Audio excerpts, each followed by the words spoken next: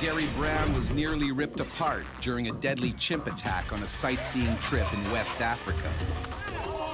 He turned, started screaming, and charged. I didn't know that they get up to the strength of 7 men.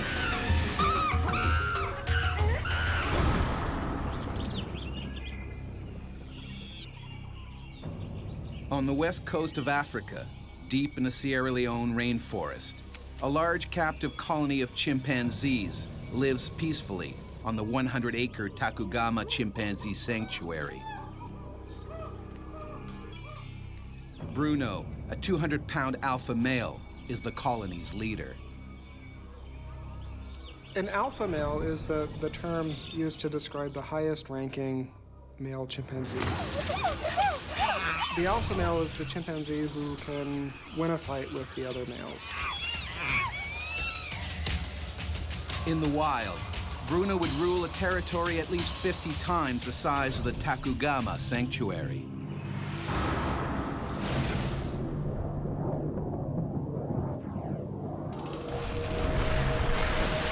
Less than 40 minutes away, Texan telecommunications engineer Gary Brown is enjoying a day off at his hotel. Working here is a dream come true. They're hiring in Africa. Anybody want to go to Africa? And I held my hand up and said, I'll do it. I wanted to work overseas. Yeah, let's do it. This weekend, Gary's decided to head up to the mountains with a colleague, along with his friend Melvin Mama and their driver, Issa. I said my days off is going to be spent going and seeing Africa, real Africa.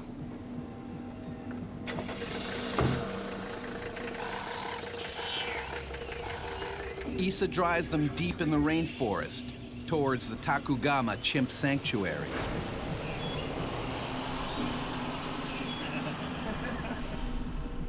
He had told me for 2 weeks before about this place, and other Americans had said, yeah, you got to go up there and get pictures of something to see. It's the largest chimp refuge in the world. Bruno is the alpha male. He's so big. Yes, I'm from Texas. We grow prairie dogs bigger than any ape. You'll be glad he's behind an electric fence. Yeah.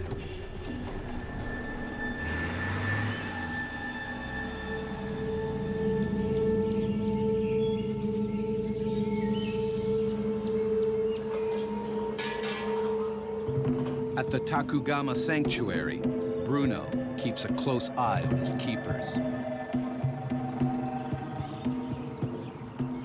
If you're in captivity, you spend a lot of time just watching, and they would see these locks being opened and closed many times a day, and be watching very carefully to see how to get out.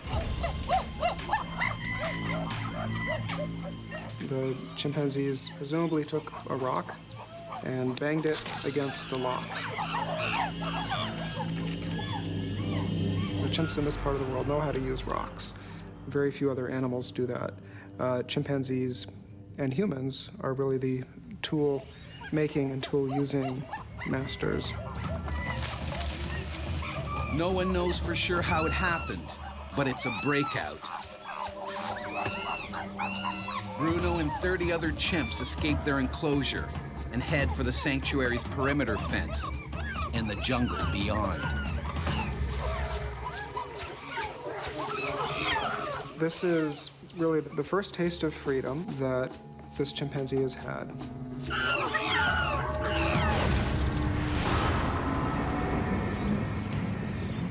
Unaware of the breakout, Gary and his friends continue to the chimp sanctuary.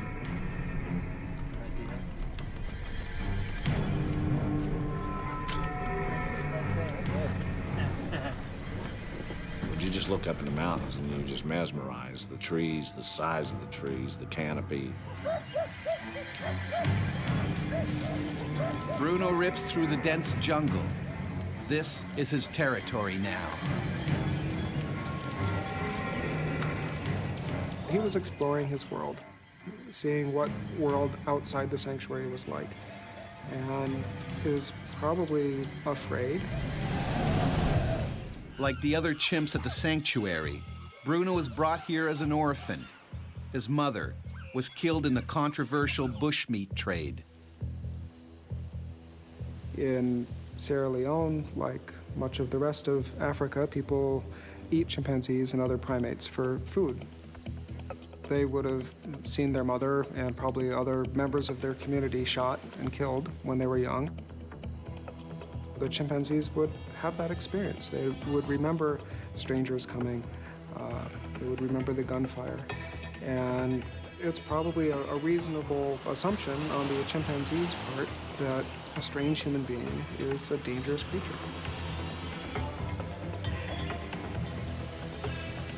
Bruno hears an approaching car. The chimp immediately sizes up the situation.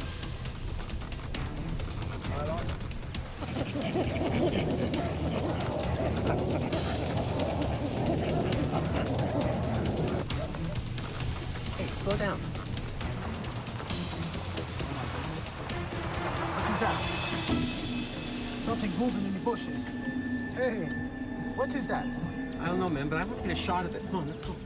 All of a sudden, out of the brush, this big black thing jumped out.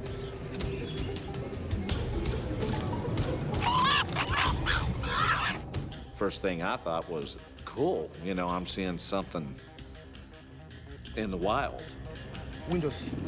Turn the windows up. Slow down, man. Jesus. Issa quickly recognizes that the huge chimp is charging. It's time to get out. Issa, he just threw the car in reverse and just took off backwards. But fleeing only makes things worse. He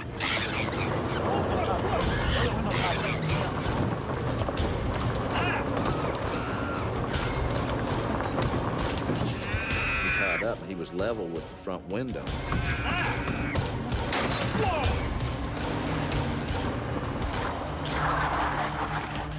Bruno seems to have disappeared. And all of a sudden, it was just like an explosion.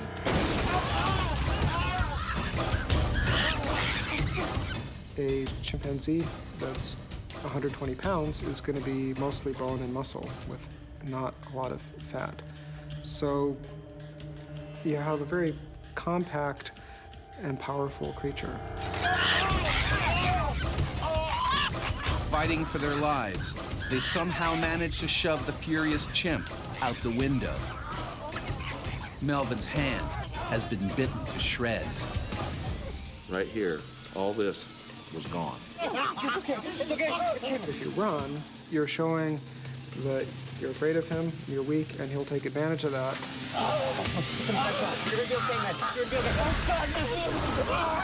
Basically, what they're doing is they're doing damage to whatever they can get a hold of and whatever is exposed to them.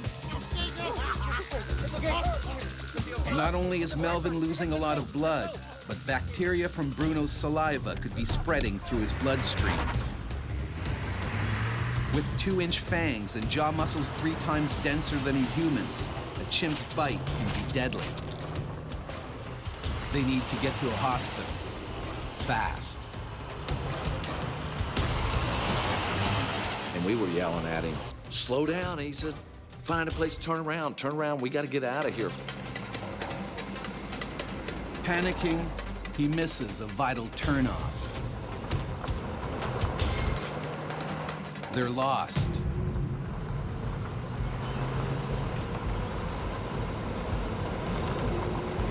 Terrified, they hit a dead end. There was a gate that stood probably 10 to 12 feet tall. With their savage attacker hot on their trail. I couldn't believe what was happening to us. They only have one option.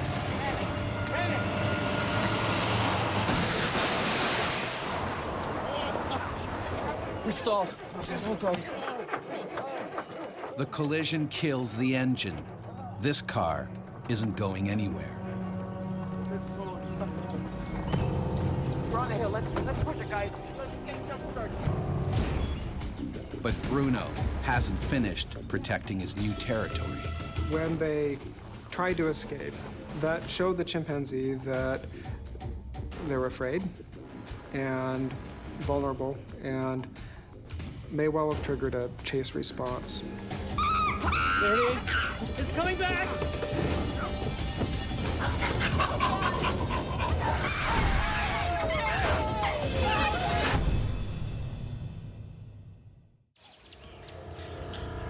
In the Sierra Leone rainforest, American Gary Brown and his party have been attacked by an enormous chimp.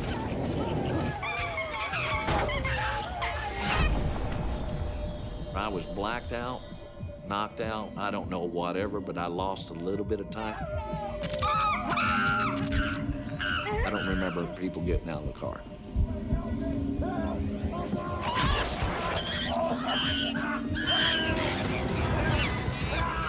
Horrified, he spots Melvin on the ground. Bruno is chewing him apart. The chimp takes Melvin's foot in his mouth and bites down. Gary's adrenaline kicks in. I was angry and just mad. Instead of running, I just started looking for a weapon. That's when I lost it. I had enough. And everything that came over me, came through me, all of a sudden I had total clarity.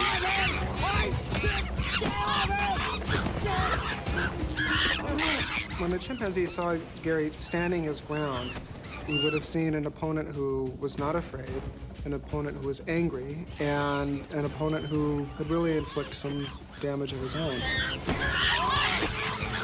I had the tree turned up and was ramming him, and he was trying to get up, and I kept ramming him on the ground.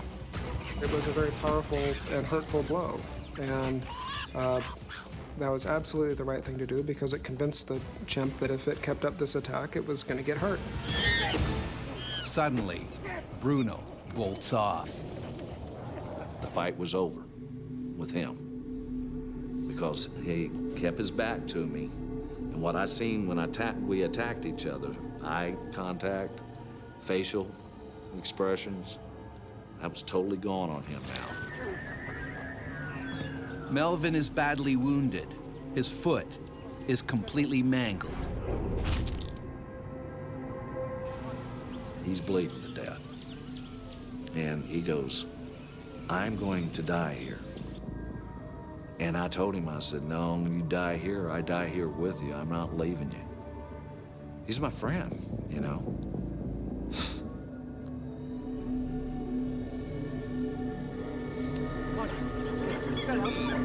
And there's no sign anywhere of their driver. Where's this one? He went for help. We gotta go. We gotta go. I could hear chimpanzees everywhere. We were totally surrounded. We took off down the mountain. These chimps never jumped out. They stayed in the jungle. I kept looking ahead. Finally, we made it out. We made it to the road, the main road.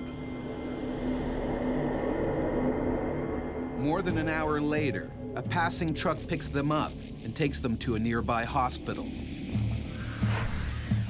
Later that day, Gary learns that Issa was mauled to death by the other runaway chimps.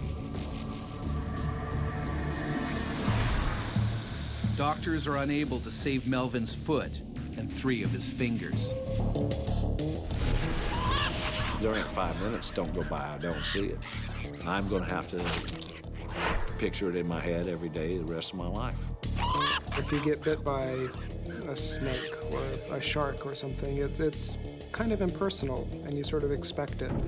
But for a chimpanzee, something that is clearly very similar to us in lots of ways, it would just seem a lot more personal, I'm sure.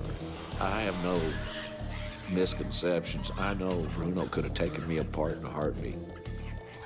He could have taken me, he was just off guard. Of the 31 chimpanzees that escaped the sanctuary, 27 were recaptured. or returned on their own. 4, including Bruno, are still on the loose.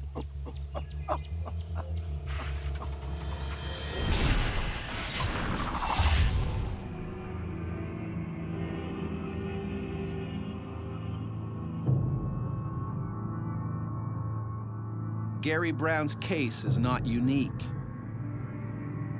In May 2007, a silverback male gorilla named Boquito escaped from a Rotterdam zoo. Petronella Yvonne the Horde was a regular visitor. She adored Boquito. She visited him 4 times a week, always smiling and making eye contact. She felt she had a special bond with the 400-pound gorilla. But on May 18th, 2007, Boquito somehow escaped. He headed straight for Petronella. To a gorilla, a toothy smile is an act of aggression, and now it was payback. Boquito dragged her around the zoo, breaking her arm and wrist. Visitors locked themselves in the cafeteria for safety. Boquito broke down the door, sending tables and chairs flying. Eventually, he was shot with a tranquilizer dart. Petronella never fully healed. Apes are by no means the most dangerous animals in captivity. Some would argue that honor belongs to the tiger. It can slay any human in its path with a single bite. Despite their deadly reputation, people still try to contain and control these remarkable creatures. In the 1920s, when touring circuses and wild animal acts were all the rage, Mabel Stark was the Tiger Queen. She would take 18 tigers at a time into the ring. But not even the Tiger Queen could conquer the basic instincts of a hardwired killer. She was attacked 18 times. The worst took place in 1928 at a show in Bangor, Maine. Stalking her from behind, one of her beloved cats lashed out at her left leg, almost severing it above the knee.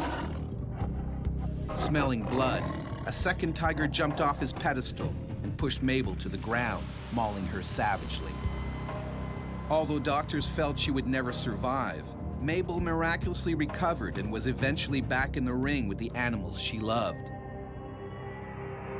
As Mabel knew all too well, containing tigers is a risky business. Animal lover Jan Gold was also savaged by a captive tiger. When it broke free at a zoo, her lavish fundraising dinner turned into a living nightmare. He just reached up and grabbed my bag. He bit into my head, and the next thought was, am I gonna survive this?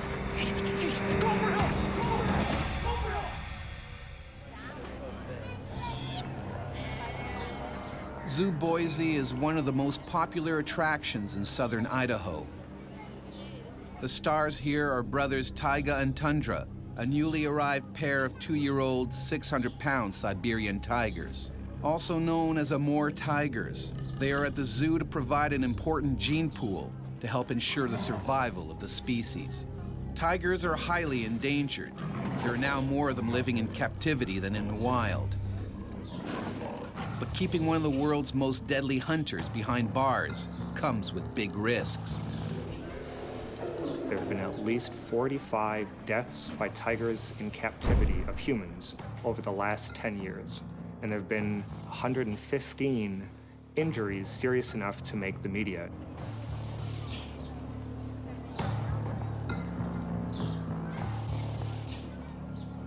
Tonight, Jan is helping to stage a fundraiser called the Feast for the Beast, a name that will soon prove darkly ironic.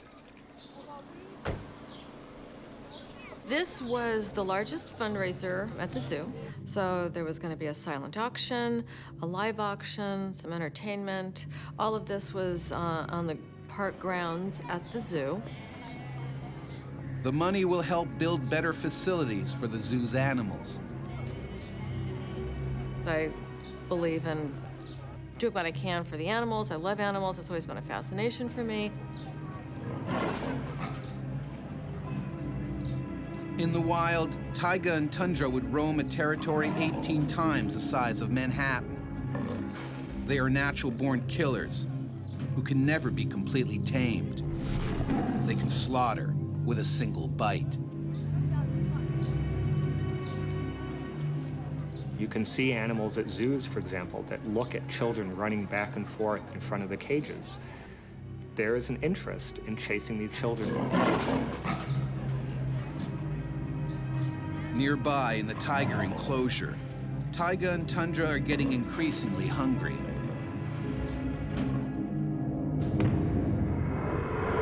In the wild, they would learn to kill and eat large prey, even bears.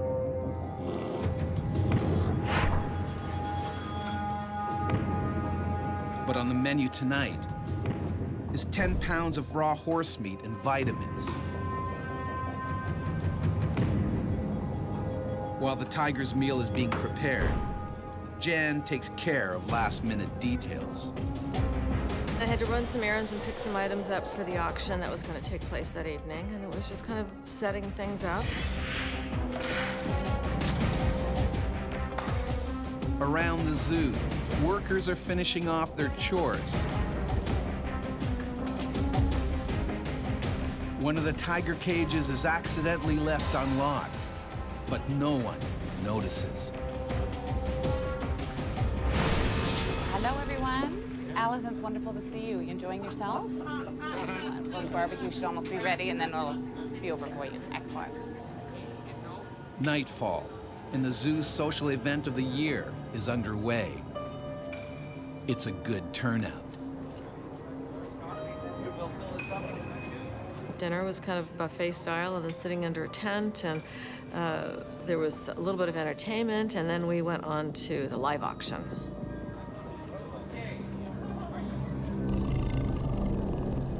In the nearby tiger cage, taiga and tundra are most likely agitated by all the commotion.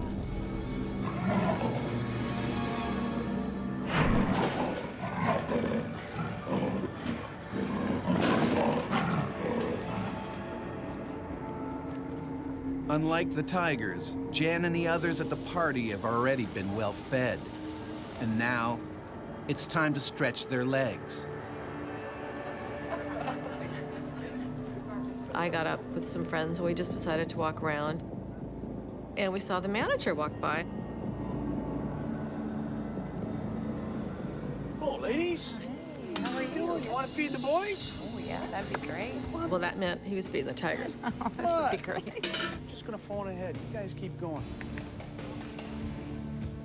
Yeah, Steve? We weren't the only ones invited. There were other people, too.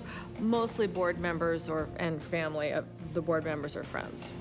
Jan and her guests are excited. They can't wait to see the big cats feed. Here we go. As I walked down the hall, there was 3 cages on my right. Jan spots something strange. The last cage, the gate was wide open, and we noticed that. And we just kind of, well, obviously they must know it's open. And we talked about it, thinking, well, maybe they are going to direct the tigers into the first 2 cages.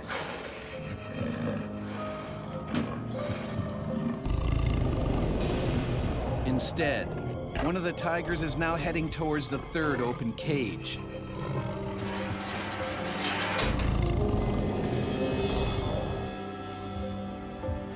And face to face with Jan.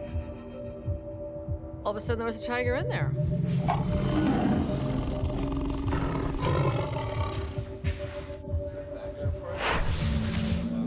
Hello, ladies.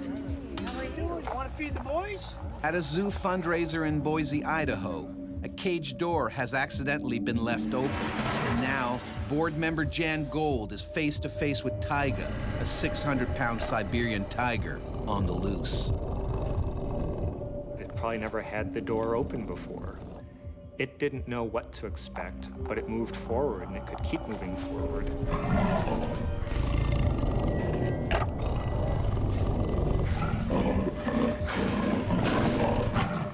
was 600 pounds. I mean, his head was, you know, into my hip area. That's how tall he was. The tiger was probably as surprised as Jan Gould was that they were face to face. And it didn't know what to do, but it did know there was an animal in front of it. At that point, my focus was seeing if I could get this gate shut and keep the tiger in there. But that's easier said than done. Tyga's still not sure how to react. He may not have even seen her as prey because he had never had any experience with live prey. She was just a moving object. But something deep inside said, this is what I'm supposed to be doing. He's moving toward me. I mean, it's a force moving toward me. It was like a few conscious, slow steps because he wasn't stopping, and he was right there. Desperate, Jan tries to buy herself some time. I held my purse in front of him, trying to get him distracted. The only thing you can do in that situation is try to distract the tiger. And those who survive often survive because the tiger is distracted. People throw stones or sticks.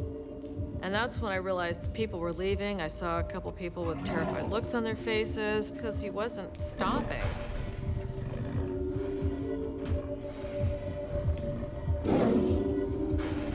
The tiger hasn't attacked yet, most likely because Jan's looking it in the eyes.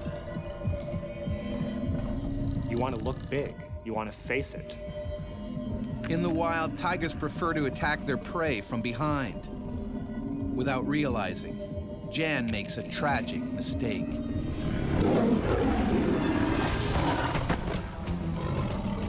I was down, and it was very surreal. When she turned around, she provided the framework for the tiger to see, aha, this is prey. And it was at that point that 10 million years of evolution kicked in and it tried to be a tiger. I mean, he just reached up and grabbed my bag and just brought me down. When a tiger is attacking a wild animal, it will grab it by the neck and try and drag it down and break the animal's neck and crush the trachea until it can't breathe anymore, and then it often drags it off to feed. I can feel his chest over my back. He bit into my head, and the next thought was, am I gonna survive this?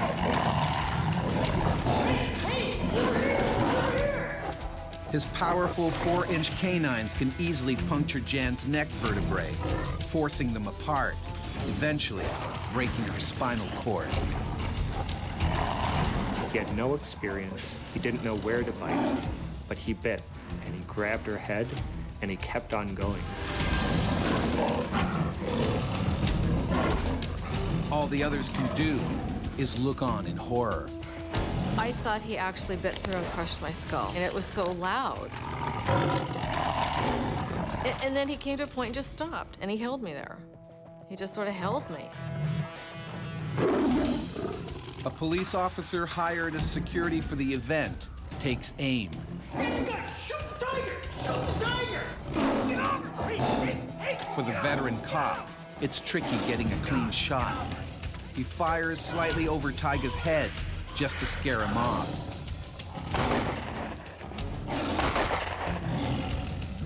Startled, Tyga retreats to his cage and is finally locked up. The bullets was enough to surprise the tiger to move back. It had never experienced something like this. Unfortunately, in the shootout, a bullet has accidentally struck Jan in the hip, shattering the top of her femur. I'm laying on the ground, and I can't move from the waist down, or I can't feel anything. Jan is rushed to the hospital. Her injuries are horrific. They didn't know if I'd walk again. I had so many nerves that were damaged because that bullet, when it hit my bone, it exploded. And so I still have lots of shrapnel in there. My hip had to be rebuilt, and a lot of nerves were severed. I've lost probably about a third of nerve and muscle activity in my leg. It takes more than 2 years for Jan to get over the ordeal, and there aren't just the physical scars to deal with. There was a period of time where every time I closed my eyes, I'd be reliving it under a different scenario. That was one of the things I had to go through and recover from. The reason Jan Gold is alive today is the tiger was too young, too inexperienced. It didn't know how to deal a fatal blow. But at the end of the day, a tiger is a tiger, and it will not have lost its tigerness. For the last 8 years, Taiga and Tundra have continued to live in Zoo Boise, with no further incidents.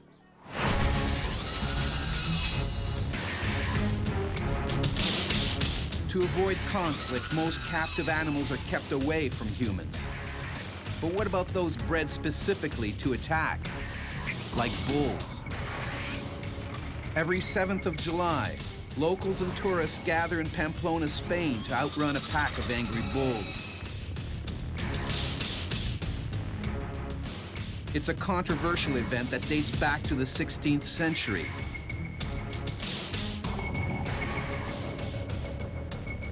As many as 300 participants are injured each year. 14 have been killed since 1910. In 1995, Matthew Tassio fell while trying to avoid a charging bull.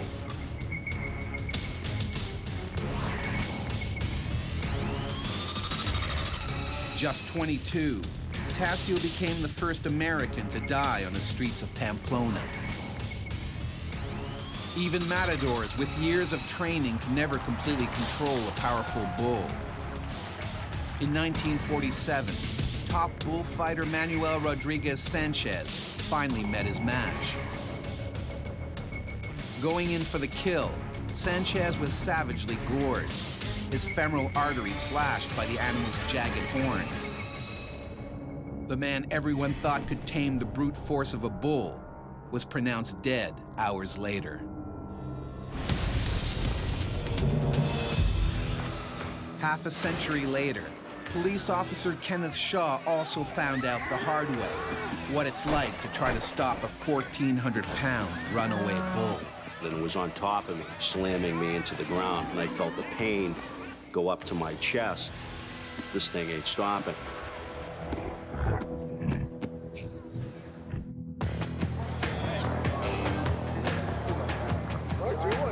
Just north of Boston, in Lowell, Massachusetts, a controversial event is underway, a bloodless bullfight. In this version of the event, the animals are not killed.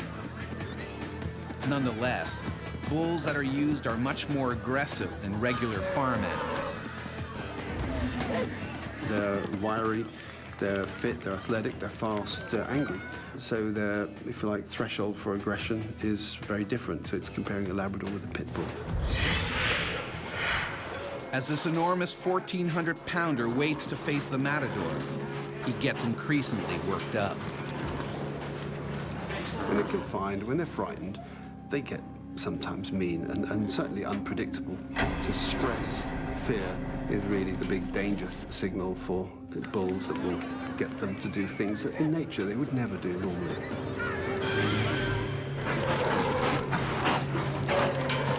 And for this bull, that means busting out of his trailer, one way or another.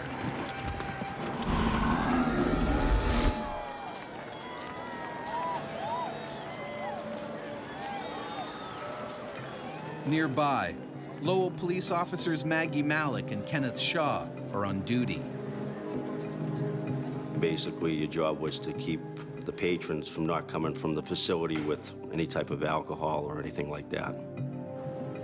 Gorgeous, hot, bright, sunny day. We had over 300 cars. We almost had to close the gates because we couldn't fit another car in. Maggie's main concern is that she doesn't have to watch any of the fight. I didn't want to say it because I don't agree with an animal to be antagonized and ridiculed, and I felt this was inhumane.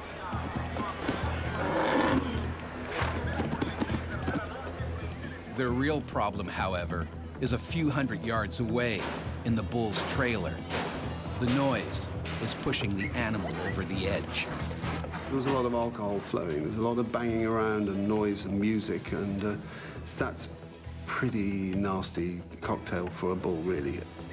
You have the makings of a bull that is going to be, if you like, out of his mind with anger.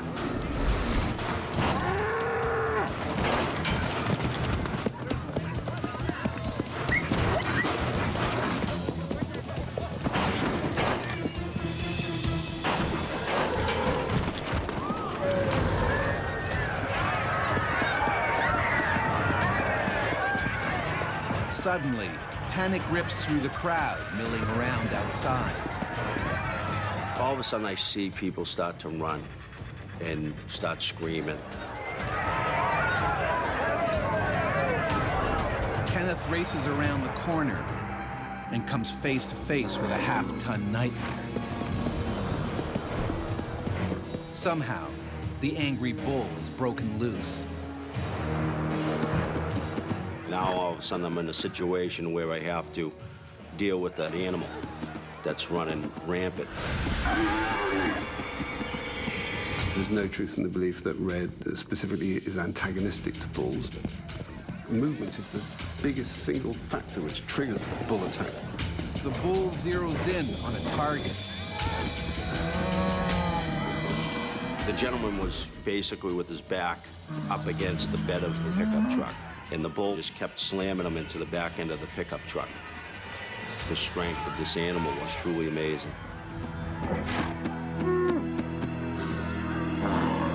If Kenneth doesn't do something quick, the man will be crushed to a pulp.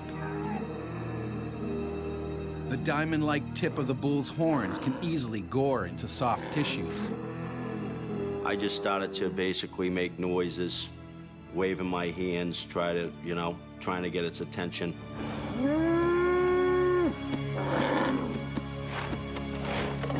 Then turn its attention on me.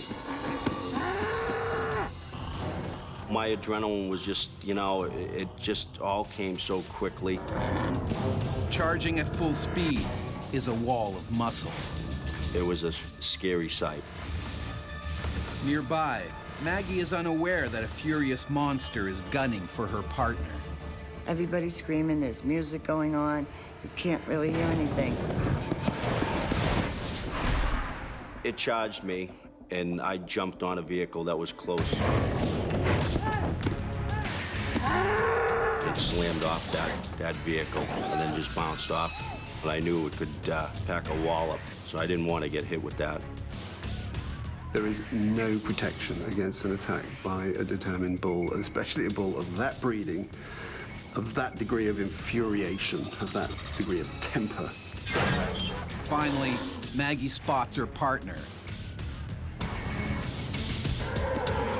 Kenneth has nowhere to go. They can really hit like a battering ram. Nothing is going to stop them, really. You'll be punctured. It'll go through your rib cage or some other part of your anatomy.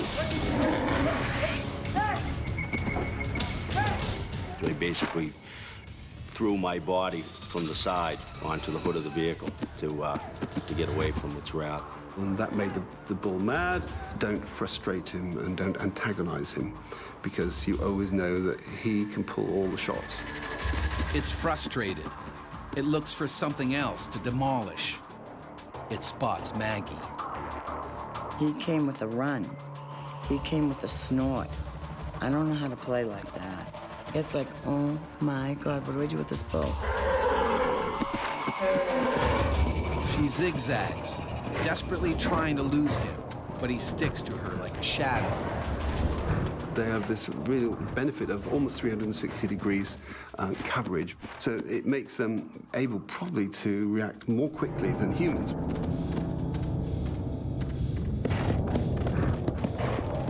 So if you stand still, the likelihood is that you won't be attacked. Golly, locked in on my eyes. And that put a chill down my spine. They do this burst of heavy breath out from the nostrils. And this is carrying a chemical message. I'm loaded with testosterone. I'm really the king guy around here, and you take me on at your peril.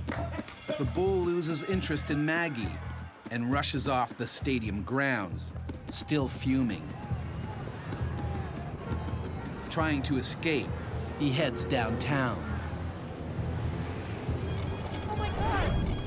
If the bull can't be stopped, hundreds of lives are now at risk.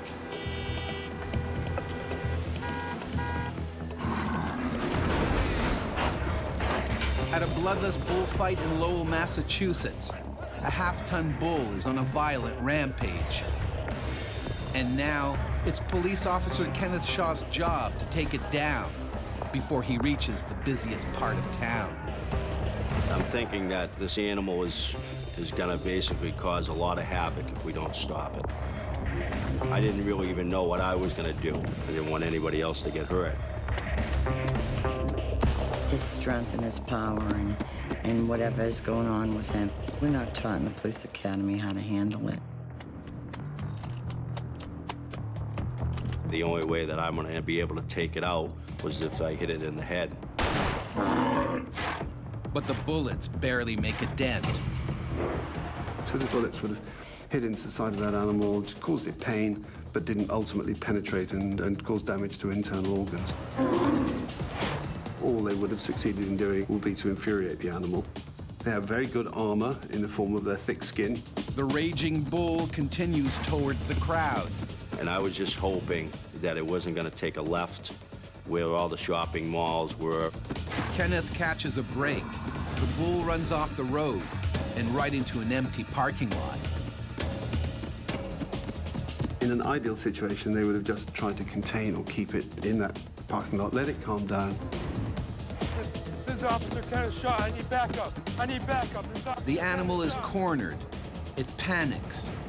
And then it spots a familiar foe.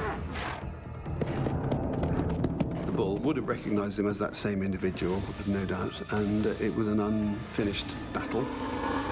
It's now or never for Kenneth. I have to try to take this out. If I don't, someone else is gonna get hurt. But again, the bullets have little effect. This thing ain't stopping. So then all of a sudden it turned and started to do an all-out charge right at me.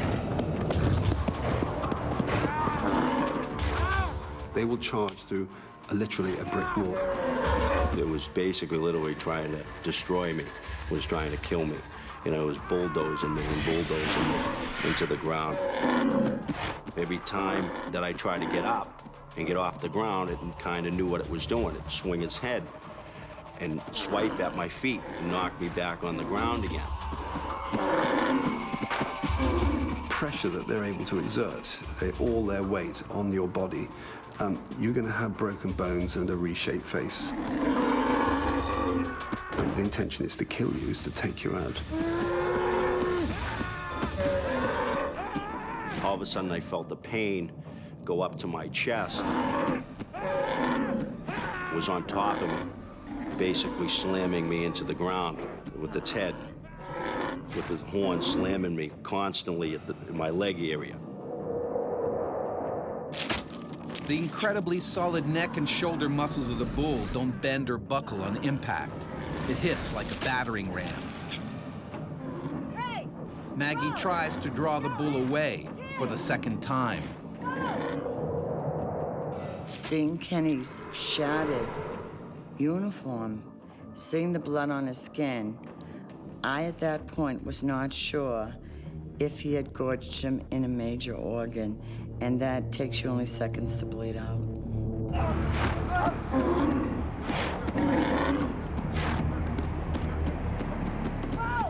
The bull is momentarily confused by Maggie's shouts, buying Kenneth just enough time to crawl for cover beside a car. His knee is gorged. It looked like prime rib.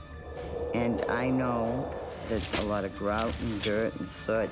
It needs a lot of cleaning, a lot of room for infection, tendon repair, maybe fractured bones. Kenneth's in bad shape. Time is ticking. Maggie needs to act now.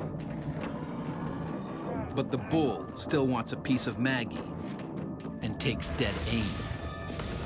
So I said, come on, let's bring it on. Let's go get him.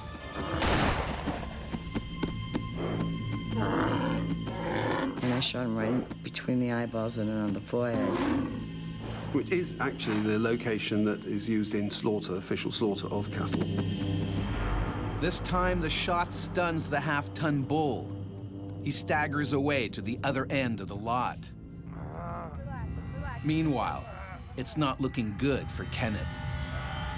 I looked down and I could see my bones running the back of my leg.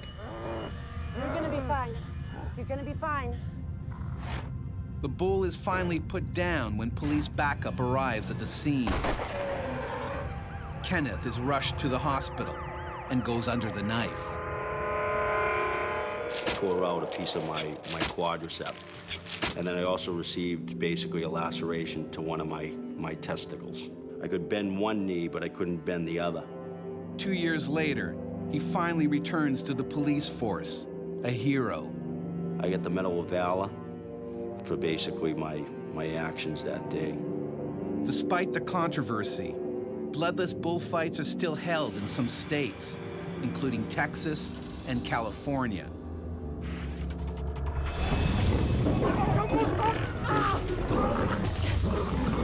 Conservationist Gary Kamasha was lucky to escape alive when he was savagely attacked by a lion on a game reserve. And then I thought that this was it.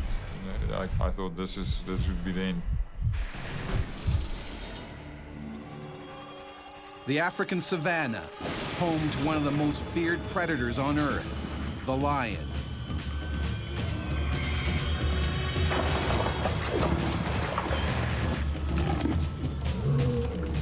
Thousands of people have met their end in the jaws of these killer cats.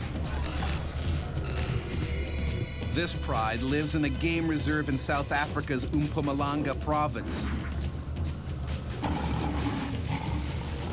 And when food is short or they feel threatened, these big cats can turn man-eater.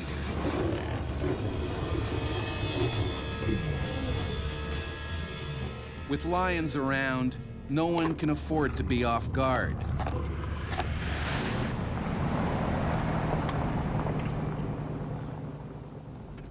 Danger is part of the job for 23-year-old conservationist Gary Kamasha. He manages the reserve's lions, and today he has a problem. A lioness is wounded, and she's pregnant. This female, because she was injured and finding it difficult to keep up with the pride to feed and to compete for food around the carcasses and things like that, she was getting very hungry.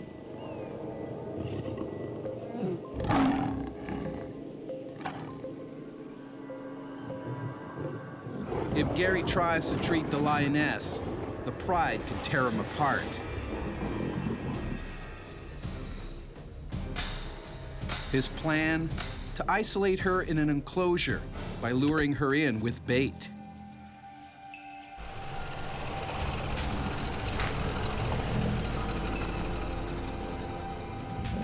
But the dominant males get to the meat first.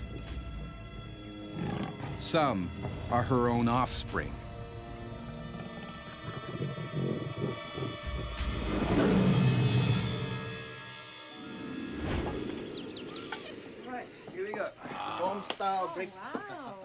Days later, Gary is still waiting.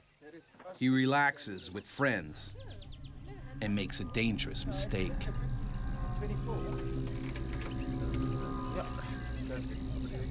I took off my sidearm and put it to the one side to just be more comfortable and not thinking of anything that can happen at that point.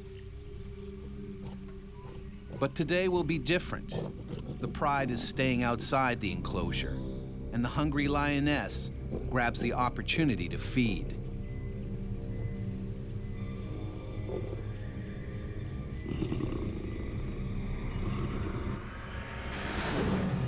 She's in in the closer. Gary is delighted she's finally taken the bait. Guys, I'll be back in a couple of minutes. I just want to close the gate. Now he can treat her injury. 5 minutes. Come, let's go.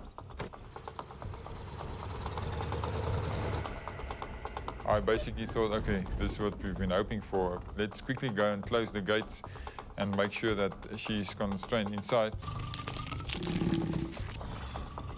But in the rush, he's forgotten the one thing that could protect him in an attack.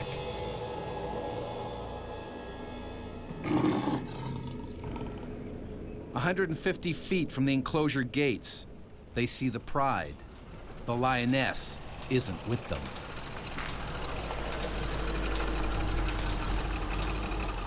There she is, behind that bush. Oh. Gary is relieved his plan is finally working. But something is wrong. She's not alone. One of the pride's aggressive young males is inside the enclosure and will attack if threatened. This male was always been a bit edgy and agitated, barking at you and coughing, the typical attack bark if you get too close to him. Getting the young lion out is dangerous, but without treatment, the lioness could die of gangrene.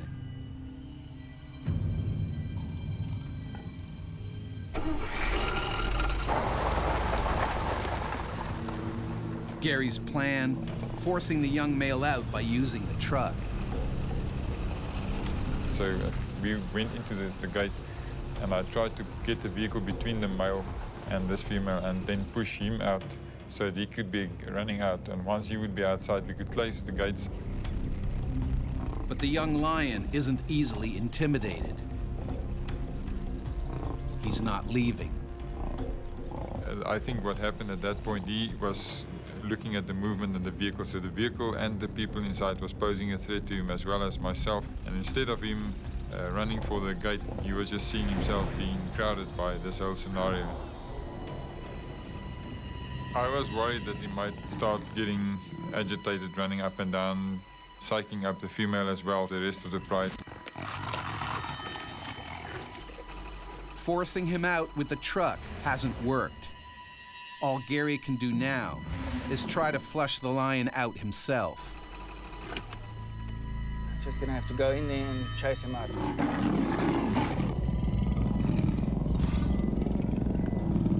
I thought I'd go on foot, use the vehicle as protection so the female couldn't really see what was going on, and then chase him out on foot.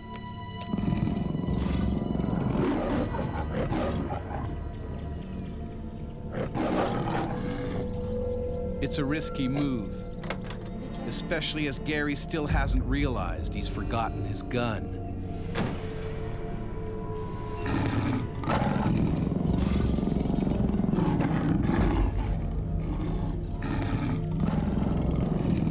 But trying to flush a young adolescent male on foot is a big mistake. Young males tend to be the biggest troublemakers. Lions are not used to being in close proximity to human beings that are not inside of a vehicle. The lion is starting to feel threatened. It could attack at any moment. I was just assuming that this male would just run out, and I wasn't even thinking of him feeling a bit of discomfort. I was entering his comfort zone and his personal space. He was essentially cornered because he was in a fenced-in area, so that's the time when an animal will react out of fear. Instead of diverting his direction towards the gap between myself and the vehicle, he was actually zooming in on me. Give me here. Here.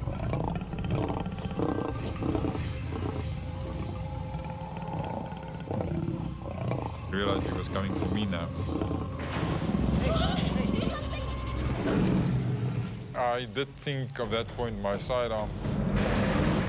This was the most stupid thing that I could have done. I don't know why I took it off. Gary tries frantically to get out of the lion's way, but it's too late. He was planning to go for my upper body. I moved back, he misjudged himself. I think that actually, to a certain extent, saved my life.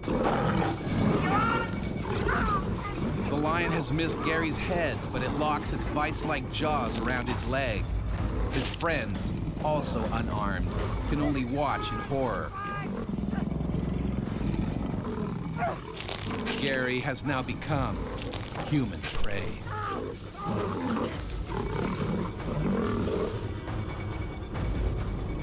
A lion has savagely attacked conservationist Gary Camacho.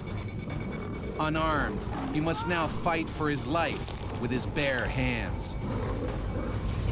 And I had my hands trying to push his head down and away from me and keep him down. It was like an iron vice, a big vice just clamping around my leg. A lion's jaws can bite with nearly 900 pounds of pressure, enough to snap the spine of its prey with ease. The lion certainly was trying to control him and immobilize him and get him to a point where he could access a more vital area.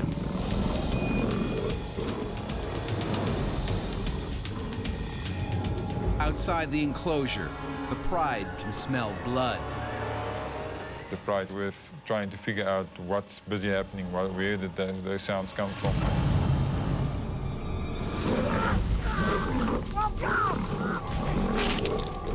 The pride is becoming restless. If they join in the attack, Gary is finished. Frantic, he tries to pry open the lion's jaws. I tried to put my thumbs into his mouth between his premolars. I couldn't get him in, they were already too close to each other. I just realized there's no way I'll be able to get my leg out of this. Gary's friend Johan tries to find anything he can to use as a weapon. But he comes up empty.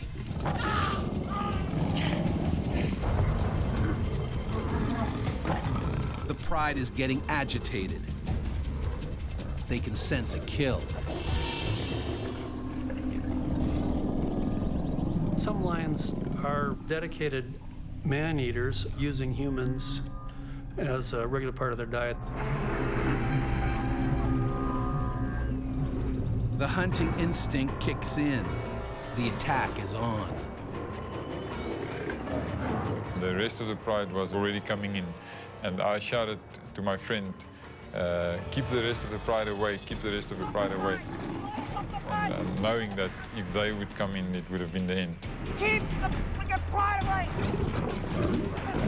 I thought that this was it, with the rest of the pride coming in to assist. I thought this would be the end. I wouldn't be able to fend off the rest of the group, so I was shouting at him, and he jumped out of the vehicle and started throwing pieces of branches and rocks.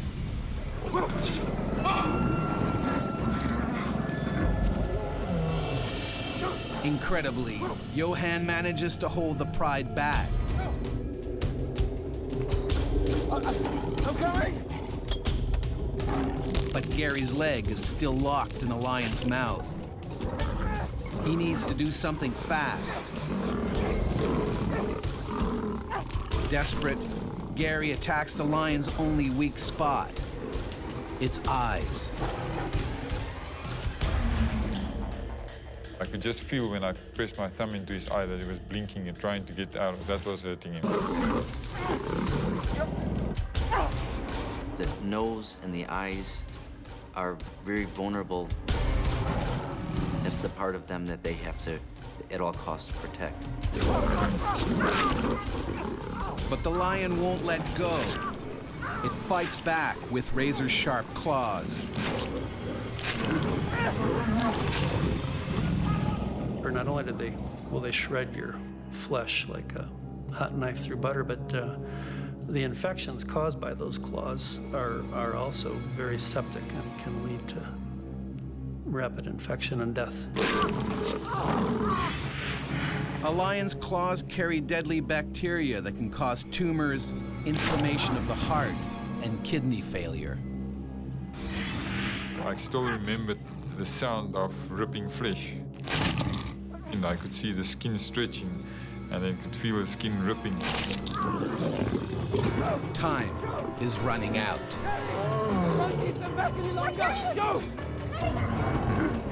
Johan has nothing else to throw at the lions. If the pride attacks, Gary is unlikely to escape alive.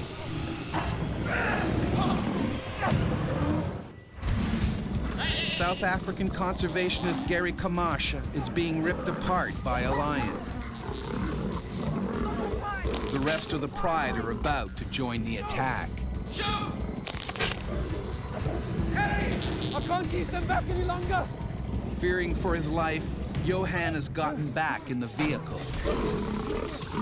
The worst moment for me, Johan shouting, I can't fend him anymore, and his door closing, hearing his door banging, closing up.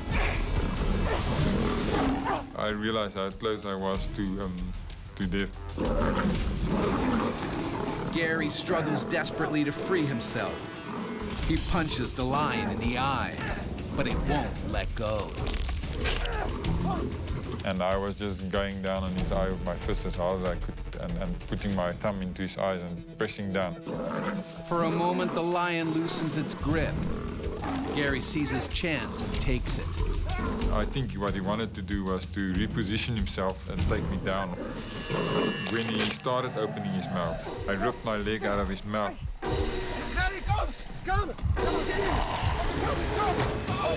The rest of the pride was very psyched up.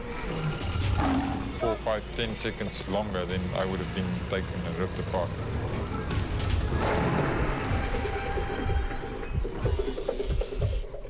Adrenaline is coursing through Gary's body, numbing his pain. We need to have it checked out by a professional, okay? Only when he's safely away does he realize the severity of his wounds. Okay. When I looked down, I saw the piece of flesh hanging out the back of my leg. He ripped some of my tendons out of my arm as well, and I didn't even pick up that I couldn't use my left hand properly. Let's pull over. I'll drive, okay? Okay. Just pull over. Okay. Pull over. It takes half an hour to get to the nearest hospital.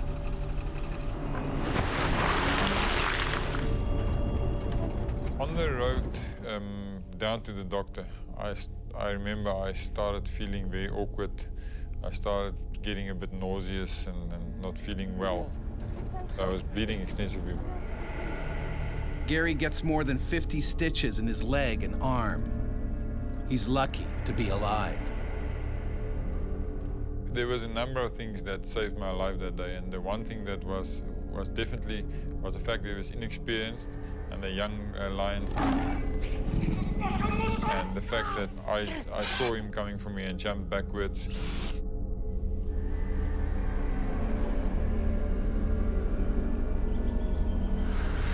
Just a few weeks later, Gary returns to work on the game reserve. In the meantime, the lioness's wounds has healed naturally, and she's given birth to a healthy litter. Gary's close brush with death has made him realize that on the savannah, you can never drop your guard.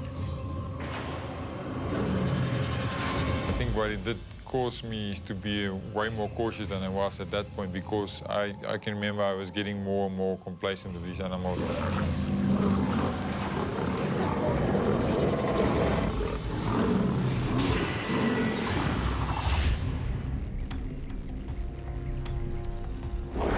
Ever since Homo sapiens first walked the African savanna, we have lived in fear of the mighty lion. These superb predators have ruled their territory for over 1 million years. Unarmed, humans stand little chance. Even today, more than 100 people every year are killed by lions. Humans have always been on the menu of lions throughout history, you know, throughout our coevolution with them. But lions are not the only man-eaters here. The hyena is just as deadly. It can eat every part of its victim, even the bones.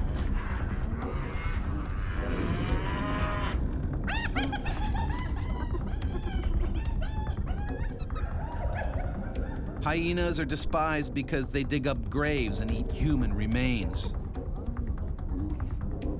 And feared because they kill the living.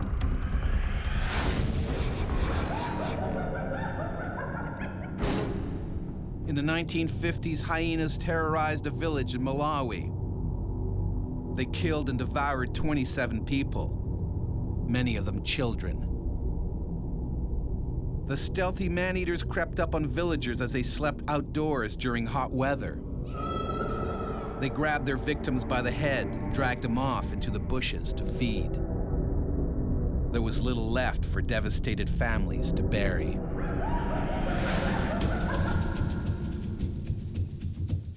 Hyenas are fearless predators.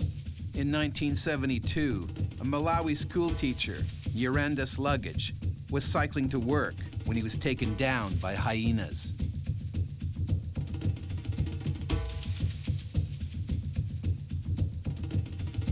He knew there'd be nothing left of him if they dragged him away. He fought as hard as he could, screaming for help. By the time villagers rescued him, he was barely alive. People forget how deadly hyenas can be. Danny Tail Blanche wasn't scared of them until one tried to eat him alive. And I thought, I'm gonna die now.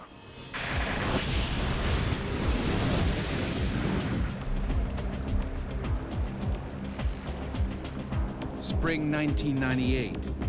Aircraft pilot Danny Terreblanche is enjoying a week's vacation with friends on the Zambesi River.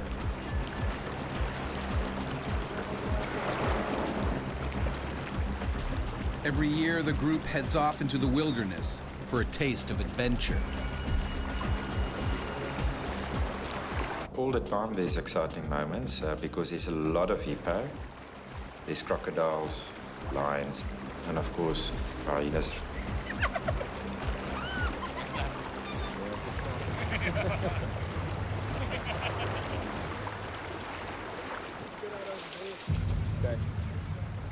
After an action-packed day on the water, the friends pull up for the evening. A ground crew has set up camp and cooked a hearty meal.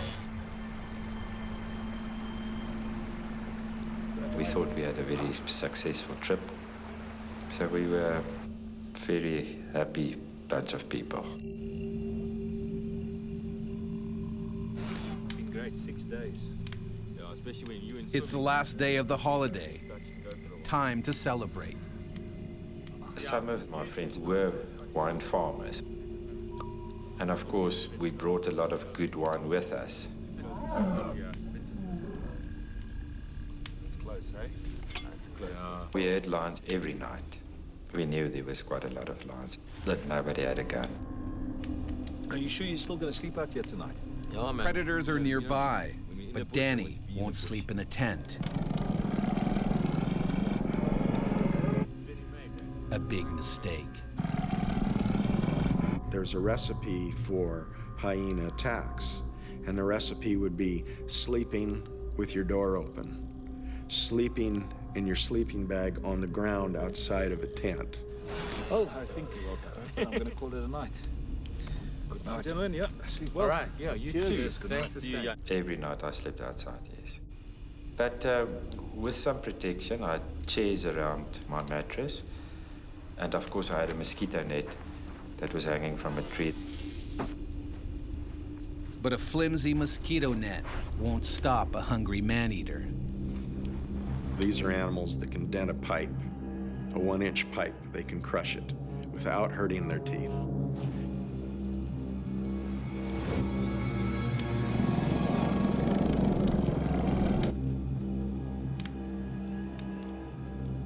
At night, The hyena has a huge advantage. It can see in the dark. Hyenas, like all nocturnal hunters, have incredible ability to see and smell at night. Night vision is excellent.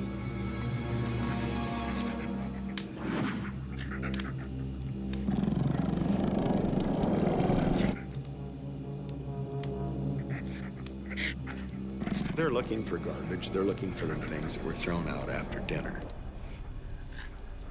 And they come onto something like a person laying there sleeping. That's a carcass to a hyena. You are a large meal for them. They're not going to check your pulse before they go ahead and grab you.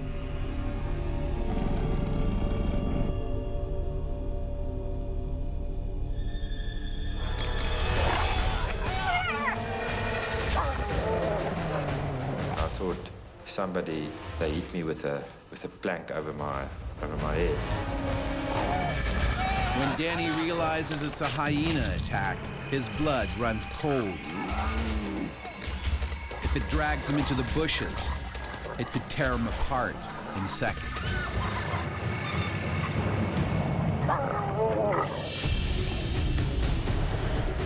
Danny Terreblanche is on a kayaking holiday on the Zambesi River when he is attacked by a hyena.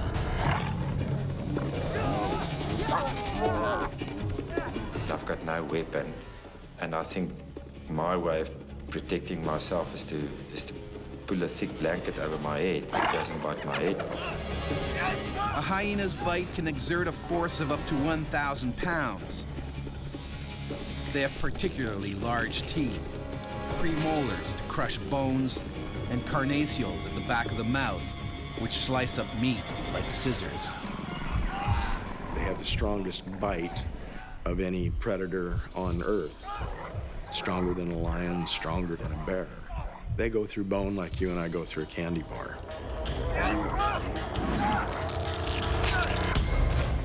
I tried to lie on my stomach in a crawl position, but it was just instinct.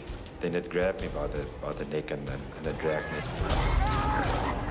A few feet further into the bushes, and he could be ripped to pieces by the hungry hyena. He will proceed to drag you off and start eating you. That's what would happen.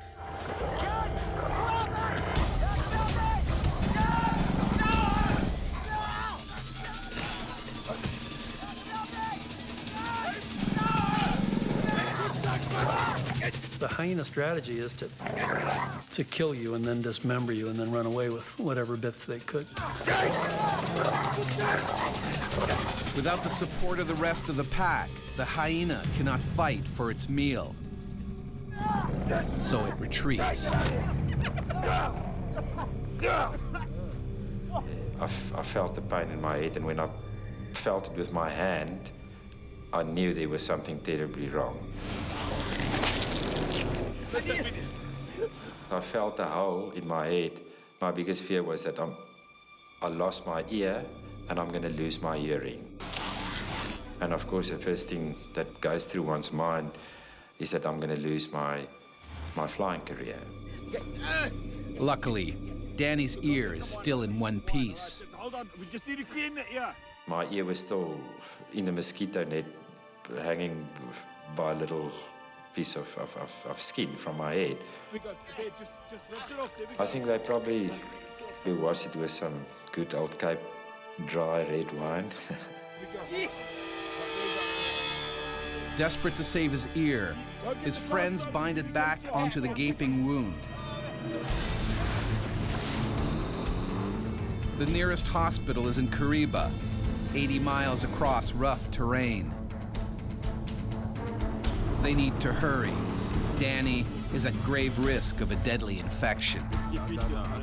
Hyenas eat rotting carcasses, and their mouths are crawling with dangerous bacteria.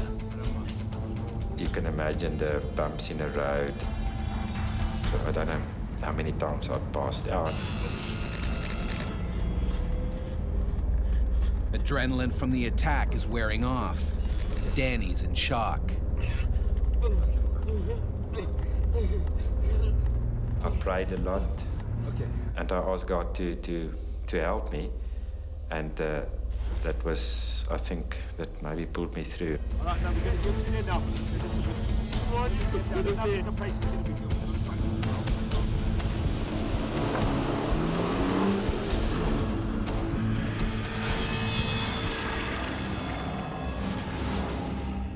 It takes them nearly 9 hours to reach Kariba. The town only has a small, basic hospital. The doctor does what she can to save Danny's ear. She had to stitch it back onto my head, but there was no anesthetics. My friends had to hold me on the table while she did the job. That was very, very painful. Danny's then flown back to South Africa, where a plastic surgeon performs 3 painful operations. His ear is finally restored, and he can resume his flying career.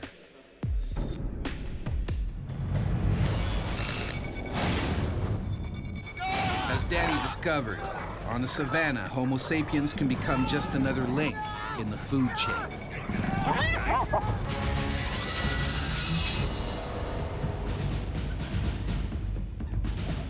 Humans aren't the usual prey for hyenas and lions. But when food is scarce, these animals will attack almost anything.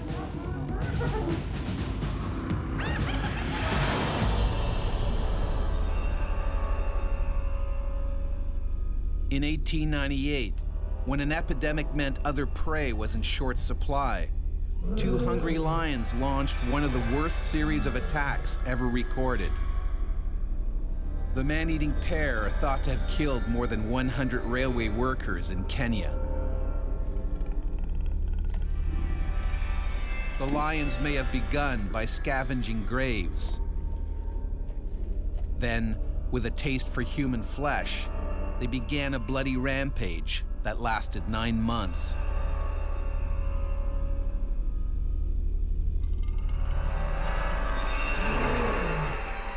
Work came to a standstill.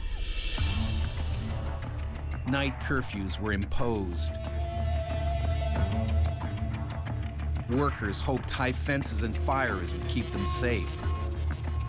But the lions still got in.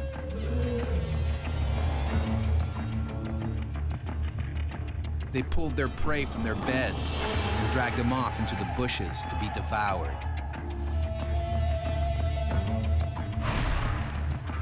Chief Engineer Lieutenant Colonel John Henry Patterson knew he had to kill the lions if the railway was to be built. He tried for months to catch the savage predators. Then, finally, on the night of December 9th, 1898, he managed to shoot the first lion. 20 days later, he killed the second. Patterson became an instant hero. Male lions are extremely dangerous, but the lioness is just as deadly. She is a true hunter of the pride, a ruthless, efficient killer.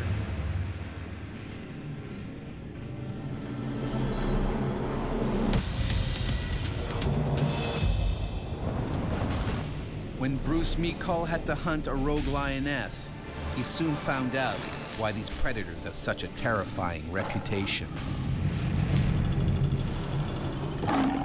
She had bitten down from the top of my head. Now it's fighting from my mouth. Limpopo, South Africa. This lioness is a loner. She's old and hungry. Local villagers are terrified she might start preying on their cattle, or on them. The lions are usually persecuted by people because they pose a threat. Usually that threat is to their livestock, to their goats or their cattle. Professional hunters are called in to put her down. Leading the team is conservationist Bruce Meekall. He's sad to have to kill such a magnificent animal, Doing the job humanely is his top priority. It's your responsibility to make sure that things are done properly and as ethically as possible. You got the rope? You know, make sure that the animal goes down, you know, in a clean sweep. We had been notified by one of the trackers where the lioness was, so we headed up in our vehicle to that area. There's quite a few things to take into consideration when hunting a lion. Wind direction, the vegetation around you, and obviously the fact that you've got to have a clear visual around you. You don't want to be in really dense bush where you can end up in a bad situation.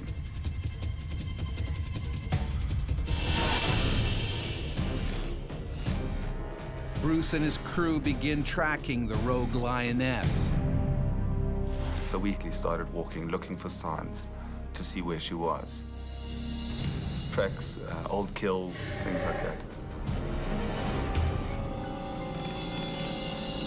But the lioness has probably already picked up the hunter's scent and keeps out of sight. Lions are very good hunters. They're very good at camouflaging themselves. For 2 days, they search for the big cat, but she remains invisible. The longer it takes to find her, the greater the danger to local villagers. If lions can get away with it, if they have opportunities, they consider humans part of the diet, especially in more harsh environments where prey density of their preferred prey is lower.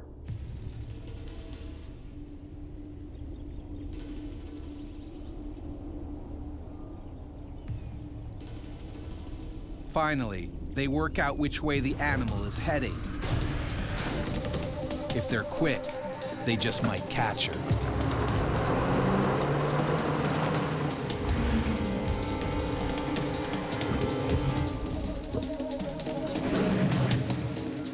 Later that morning, we had actually bumped into her purely through tracking. That enabled us, obviously, to get set up to take the shot. Bruce wants to take the lioness out with a single bullet. If he only wounds her, she's likely to attack.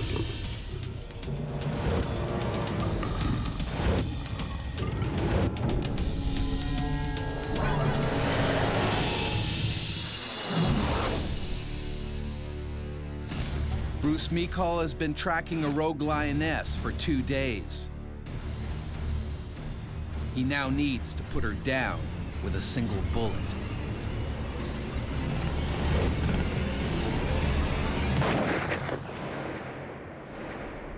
The shot was a good shot. But she got up and ran off. Went into thick bush.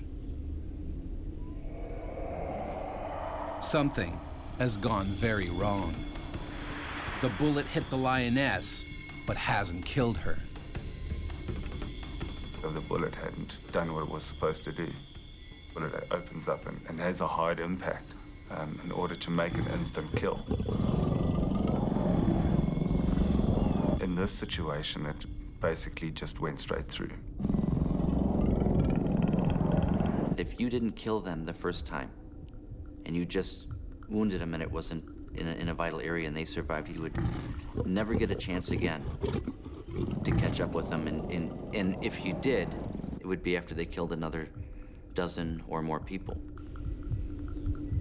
This is hard for Bruce. What should have been a swift, humane kill has resulted in an angry, injured animal.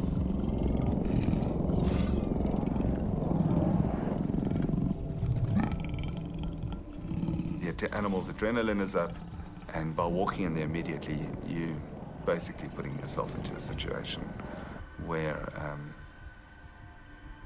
she's going to come out and attack you. Just have to be very careful. They decide to give the lioness a chance to calm down. We head back as a safety precaution and got in our vehicles.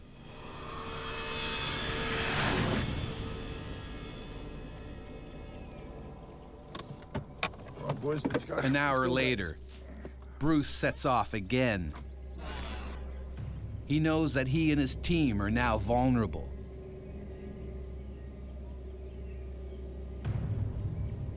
The lioness is on the defensive and could strike at any moment.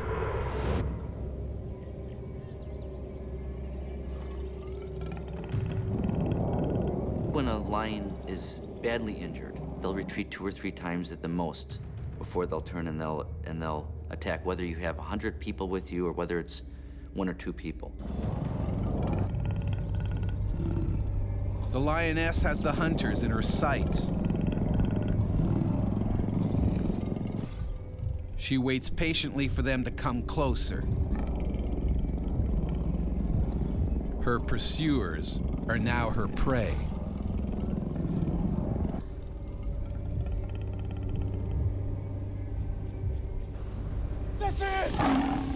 The lions will cover a distance of 100 meters in about 6 seconds. So there's not much chance to get into any position. So you basically turn, point, and take your shot.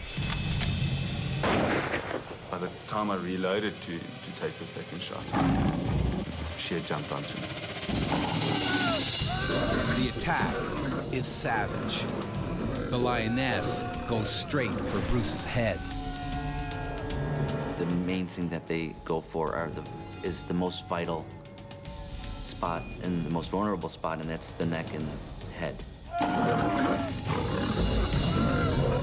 As we came down towards the ground, she had already had her mouth over my head and bit me on the back of my head. With the impact of us hitting the ground, my head bounced out of her mouth.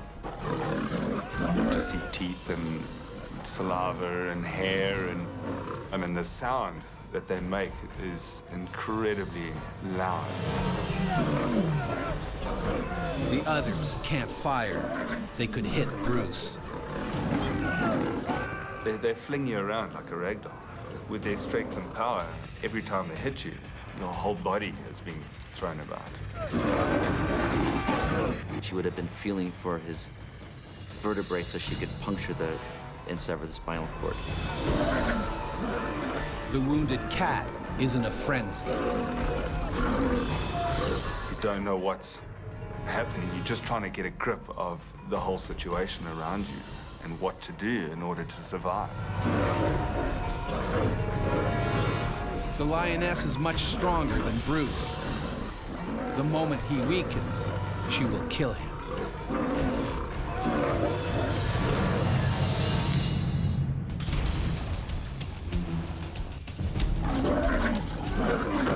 Bruce Meekall has been savagely attacked by a wounded lioness.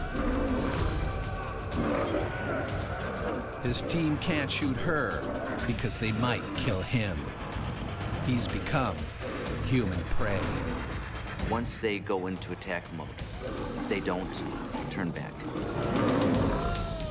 And then they're gonna press that attack until either you're dead or they're dead. All you're thinking about is trying to survive. Trying to get yourself into a position of maybe having an inch of control. He must try to keep the lioness from moving long enough for his team to shoot her without hitting him. Bruce is an experienced hunter. He knows the lioness will try to gut him with her back claws. My natural instinct was to pick my legs up so she didn't disembowel me. And when she came for my face, that's when I stuck my arm in her mouth. Bruce has disabled 2 of her deadly weapons, her teeth and back claws. He hugs the lioness tight to immobilize her.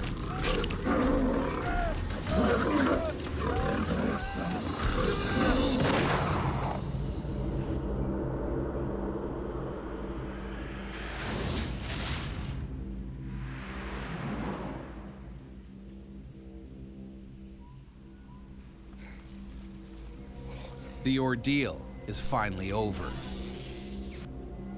But even though she nearly killed him, Bruce can't help regretting that this superb creature had to be put down. In the instance when she had died, there is, being so close, there is definitely a feeling that goes through you of what's happened to you and what's happened to her.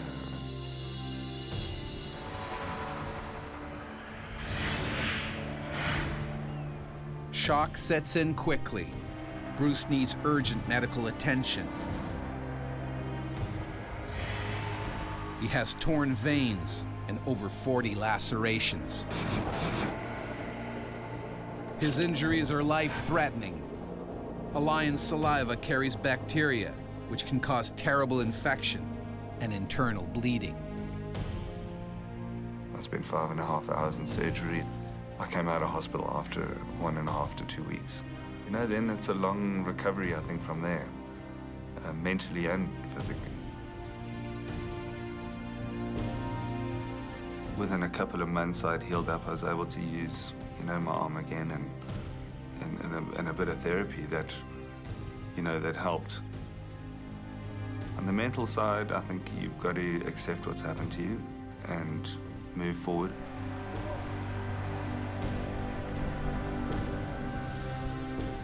You know, there's very few first-hand accounts like that, because lions usually, when they attack like that, they usually kill their victim.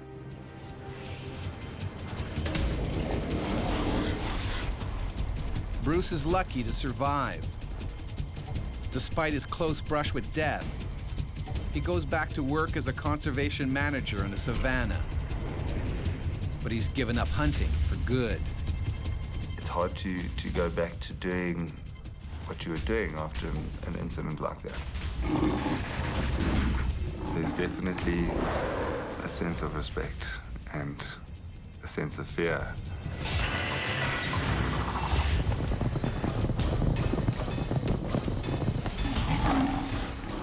Lions and hyenas can kill a person in seconds, but attacks are rare. Normally, these predators will avoid us. It's only when food is scarce or they feel threatened that they strike. And when they do, the results are devastating. I realized how close I was to death that day. I think it gave me a lot of more respect for life. It made me realizing that any moment could be your last moment. Surprisingly, many survivors don't blame the animals. I've got more respect for hyenas because it's an opportunistic killer. I have more respect for hyena, and I won't take a chance or give them a chance. In the summer of 2005, Johan Otter tried to save his daughter from the jaws of an angry grizzly while hiking in Montana. I really felt like I was trying to rip my head off. And I remember thinking, okay, one more bite and I'm done.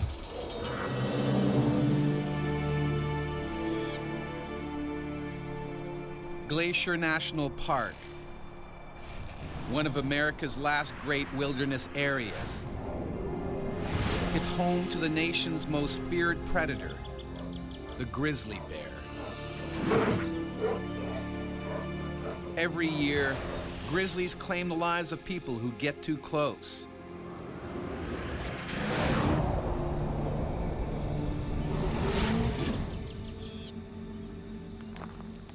Johan Otter and his daughter Jenna are here for a hiking vacation. This one right here. Right here. Yep.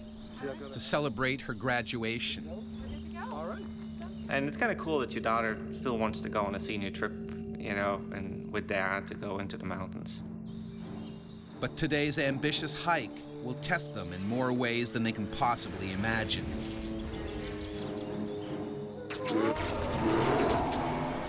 Survival in this wilderness is brutal. This female grizzly is dangerous. She has 2 cubs and will attack anything that comes near them.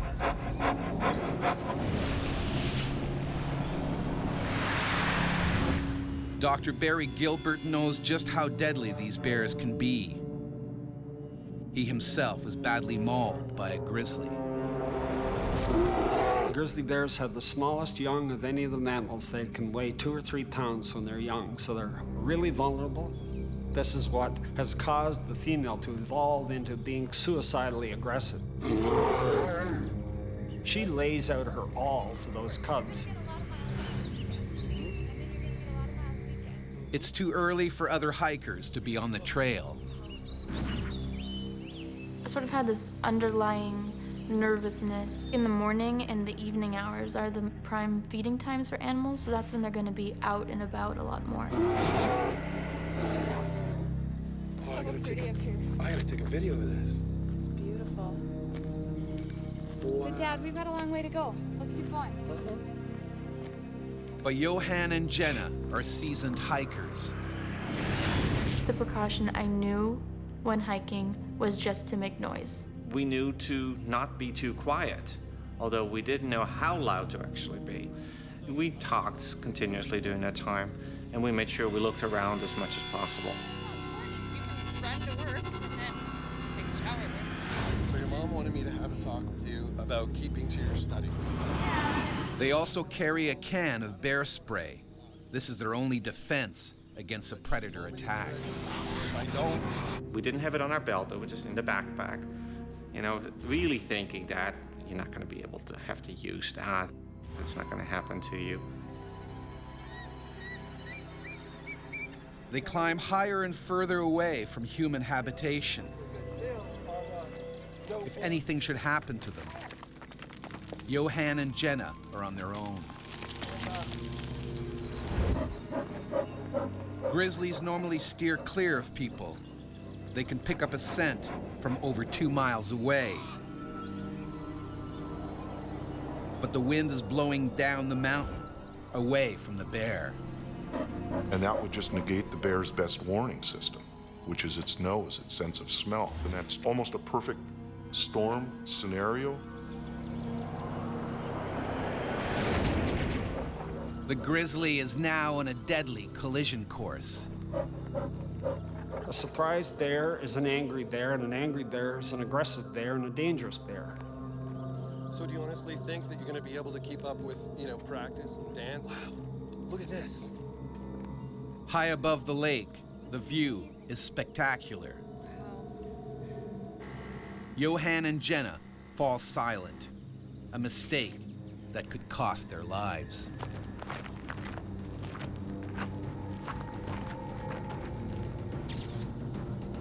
There's a bend in the trail, so you can't see around it, but you don't expect anything to be around it, which I guess is a bad assumption to make.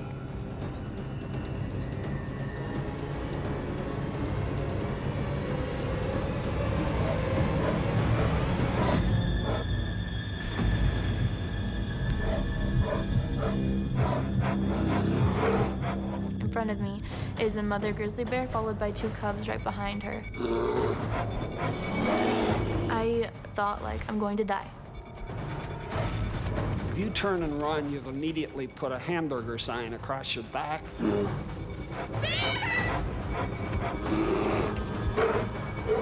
To save his daughter, Johan puts his own life on the line. And it's something instinctual. It's not something you actually think about. It basically went into my thigh. The bear bites deep into Johan's leg, again and again, right down to the bone. It wasn't like we're holding on to my leg and just kind of being in there. No, it was kind of in-out type of thing. If he wants to live, Johan has to break loose. But there's only one way out, down. I decided to jump off the trail. It was about 20, 25 feet into some bushes.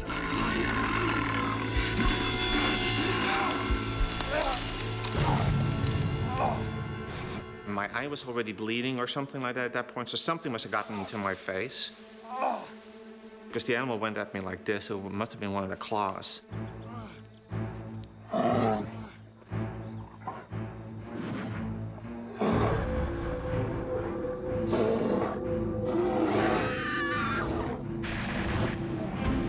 see the can of bear spray that my dad had in the side pocket of his backpack. I pick up the can, but I didn't know how to work the can. And you can't really stop and read instructions at that point. Out of time and options, Jenna leaps into the unknown.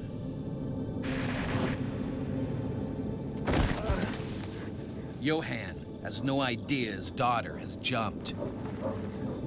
Jenna, down here! And I see the bear cocks its head back again, looks down at me. By being active, she might have interpreted that he was doing a circle around to get at the cubs. Hell-bent on finishing them off, the bear charges down the mountain. Never felt or seen anything as strong and fast in my life. There's one big piece of muscle. It was lifting me up nearly out of the bushes.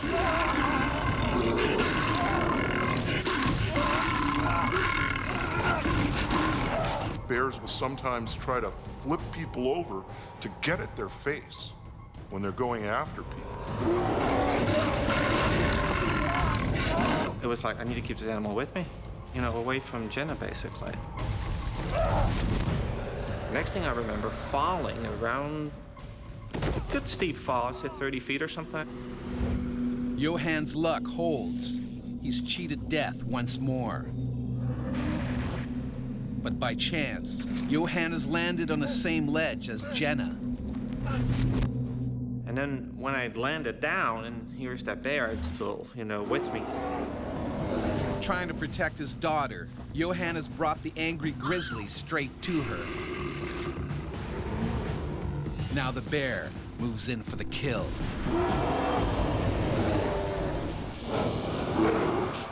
Johan Otter and his daughter Jenna have escaped a savage grizzly by throwing themselves off a mountain. Hot on their trail, the bear is going in for the kill. The animal just wants to get rid of you, to neutralize you, to make you no threat to her cubs. Jenna tries to hide, but Johan faces the predator head on.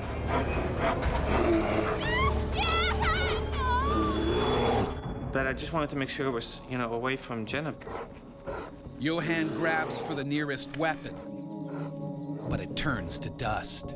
And I still remember those two eyes, amber brown, looking straight into my eyes. No feelings. Looking bears straight in the eye and continuing to look at them is generally aggressive. And it really started chomping down on my arm. It was just ripping it apart. We don't have the physical structure to stand up to even a friendly wrestling match with a bear, let alone when they're ticked off and a mom is feeling defensive about her cubs. You have this helpless feeling of, I can't do anything, but you want to help, but you can't do anything. The bear goes for the killer bite to his head. It's going after a person just like it would another bear. They're aiming for the mouth and the face because they're trying to disable their opponent's weapons. That's their teeth, that's their jaws. The grizzly's canines are about 2 inches long, made for gripping and tearing. The molars are flat for crushing and grinding. It really felt like it was trying to rip my head up. And the tooth really went into my skull. I could feel this bone cracking. And I remember thinking, okay, one more bite and I'm done.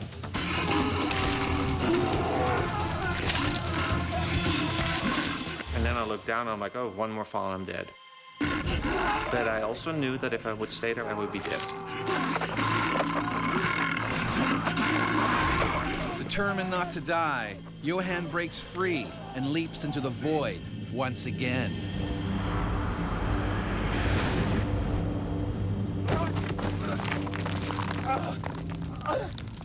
A small rocky ledge saves him from certain death, 1,400 feet below. And then I looked up, and the bear kind of was looking over the ledge, basically. I couldn't get to me. It was too steep, basically.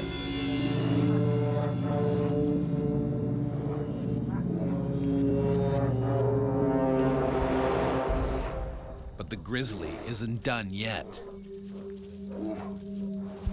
It can still smell human flesh.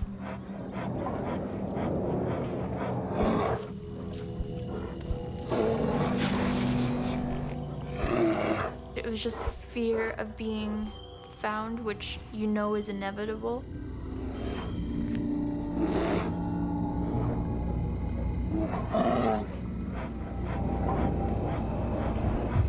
I heard the bear breathing, and it's sort of like that stomach churning, like, oh no, kind of feeling.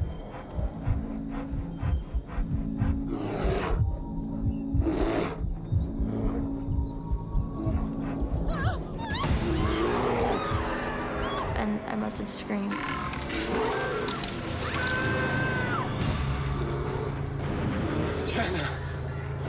Worst sound in the world. You've tried to keep this animal with you as long as possible to keep it away from your daughter, and still. Jenna is trapped. Its lower jaw was the one that ripped open my mouth, and the upper one was the one that grabbed on my neck.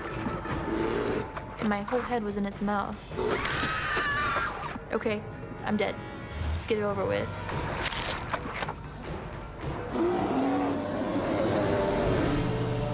This could be the end of the line for Jenna.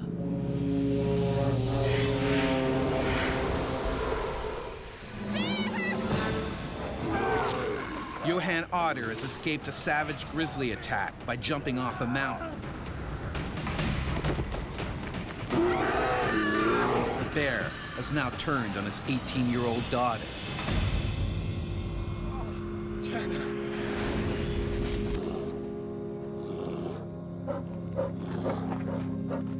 Face to face with death, Jenna takes a huge gamble.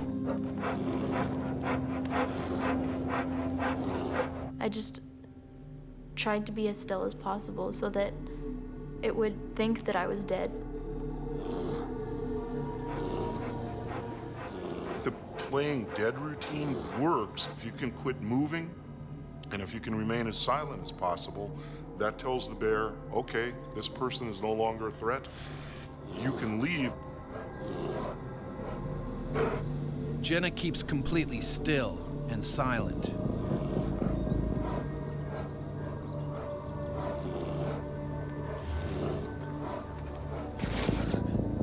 Johan has no idea what is happening.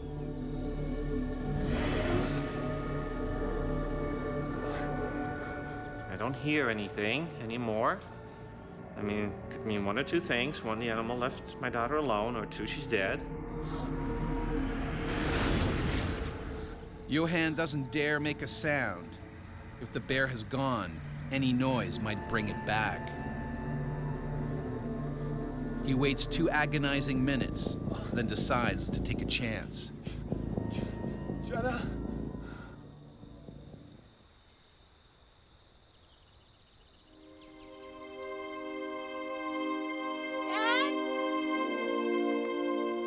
That's probably the best feeling. I'm sorry. It's still good. It was a little emotional. Are you okay? I'm okay. Her voice was very strong, sounded very healthy. Oh, I think I'm banged up pretty bad. And it was going for my head, and then all I feel was just bone, bone, bone, bone. Like, okay, I'm not gonna feel anymore. That's not good.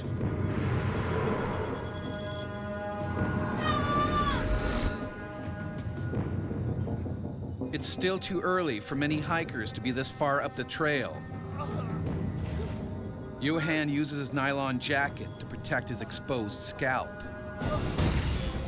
He needs urgent medical attention. Adrenaline triggered by the attack is draining away. He is going into shock. I was getting a little woozy. I was just shaking. I was so cold.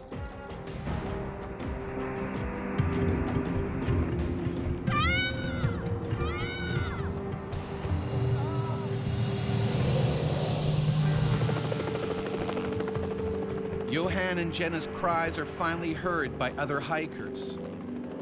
2 hours later, they're airlifted to the hospital. Johan's spine and neck are broken. His scalp needs a skin graft. He has 3 broken ribs, a broken nose, and a punctured eye. It takes 9 operations and many months for Johan to recover.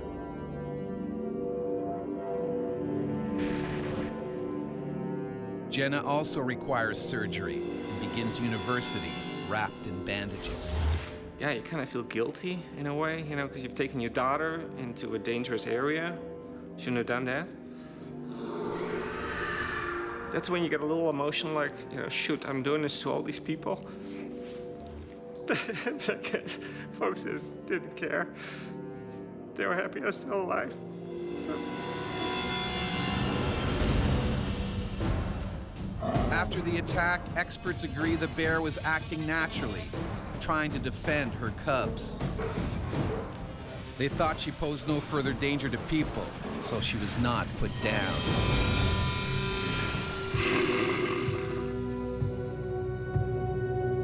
For thousands of years, bears were America's supreme predators. From Alaska to Mexico, they were top of the food chain. Native Americans were in awe of their ferocious temper and huge strength. Some tribes worshipped bears. They wore their skin and claws as symbols of power. But killing a bear meant hunting in groups. It increased the chance of coming back alive. European settlers, however, were far less cautious. They saw bears as a dangerous pest that preyed on their livestock.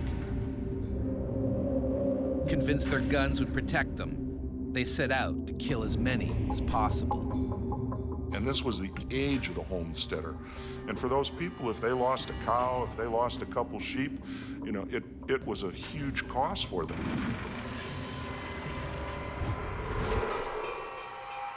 In the mid-1800s, prospectors pushed deeper into bear country, looking for gold. Scavenging bears soon learned that where there were people, there were food scraps. Very occasionally, bears also developed a taste for human flesh. Today, there are still freak incidents when bears see humans as prey. In the summer of 1997, Kelly McConnell's life was shattered when a black bear went on one of North America's most horrific bear rampages. It was just trying to eat me.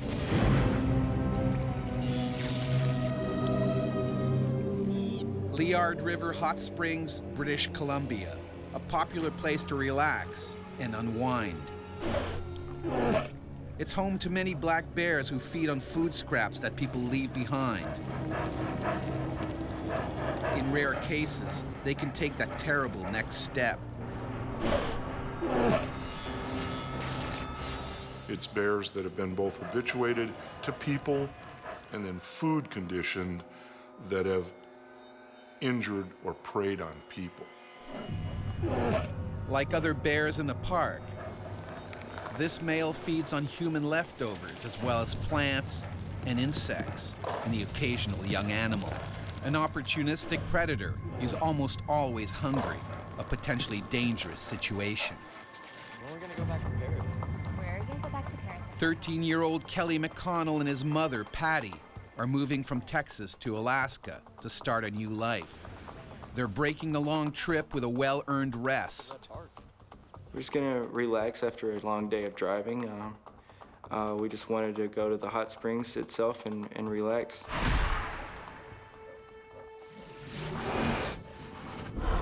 Even though they know there are bears in the area, Kelly and his mother decide to explore the park. And I actually did comment at that time, I wish that I could see one. And my mother corrected me and told me that I did not wish I would see one. But Kelly and his mother have no idea of the danger they're in. It's so rare. Are going to The bear can smell prey, and it's closing in on them. A predaceous attack, by and large, is a slow approach toward you, constant following of you, if you like, waiting for its tactical advantage to come in and get on you.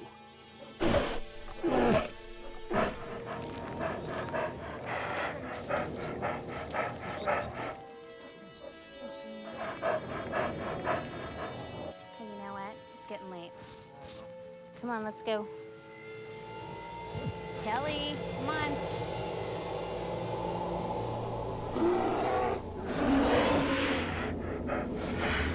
Patty and Kelly have walked into a death trap.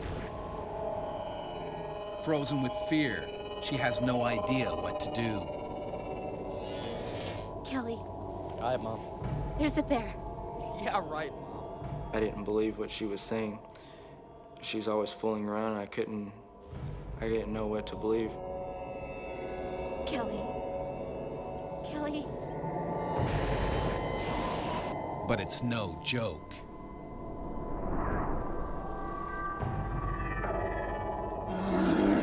Don't move.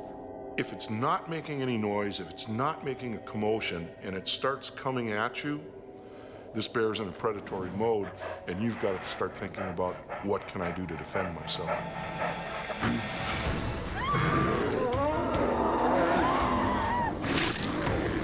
The 400-pound beast viciously attacks Patty.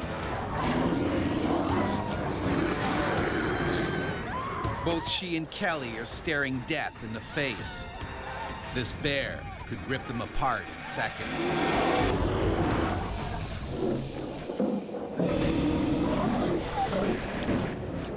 In a nature park in British Columbia, 13-year-old Kelly McConnell has put his life on the line to save his mother from the jaws of a bear.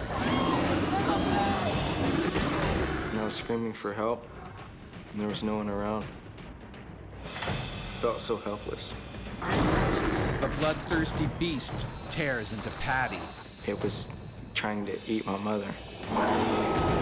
Bears don't always completely kill their prey before eating it. They'll just start eating. And they do that with big game animals, and it's pretty well known that they do it with people too.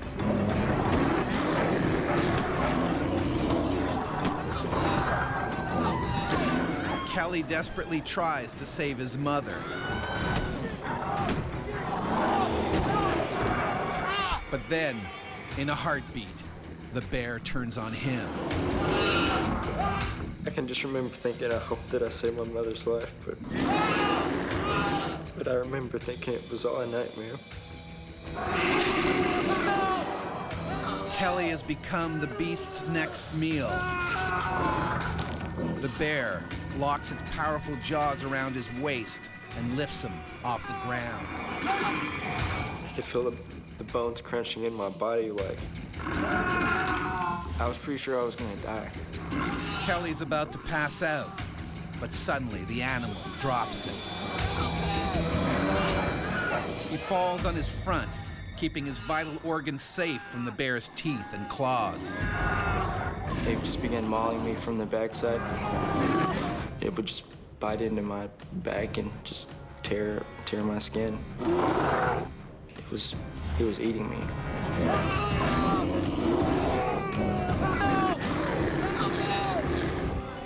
Kelly and his mom are so far from the hot springs, there's a danger no one will hear their screams. But one man does.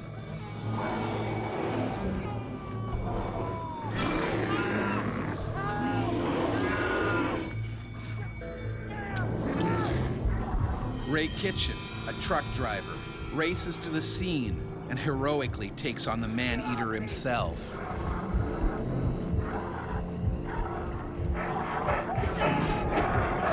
This is an animal that's obsessively hungry, if not starving to death, and it may see other people that interfere as trying to take the carcass away from them. The bear's reaction is explosive.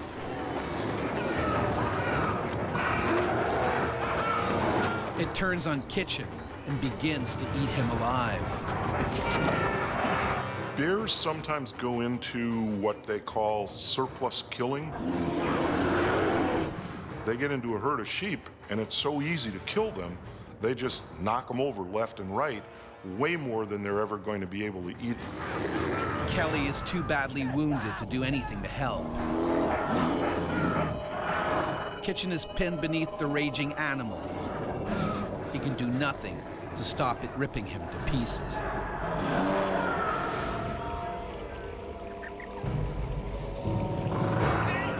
Tony Dowd, a trucker from Alberta, hears Kitchen screaming and comes to help. I couldn't believe what I was seeing. The bear was on Ray Kitchen, mauling him to death. And it stared at me. I was looking at it straight in the eyes. And I hit him dead square in the eyes.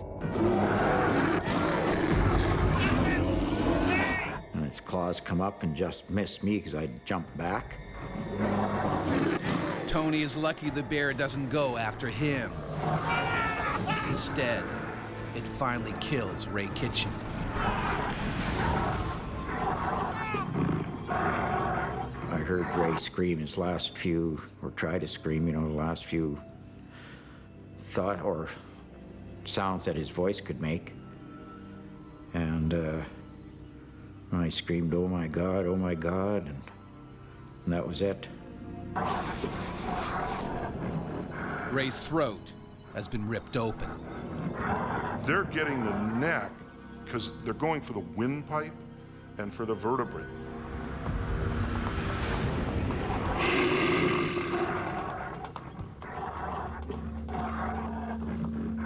Kelly's wounds are so bad, he can't move. Patty is alive, but very weak. She told me that I should take care of my sisters.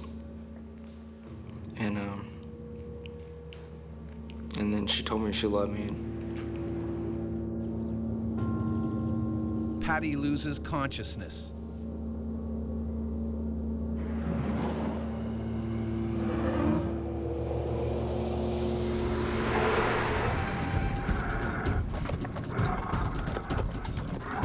Other people are drawn by the shouts. They desperately try to keep the furious bear away from Kelly and his mom. Paramedic Ingrid Bailey joins the frantic rescue effort. Mr. Kitchen was just flat out on the ground, missing a big chunk of his neck. And at that point, I stopped trying to do anything for Mr. Kitchen and went over and aided the other two folks who had already been attacked. Ingrid does what she can, even though she could be next. You gotta put pressure on those wounds. The bear is only a few feet away. It could strike at any moment.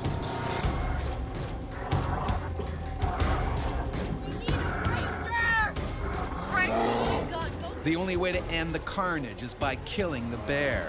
Keep putting pressure on that wound.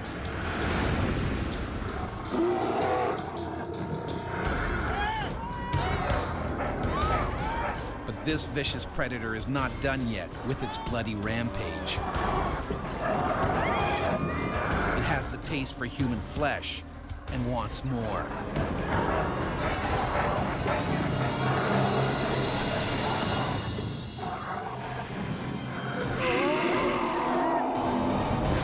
A black bear has savagely attacked Patty and Kelly McConnell and killed the man who tried to help them.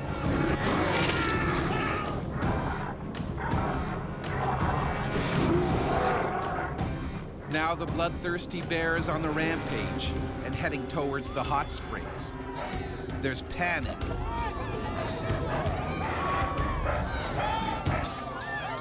but running bodies trigger the bear's killer instinct. The attraction of moving prey overrides the feeding. They'll feed later. The massacre won't end until someone kills the crazed beast.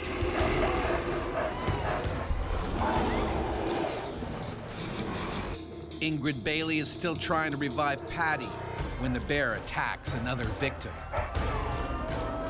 He caught up with a group of college students, and the last student in line slipped on the boardwalk, which was a little damp from a light rain, and the bear caught up with that person and mauled him as well.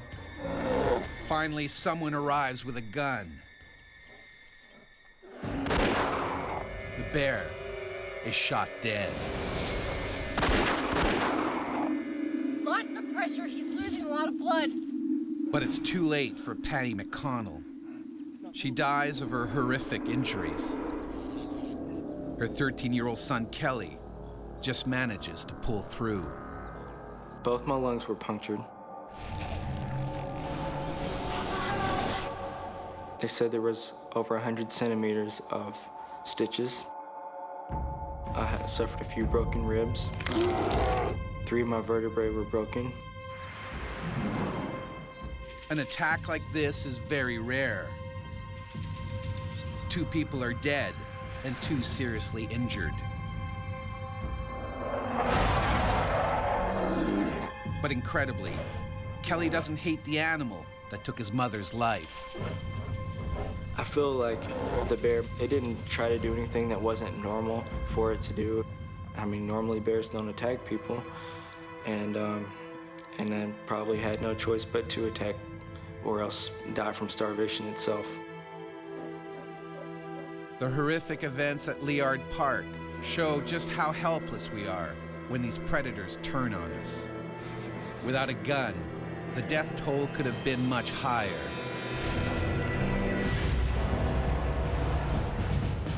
Killing a bear in full attack mode is difficult, even with modern weapons.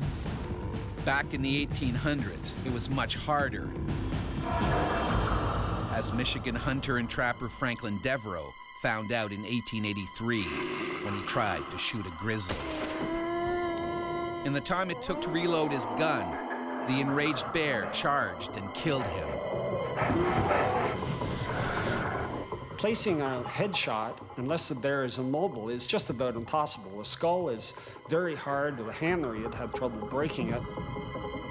In those days, bears were often only injured, and a wounded bear is extremely dangerous. It will stop at nothing to kill its attacker.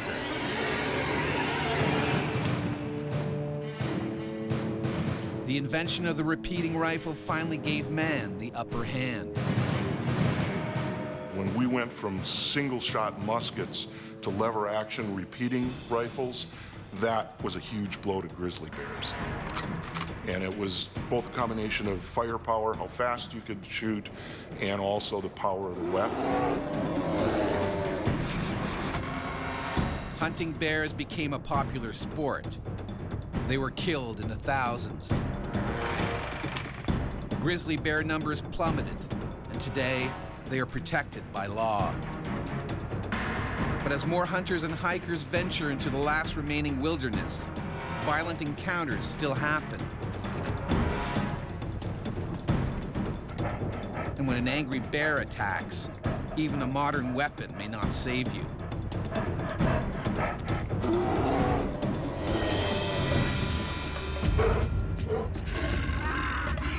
In the summer of 2001, Pastor Johnny McCoy found a gun wasn't enough to protect him from a furious grizzly, determined to see him dead. And she was literally just trying to break my skull.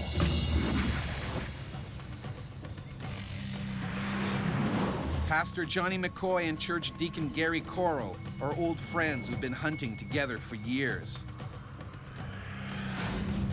They're on a 2-week hunting trip in the Alaskan wilderness. We was going moose hunting to have the meat for the winter, or for the following year. That's what we eat. That's the food for the family. They are well aware of the dangers lurking in the woods. While tracking their prey, they soon notice signs of grizzlies. Makes me absolutely nervous walking through the woods, knowing that there are bear there, knowing that we are in their territory. Wait, nearby? This scat belongs to a female grizzly. She has cubs nearby. McCoy and Coral trek further into the bear's territory. Unlike hikers, they make as little noise as possible.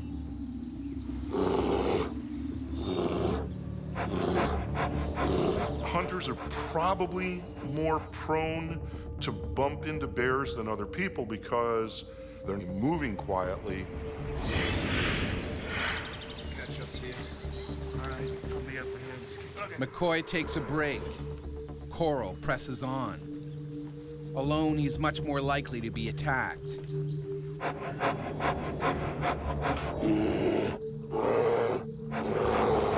Coral is walking quietly. The grizzly won't see or hear him until it's too late. It was probably just out there with its cubs. All of a sudden, here's these people. So to Ma Grizzly, you see that as a threat. McCoy, meanwhile, hurries to catch up with Coral. Suddenly, something tears out of the trees. It's racing towards Coral. She ran right out within 10 feet in front of me. In my mind, I said, it's a bear. McCoy can't shoot. He could hit Coral. By the time his friend hears a grizzly, it's too late. And as I turned my head and looked around, all I could see was the mouth of a bear, and it was wide open.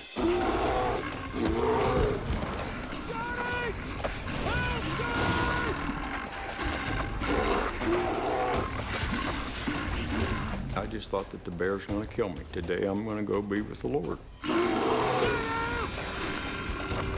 At first, Coral's backpack shields him from the deadly claws. The bear was just trying to get the pack out of the way to get it down.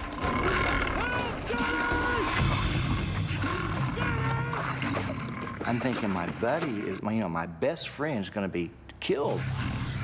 So I'm saying, God, what do I do? But Coral doesn't panic.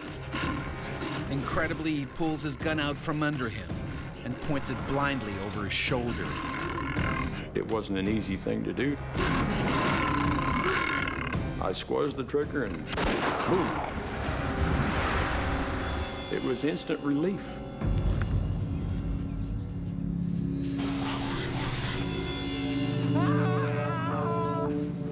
But a second later, Coral hears a terrifying scream. Church Deacon Gary Coral has been attacked by a grizzly.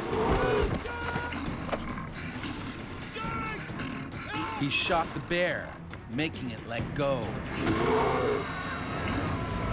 Now the enraged beast turns on Coral's hunting buddy, Johnny McCoy. When bears are injured during an attack, it seems that pain is a stimulus to attack harder. McCoy reacts with lightning speed. And I just took my gun, I thought, oh my goodness, and shoved it in her mouth. The grizzly bites down. When I shoved that gun in her mouth and pulled the trigger, there was nothing. Absolutely nothing. And then she just swatted out of the way. The grizzly leaps on McCoy with a vengeance, biting deep into his arm and shoulder. And I've never heard any more agonizing screams of horror than the screams that I heard him put.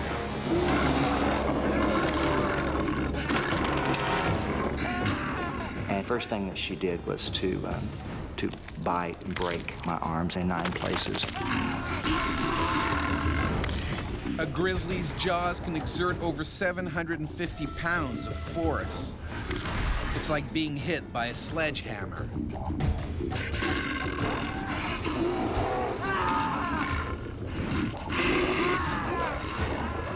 Coral can't shoot in case he hits McCoy. He can only watch as the bear tears his friend apart. I could hear the bones crunching. I could actually hear them breaking. I seemed to even be able to hear the flesh being ripped off of these bones. McCoy can't fight anymore. His arms are badly mauled. The grizzly now lunges for his head, the death blow. And all I could smell was her breath. It was the most awful stench I've ever smelled in my life. And I thought, okay, you know, God, this is it. You know, Lord, I'm ready. This is it. And I just quit. I just quit. McCoy's body goes limp. And the bear turned around and looked at me.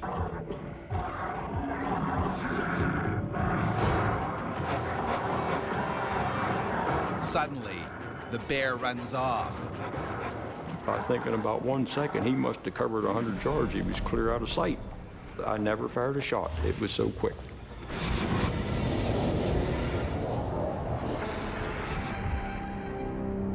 McCoy is in bad shape.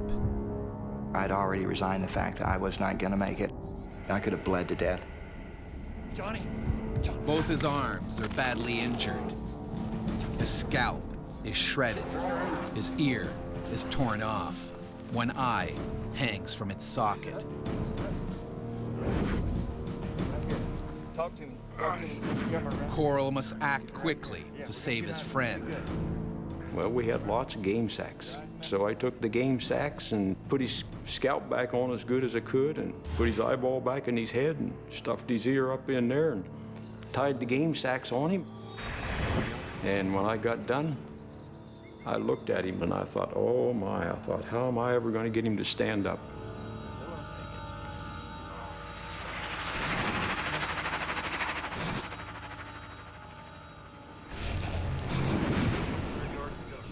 McCoy can't see anything, and they've left their cell phone back at the camp.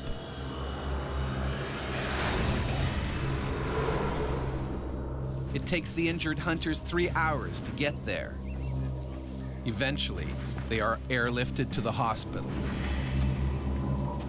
Emotionally, I'm still dealing with that. It's tough. If I'm under a lot of stress, my wife has to wake me up because I'm fighting with a bear all over again.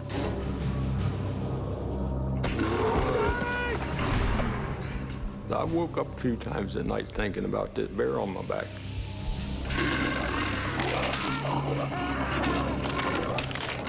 With the bear tearing him apart, and the bones crunching, sure, you don't ever forget that. The grizzly bear was later found dead of the single gunshot wound.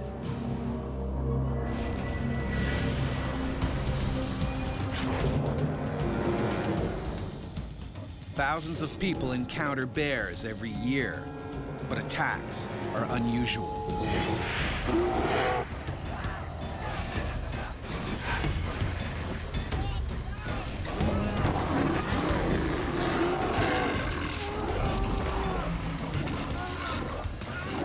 It's most likely one of two causes.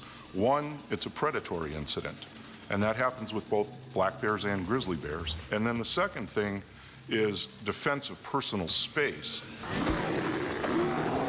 When bears do strike, it can have a profound and lasting effect on those who are lucky enough to survive. In the blink of an instant, your life can completely be changed without you having any say in what happens. So you should just go out and live every day like it's your last day, because it might be. You just never know. I will never, ever be the same again in a tremendous way.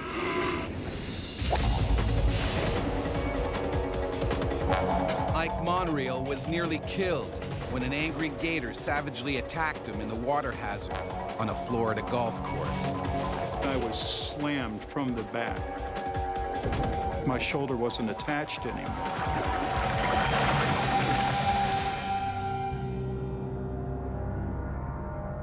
The Tampa Palms Golf and Country Club, Florida. The kind of place people come to kick back and enjoy the high life. But its ponds and lakes are also home to creatures that have barely changed since the dinosaurs. Alligators are very common in Florida, and almost any freshwater system can have alligators in it.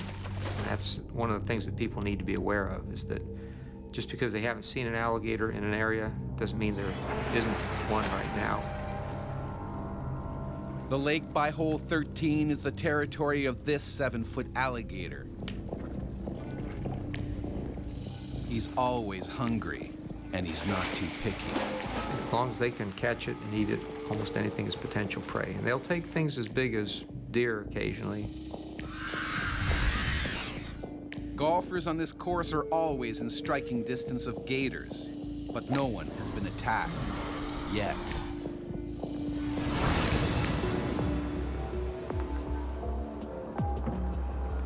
"62-year-old Ike Monreal owns a golf ball retrieval service, diving for lost balls in the lakes here.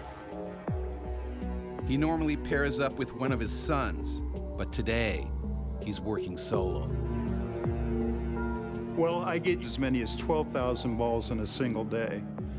And at this time and point, I was being paid 8 cents per ball. Ike's been doing this job for the last 15 years and knows how dangerous it can be. I've been nudged not knowing the alligator was in the water. That happens. They'll stay down for 15, 20 minutes. So I've been bumped, nudged, nipped, tail whipped. Almost all of us divers working in the southeastern United States, we have close calls like that. The gator is getting hungrier by the minute. The hot weather triggers its need to kill and feed. Alligator activity is related to temperature. When temperatures get to their highest, alligators are trying to feed on a very regular basis. That's a big concern for Ike. When I approach a lake, I'll look and make sure I'm the only participant in the water. He sees a familiar sight. Saw the usual 7.5 foot gator that's there all the time.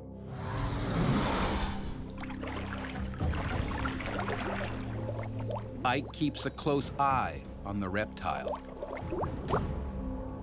Females occasionally do attack humans, but it's not as common as males. Males get a lot bigger than females. The coast seems clear, but Ike is yet to notice that another gator is also in the pond. And this one is a gigantic 400-pound male. Generally speaking, the larger the alligator, the greater potential problem with an attack on a human.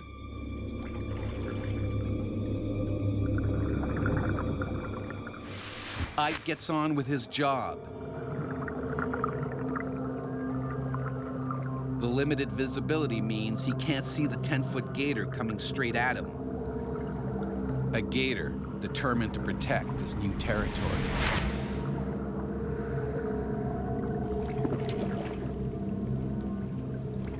I was just about ready to come out of the water. I had enough air left. Life was good. I was just working away at it. And that's when the gator moves in.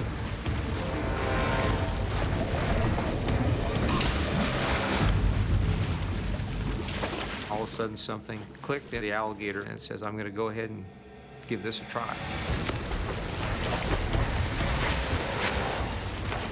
Searing pain shoots through Ike.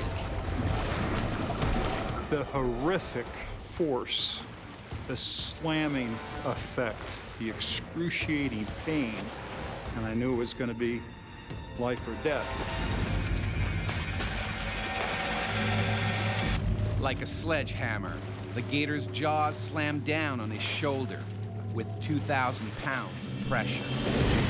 Teeth are very sharp and they can lacerate and tear, but they don't actually sever like a shark's teeth would do. So an alligator's teeth are mainly meant for holding on. The pain, in all honesty, on a scale of 1 to 10 was an 11. I have never felt that kind of pain before in my life. If the prey item's too big to swallow whole, they'll try and spin off pieces. Ike sees his left shoulder disappear into the gator's jaws. One quick spin, and his arm could be ripped right off. I couldn't bring my arm back to me, so I thought I had already lost my arm. Ike stares right into the eye of a monster. That big, lifeless, dead eye, that look, that eye was right here. I tried getting up and going for the bank. Incredibly, he crawls towards shore with the alligator still latched onto his shoulder. Seeing two golfers nearby, he desperately tries to get their attention. They can barely believe what they're seeing.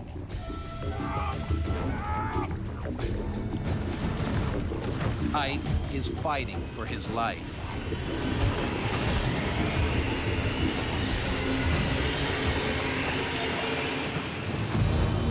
I said to myself, you have got to keep your head together here.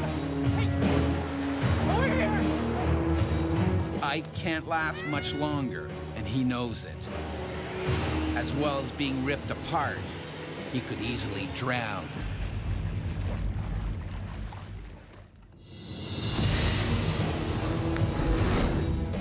Retrieving golf balls in a pond at a country club in Tampa, Florida, Ike Monreal has been attacked by a vicious 400-pound gator. His screams attract terrified golfers desperate to help save him.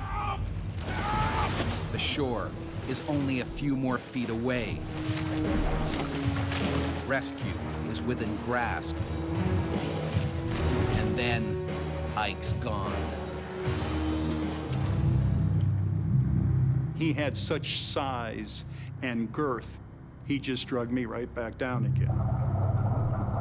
An alligator will try and get the victim off balance, trying to drag them out to deeper water.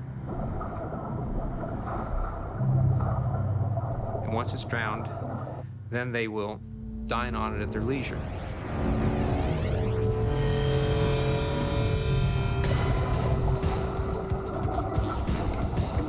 Ike struggles. He needs to make sure that he keeps his oxygen supply. Without it, he will die in minutes. I said to myself, you pass out, the regulator falls out of your mouth, and you're gonna die here. That's when I prayed to God. For Ike, it's now or never. He needs to do something, and fast. I worked my hand around his snout. I was able to turn into him. My shoulder is as far back into his jaw as it can go. Ike jams his thumb in the reptile's eye. The most vulnerable part of an alligator is probably its eyes. Everything else is pretty well protected. But the move barely phases the gator. Well, an alligator might expect to have slight pressure to its eye if it grabs a large prey item. Ike could be seconds from dying. He reaches back with everything he's got. That's when I stuck my thumb as far back into his eye and as down as far as I could. The move stuns the gator. But then when he went further in, this was something that was totally unexpected by the alligator. He just went ballistic. The bite got worse, and that's when he tried to roll me. They will grab a hold of an appendage and then spin in the water to try and get that appendage torn off. He's in so much pain Ike can't keep his thumb in the gator's eye socket. I was thinking that it was, you know, the demise. The end was there.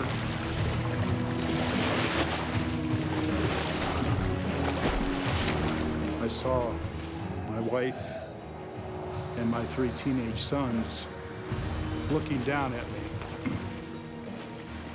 And I said, that's not going to work. I said, I'm not going to die out here. I am not going to give up. Whatever it takes, I'm coming out of the water. Luckily, the fight takes them into the shallows. At last, Ike can get a foothold. Now he can stop the gator from rolling him. I was not going to let him kill me. I was not going to let him drown me. And then Ike goes in for another attack. I certainly wasn't going to let him sit there and twist off whatever he had in his mouth.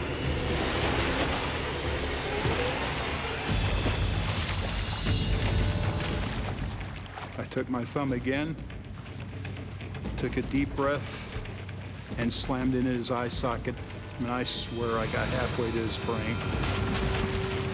Alligators can feel and react to pain. They don't like that. Against all odds, the giant's jaws finally snap open. Ike seizes the opportunity and desperately tries to get out of the water. They learn very fast and probably realized this was not the type of thing that it wanted to pursue. Ike scrambles onto the bank before the gator changes his mind and comes back. I looked up at the gentleman that was standing on the green. I said, just make sure he doesn't come out of the water after me. I said, I don't think I can handle another bite. The alligator swims away. He went out into the deeper part of the swamp. And at that point, I knew I was safe. You all right? Are you okay? He dislocated my shoulder. My shoulder wasn't attached anymore. There were teeth holes 1 inch across, 1.5 inches deep over the shoulder. Paramedics on their way. It's bad, but things could have been far worse. Ike's 17-year-old son had originally been scheduled to work that day. He wouldn't have had the size or the experience. The horrific fact of all of this is I would have lost my son. Ike may never fully regain the use of his arm. He and his sons have not returned to the water since the attack. My sons do not dive anymore. My business is Ike and Sons. My boys I'll not let go in the water anymore. So do I want to get even? You betcha. 4 hours after the attack, a state-licensed trapper captures an 8-foot alligator from the lake, 50 feet from the scene of the crime. If we didn't do that, there is no doubt there would be a lot more attacks because alligators become habituated, and if they have a successful attack, they'll come back for another one. Ike doesn't believe the trapper got the one that wanted him as prey. I think she trapped the smaller, the 7.5, 8-footer that was there. And I do not think to this day that it was that smaller gator. In that case, the gator that nearly killed him is still out there. Alligators can prove lethal in the southern U.S., but in Africa and Australia, the biggest threat to humans is their deadlier cousin. Crocodiles kill as many as 200 people every year. The largest and most aggressive is a saltwater crocodile, a powerful reptile that can outlive humans and grow to more than 20 feet in length. Despite the name, their natural habitat is actually freshwater rivers and swamps.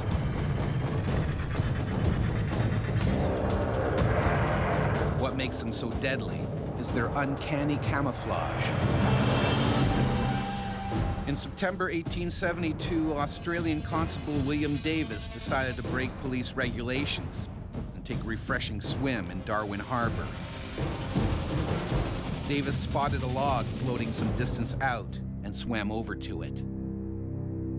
Suddenly, the log started swimming towards him, very quickly. Davis soon realized it was a saltwater crocodile that had left a river and headed into the harbor. But it was too late. As Davis started to swim away, the croc zeroed in, its jaws crashing down on his head. Constable William Davis became the first police fatality in Australia's Northern Territory. More than 100 years later, amateur diver Jeff Tanswell was also savaged by a saltwater croc. It turned a snorkeling trip into a bloody battle for his life. And I was screaming, "Don't let him eat me, just don't let him eat me."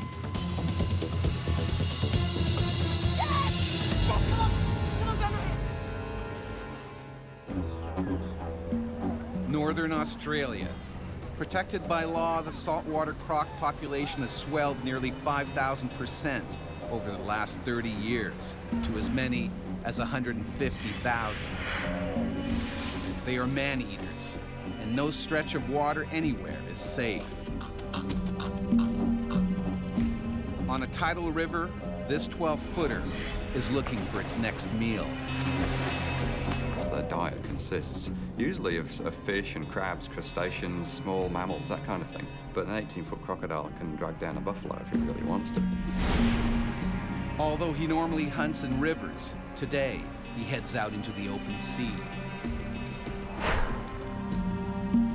People have seen saltwater crocodiles swimming past oil rigs and past boats just in the middle of the ocean. And so what's this crocodile doing? It's just swimming from one point to another.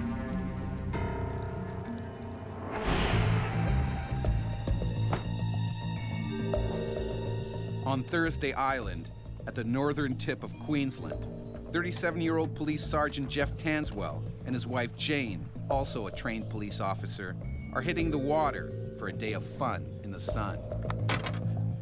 My entire life I've been brought up by the water. So we've always been brought up with boats and diving and fishing, and that's just second nature. If we go fishing, or we'd just go out and have a look and jump out on a reef. Hi! Hey! Hi! Today, they plan on doing some spearfishing with their friends Amanda and Dave. They head towards the remote Adolphus Islands, an hour away. We hadn't been there before, so this is going to be another opportunity for us to explore. The ocean around here is dangerous. We're a bit, I guess, aware of the possibility of sharks being in the water.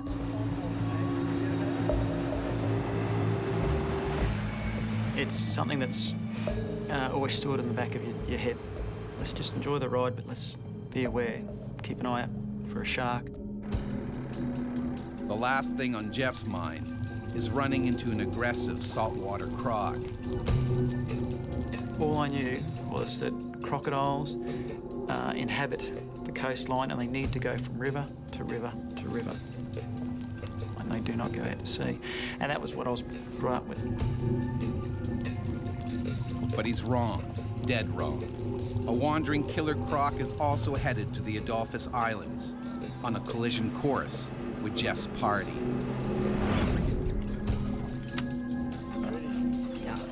They pull into a coral reef and scout for any signs of predators.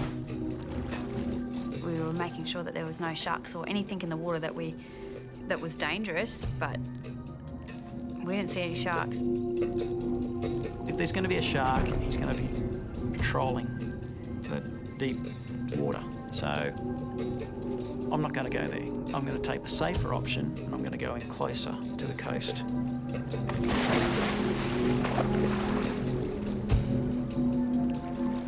Amanda and Dave are the first ones in. Because they're entering unfamiliar waters, Jeff asks his wife to stay on board.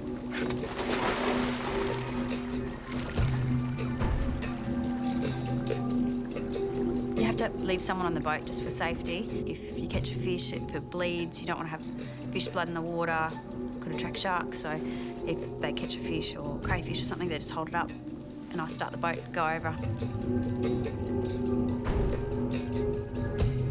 Jeff enters deep in an alien world where he is both the hunter and the potential prey. You can see all the little colourful fish dancing around in amongst all this brightly lit coral. I saw the other two diving with us. They started heading out a bit wide. And I remember thinking, I'm not comfortable diving out to where the coral edge is, where it drops off into the deeper water, because sharks could come and go.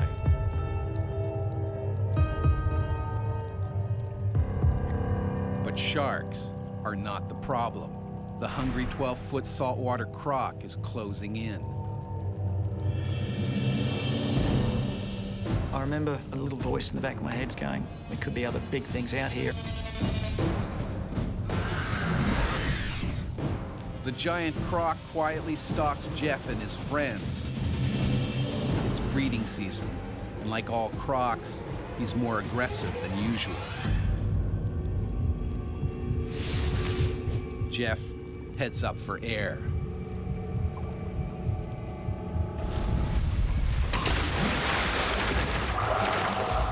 I just thought I'd been hit by a boat. The fear that a predator instills in its prey, it's bottomless.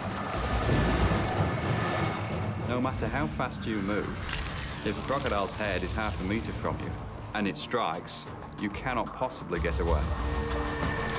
Jane can't quite make out what's going on. And it all happened within a matter of a split second. I remember staring at that bit of water going, did I just see what I saw, or is it my imagination? The crocodile clamps down on Jeff's head.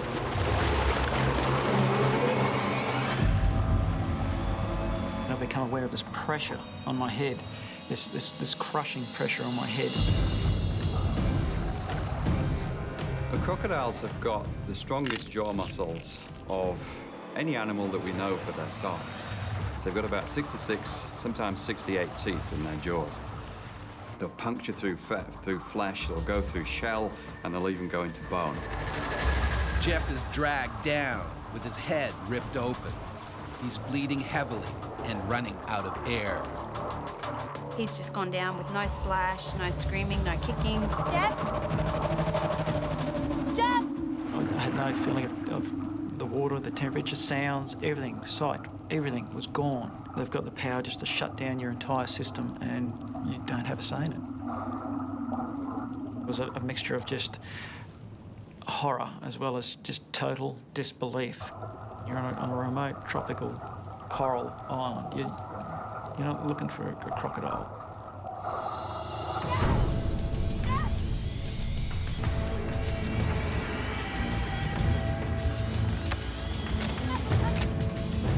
Jane starts the boat to stop it drifting.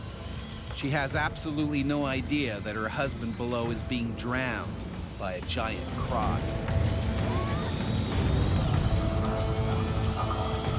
I could feel by my neck muscles that he's pulling me down to the sea floor by my head. That is one of the things that a crocodile will do if it wants to overpower its prey. Most animals can't hold their breath for anything like as long as a crocodile can. Jeff knows he can't stay under for more than a couple of minutes. Trying to stop what's going on, but I can't. He's just too big, too strong. I remember kicking madly with my fins. You're just in overload. I don't know if it's adrenaline or what, it's all your senses trying to work overtime to save you.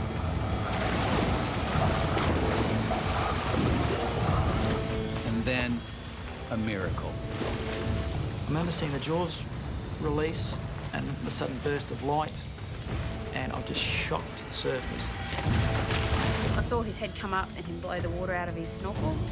Jeff has no idea where the croc is and when it might bite again. Well, what was going through my head was his big blockhead coming back up and grabbing my legs. And then just behind his head, I thought I saw something moving. The killer croc surfaces inches away, closing in on his prey. I could feel the warm blood running down the side of my face. He's got the teeth, he's got the scales, he's got the claws, he's got everything. You have nothing.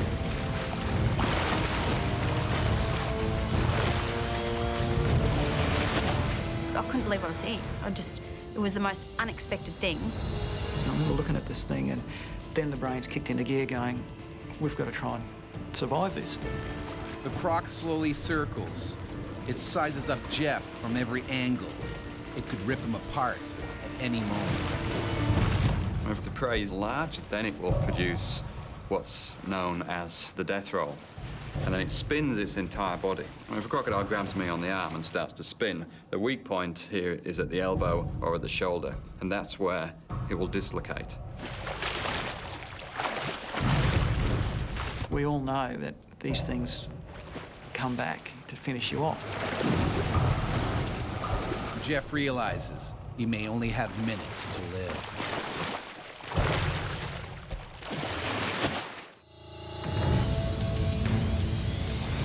Police Sergeant Jeff Tanswell has been brutally attacked by a saltwater crocodile in Queensland, Australia. And now his wife, Jane, also a trained officer, is desperate to save him before the Croc finishes him off. Straight away, you just think, this is it.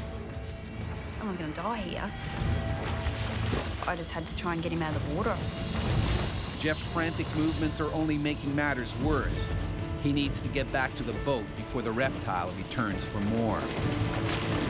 If you splash and splash and splash, the Croc can feel that, it can hear it, and it's more likely to attract it back to the place. Stuck my head in the water a couple of times, just trying to see where the hell he went.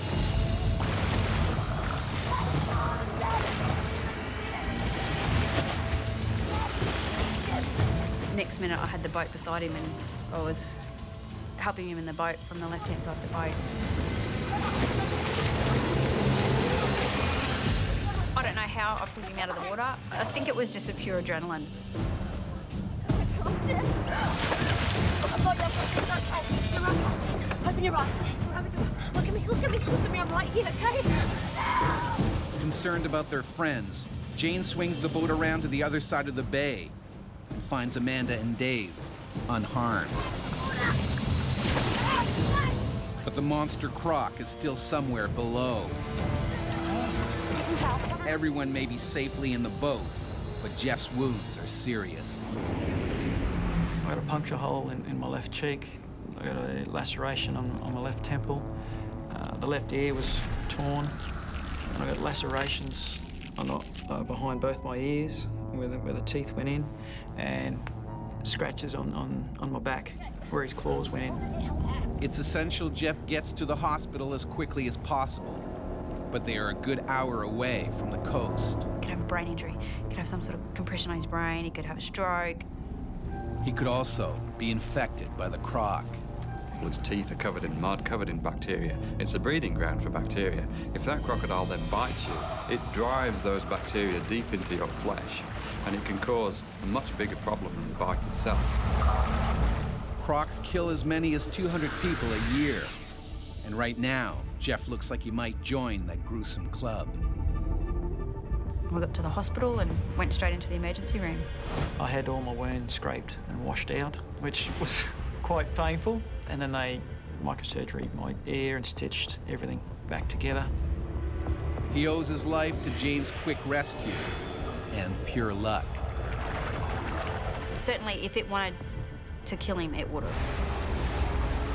Jeff knows all too well how close it came to death.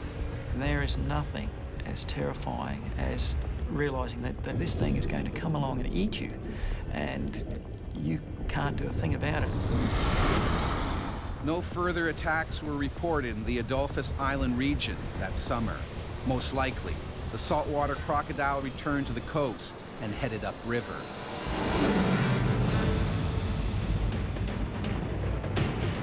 The worst saltwater croc attack is said to have happened in World War II during the Battle of Ramree Island in Burma.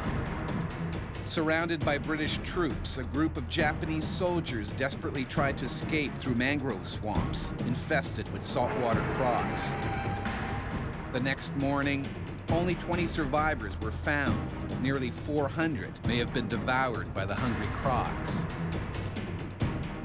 The Guinness Book of World Records ranks the attack as the worst animal disaster in history. But Crocodiles are by no means the most dangerous animal in the water.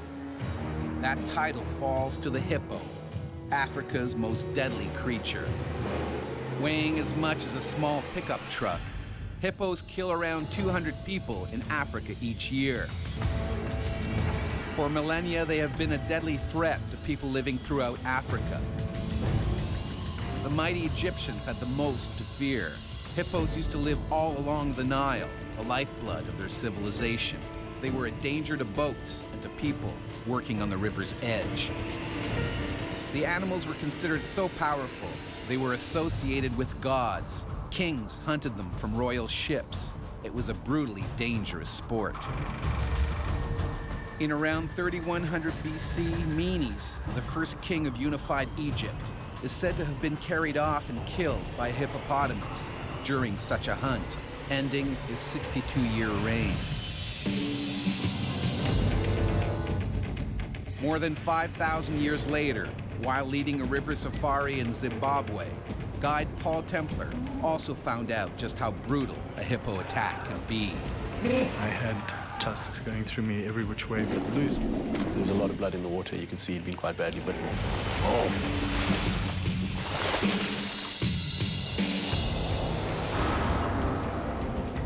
The Zambesi, one of the largest rivers in Africa, and home to this huge male hippo. The lone bull is particularly aggressive. It probably recently lost a fight with another male and was thrown out of its pod or herd.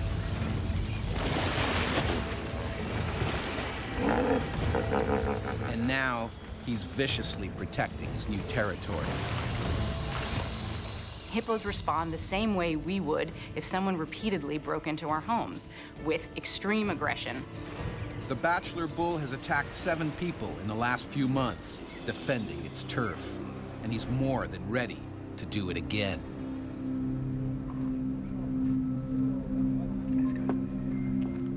Zimbabwe River guide Paul Templar is enjoying a quiet afternoon off when he's unexpectedly asked for a special favor. Hey, good. How are you doing? That's cool. All good. Hey guys, I got plans. Go to Sunset Cruise.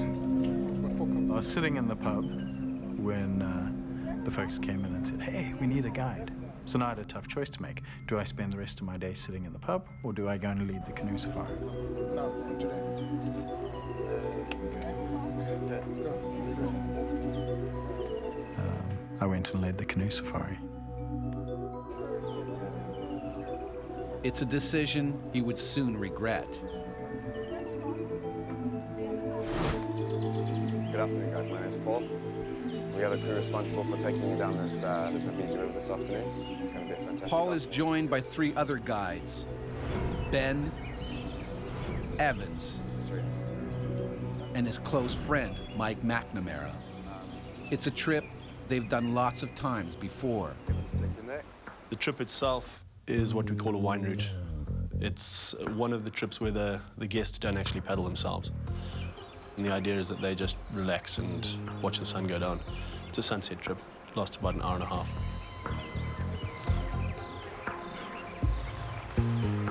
The idea was just to sit back and relax and take in everything that nature had to offer. Paul is on the lookout for the rogue hippo that has attacked 7 others over the last few months.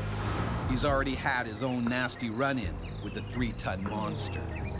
About 6 months prior to this, I'd been leading a similar canoe safari, and I'd been attacked by a big brute of a hippo. The hippo had smacked the bottom of Paul's canoe, catapulting him and 2 passengers into the water. That time, they had escaped unharmed. I knew that that hippo was in the area, and though I couldn't see him, I thought going through the narrow channels would be my safest option. And so far, so good. As they come around the bend, Paul notices a large pod of hippos. They weren't really a concern. They were off to the side, and I could see them, and I felt that I had a pretty good sense of what they were up to. They proceed cautiously, making sure they don't startle the hippos. Paul also scans the water, for any that are submerged. Occasionally you'll get ears, occasionally you'll get a head, occasionally you'll get the whole body. Then there'll be nothing. They'll all disappear underwater.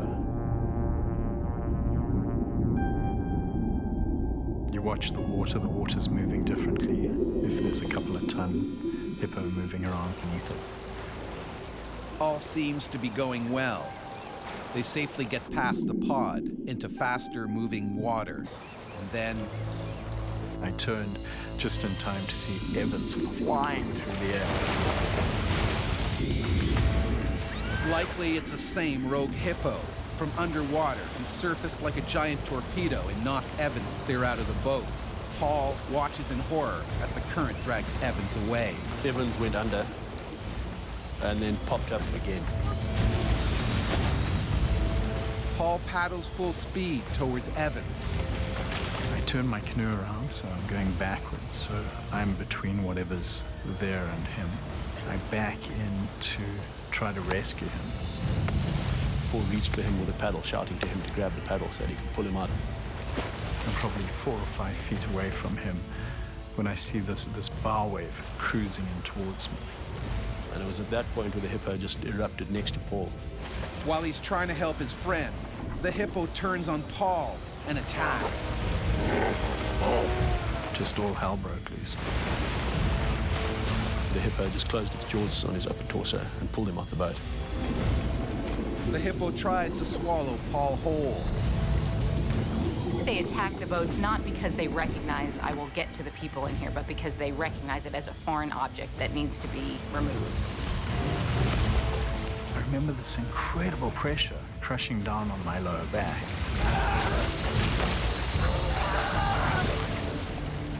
Hippos are not interested in eating the people that get attacked. It's an aggressive reflex of, if I encounter something with my jaw, I will crush it. So the crushing comes from the hydraulic press that is their jaw, somewhere on the order of maybe 1,800 pounds.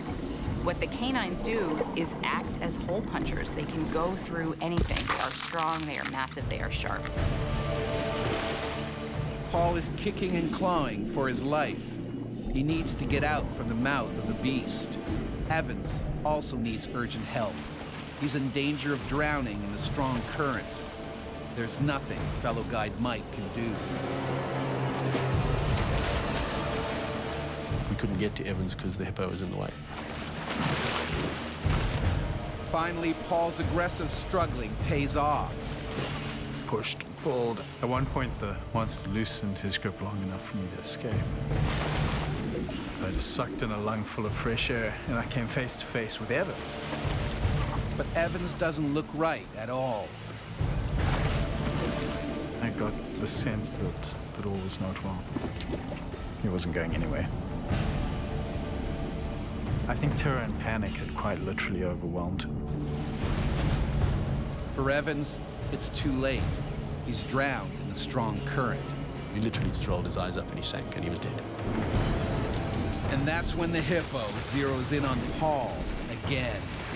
At this point, it was all up to the hippo, and really, there's nothing you can do. This time, the hippo is clamped down on Paul's legs, tearing into skin and bones. The hippo started the attack and was not going to finish the aggressive behavior until the intruders were gone. It happened very quickly, and you could see that it was a serious attack, that there was going to be some serious injuries out of this. They don't just try to win, they try to destroy their opponent. One of the clients watching later said that it was like watching a vicious dog, literally just trying to rip apart a rag doll. These huge tusks tearing through my torso as he drove me underwater. So I had tusks going through me every which way but loose. He bit down so hard that I thought for sure he was going to bite me in half. The hippo has speared Paul badly, and now he starts dragging him down to drown him.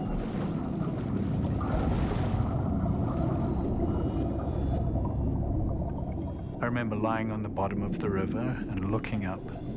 I remember I could see the different hues of green and yellow and the sunlight shining on the water surface. And I thought to myself, I wonder who can hold their breath the longest. Paul is close to death. Most humans can't go without breathing for much more than a minute, while the hippo can stay under 5 times longer. Fighting for territory is just second nature to hippos, and fighting to the death is second nature. They don't hold back at all. I watched my blood mingle with the water, and I just wondered which would happen first, if I'd bleed to death or if I'd drown.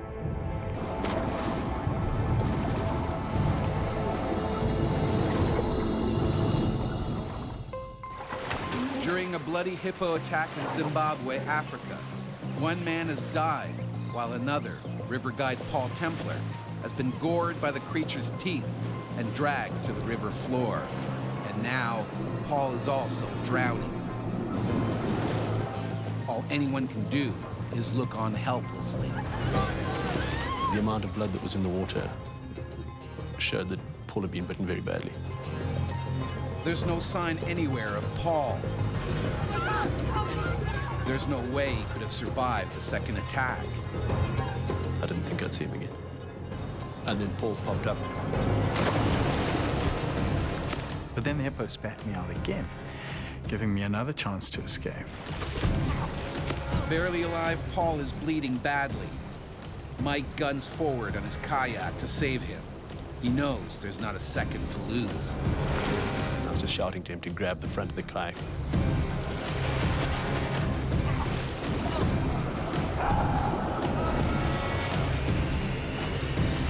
I managed to grab a hold of the handle on the boat's nose.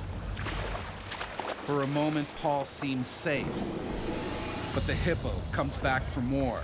It tries to chomp down on Paul's dangling legs. Any second, he'll be dragged down again.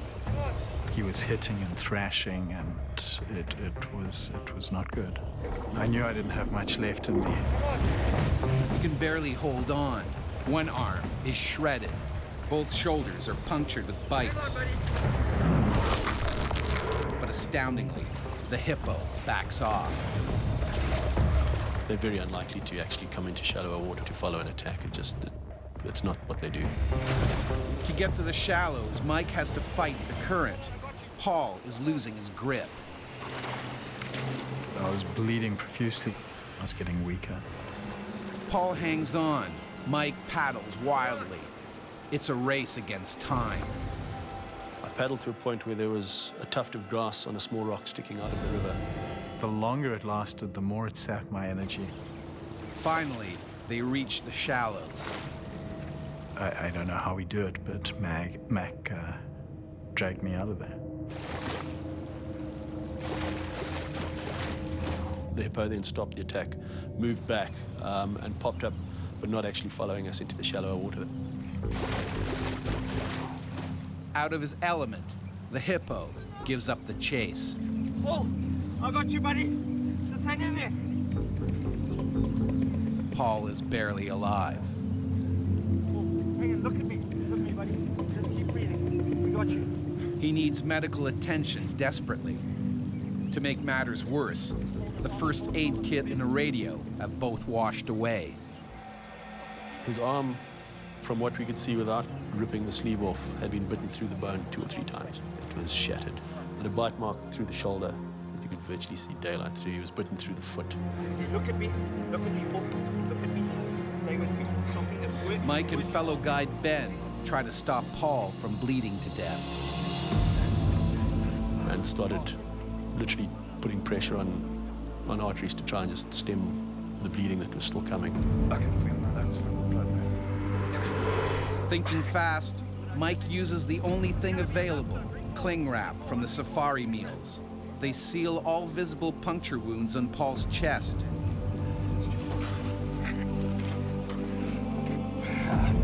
Mike and Ben lift Paul into a canoe. When I put him in the boat and sent him off, I thought he was going to die. Hold on. He definitely didn't look as though with those injuries he could survive. The only way out is right through the killer hippo's territory. what we're seeing is an animal under stress. The first time that someone breaks into your house, maybe you won't fight them off. The second time, maybe you'll fight them off a bit more. By the 10th time, you know, you're armed and ready to go. But as we were pulling out and this angry hippo was still there, I thought for sure he was going to come and finish me off. But the hippo chooses to stay put, and Paul is quickly taken downriver. By chance, along the way, they meet a local medical crew conducting emergency drills. There's a shock trauma team who are just practicing. Just go figure, a couple of minutes away. They take Paul on an 8-hour drive to the hospital, where he learns that his arm is beyond repair. They took off part of this arm. They took it off just above the elbow to start with. I got gas gangrene, which meant that my body was rotting from the inside, so they ended up having to chop more of me off. In the end, his arm is amputated. Mike and the river raft clients are rescued later that night. A search party is sent out for Evans. It was a full 2 days before we found his body quite a bit further downstream, but it washed out. The rogue hippo is never found.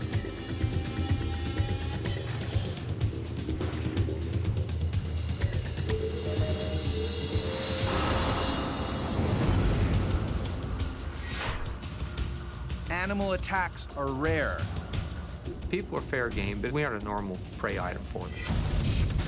On a canoeing holiday in the Canadian wilderness, the Delventhal family was savagely attacked by a lone wolf. There was nothing we could do to stop a wolf that wanted to eat us. Algonquin Park, Ontario. A vast landscape of forests, lakes, and rivers. A popular destination for hikers and nature lovers. And home to predators, including the eastern wolf. The conventional wisdom in North America is that wolves are basically harmless. But it became crystal clear that there were circumstances under which the wolves would be dangerous. This adult wolf has been expelled from his pack.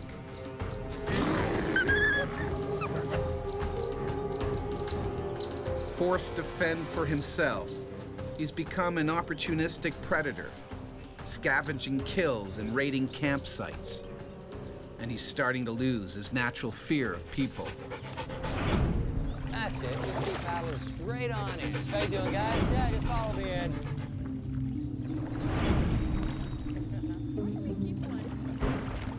The Delventhal family is near the end of a 9-day canoe trip to some of the park's most remote areas. All right, then. We wanted to get away from people, get away from human contact, really get as much as possible into nature to appreciate it as a family. Yeah, dig right in there. It had been one of the best trips, probably one of the high points of our lives together as a family.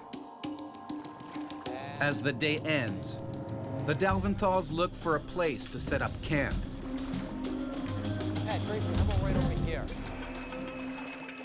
The perfect spot, isn't it? Great job, guys.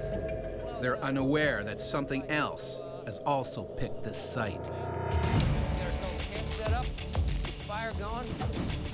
The wolf gravitated to the campsite because that was a place where in the past it may have smelled food, experienced food. Although both parents just want to kick back and relax, their older boys have plans of their own. We wanted to go out on the water and see the sunset. And our parents had very strict rule that me and my brother Eli were not allowed out in the canoes without one of them in the canoe. So we needed to convince one of our parents to go out with us. What do you say, Mom? We're gonna stay here and make dinner, and you boys go ahead. Tom and his two older sons set off in the canoe. He has no idea a hungry wolf may now be sizing up their little brother. About 80% of the attacks are aimed at children. And children are being taken while they are still struggling and screaming and are being carried off.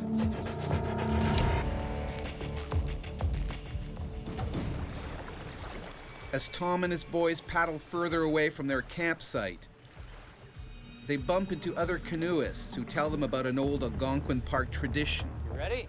Let's do it. The wolf call. We sort of bunched all the canoes together and started howling, you know, more or less in unison, doing our best to sound like wolves. When you howl, you let the pack know that you are another wolf and you're encroaching on its territory. The lone wolf closes in, possibly worried that rivals may attempt to steal his tempting evening meal. The forest around the site was really thick. You couldn't see into the forest at all. And I heard something and just saw the side of something.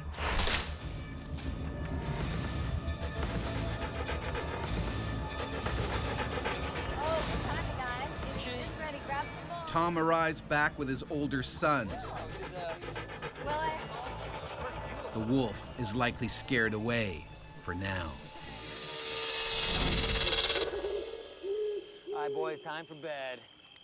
We got a long day tomorrow. It's been such a perfect evening that Tom and Tracy decide not to pitch the tents. The Delventhals will sleep under the stars.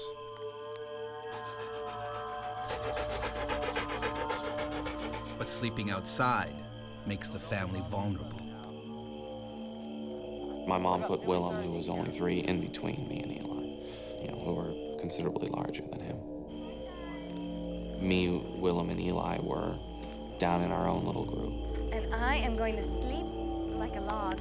Tom and I, we were lying out under the stars and agreed that it was the most peaceful, grounded, safe that we'd ever felt in our lives. And I talked about how blessed we were, that this was a glorious place. There is something quite wonderful about lying down and seeing the stars, but I was 12 and I was a little bit more scared of the world and scared of the dark.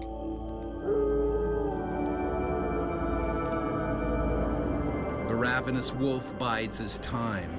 He waits until the family is still.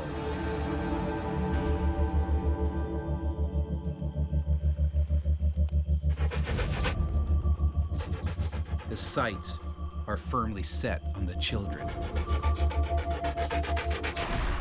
I was dreaming that I was walking through the woods with my parents, and it was sunny, and we were just sort of walking and talking. Finally, the wolf makes his move. He zeroes in on the most accessible prey, Zach.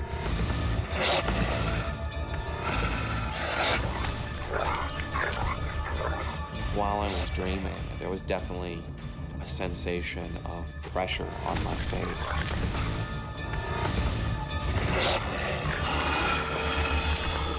The wolf, as a killing machine, is extremely powerful. They really slice through tissues and meat and muscles and tendons. It's very severe. Incredibly, Zach keeps on sleeping.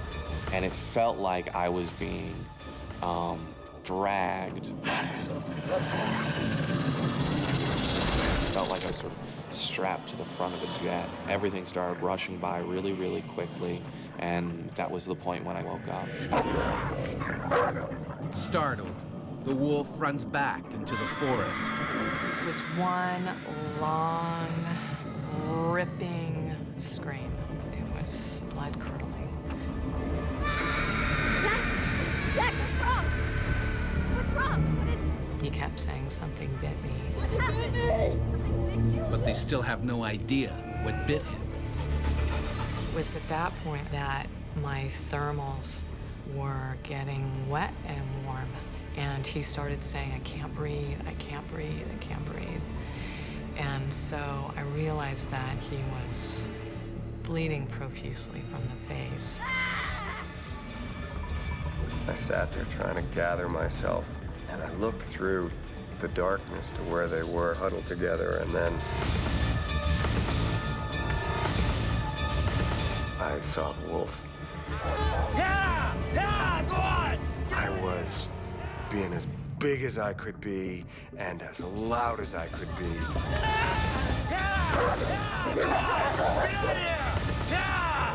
I had to get away from my wife and child.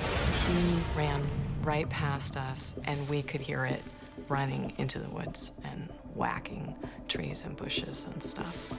And I was trying to hold Zach and figure out what was going on. The animal retreats.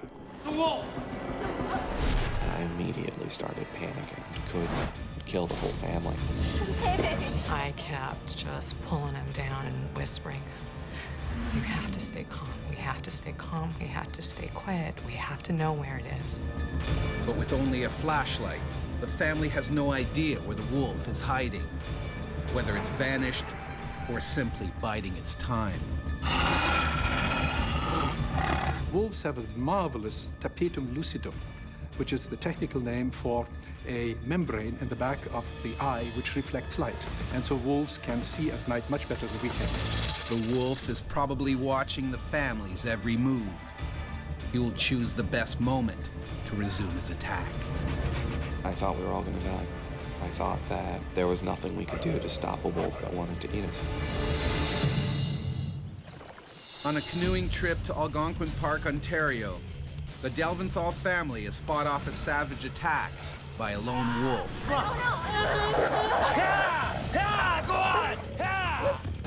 on! They're terrified it will strike again. First thing I found was my paddle. It was the biggest of all of the paddles.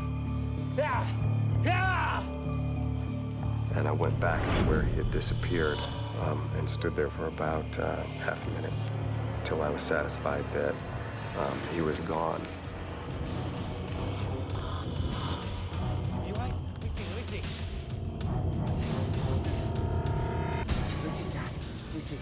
My dad came up in front of me and shone the light in my face. The first thing I saw was the terror and the fear in his eyes. And I could see that his cheek was totally torn through. I just kind of stopped and said, "Oh my God." I mean, it was slow and it was horrified and hopeless. And it was all there, and the oh my God, and the look on his face. And I knew it was worse than I thought it was. Again, the hungry wolf emerges from the forest. Now he moves in for the kill. And my dad turned and charged it and followed it out into the woods. It was really scary, but I was gonna beat him. I was gonna destroy it. Go on! Get out of here!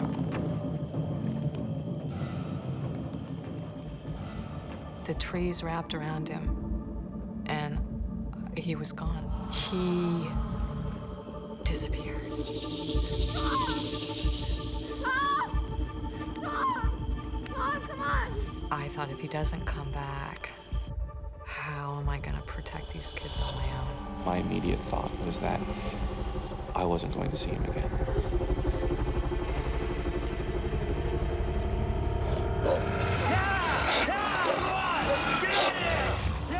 It was the darkest night I can ever remember, but all of my senses were really, really sharpened, and I felt like I could see exactly where he was. Armed with his makeshift weapon, Tom now has the upper hand. Wolves, in all their killing activities, have to respect one thing. They're basically hypochondriacs. Safety for them is paramount. Self-preservation wins over hunger. The animal retreats, for now. Seizing the moment, the Delventhals make their escape.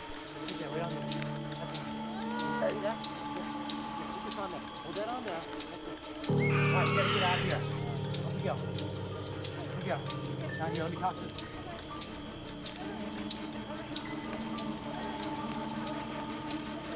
Let's go, guys. Let's go.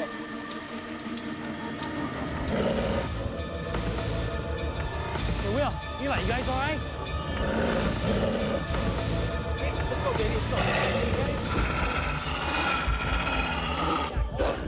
Tracy, let's go. Zach, hold on. There was this moment of pushing off the site, and then I remember just going,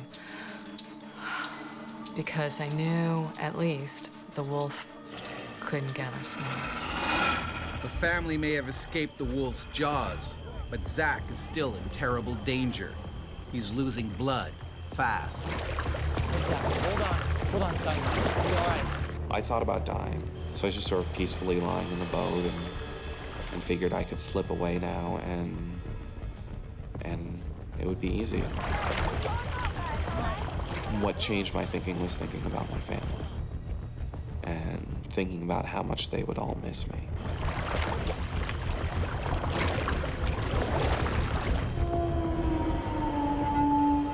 I was very aware that he might have lost a lot of blood, and that there was a lot further to go. We couldn't find our way out, and that was just feeling like incredible powerlessness on my part. I was really angry at myself, frustrated with myself, and frustrated with the situation. After 3 long hours, the family sees a glimmer of light. They arrive at a lodge, but the hospital is still another 4 hours away.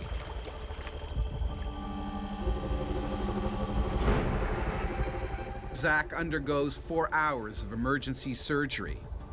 His nose is broken in 5 places, and it takes over 80 stitches to repair his badly lacerated face. Sheer luck that the wolf didn't grab part of the neck. With the tremendous bite force of the wolf, Zach would not have survived that. I'm very lucky. They took Zachariah into a triage room, and it was that moment. It was the first time that I looked at him, because I thought, okay, now we're safe, and I can see. And his face was just ripped apart.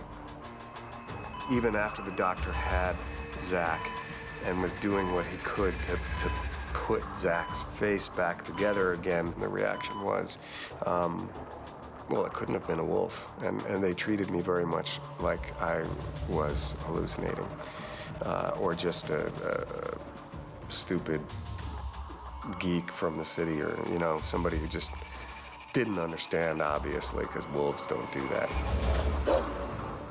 The scars themselves really aren't that visible. But the psychological trauma leads to months of severe panic attacks. The therapist said, what happened is deep and primal, because you're supposed to be safe when you're asleep. He didn't know it was coming. None of us knew it was coming. Park rangers decide the lone wolf poses a serious threat to other campers. 5 days after the attack, they find the animal they believe terrorized the Delventhals and shoot it dead. But Zach doesn't blame the wolf for what happened. I'm not really any more or less afraid of wolves than I was before, and I have a great respect for them and a great admiration for them. But they're always potentially dangerous.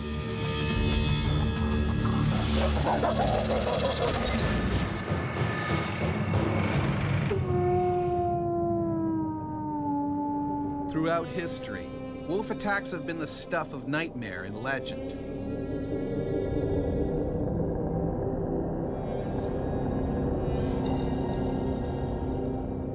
No ordinary creatures. In mythology, they often represented evil, even the Antichrist. Not even death could safeguard people from the wolf's jaws. In 16th century Scotland, bodies were often buried on islands to stop wolves digging them up and eating them.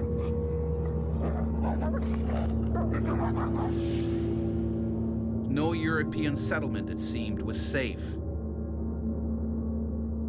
In 1879, In a village in southern Finland, a pair of wolves went on a bloody rampage.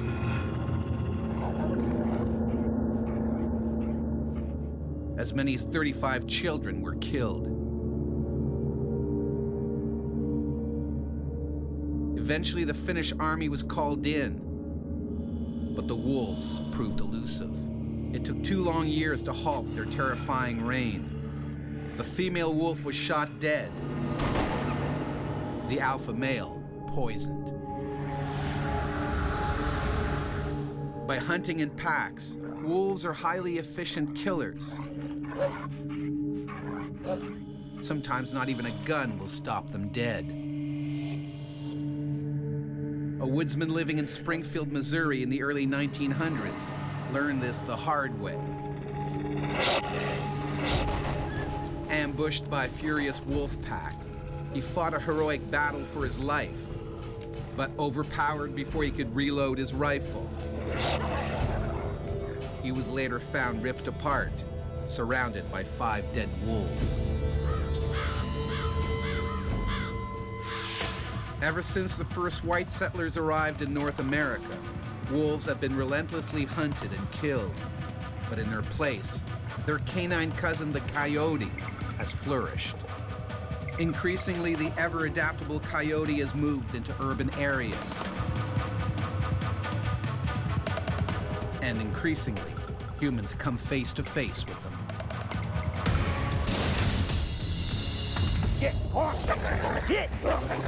One afternoon in his yard, Jimmy Hawthorne ran into a wild coyote with rabies. I couldn't believe what was happening. I knew I'd be bitten. It was scary.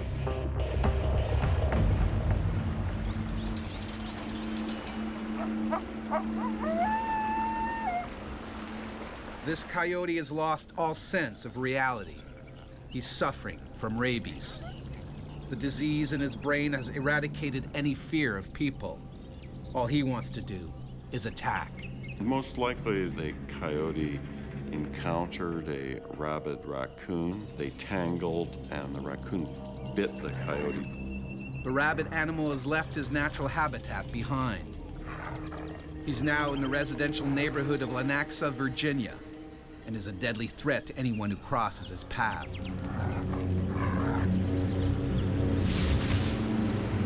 "47-year-old Jimmy Hawthorne is working in his yard on a lazy Sunday afternoon. His wife is inside, taking a nap.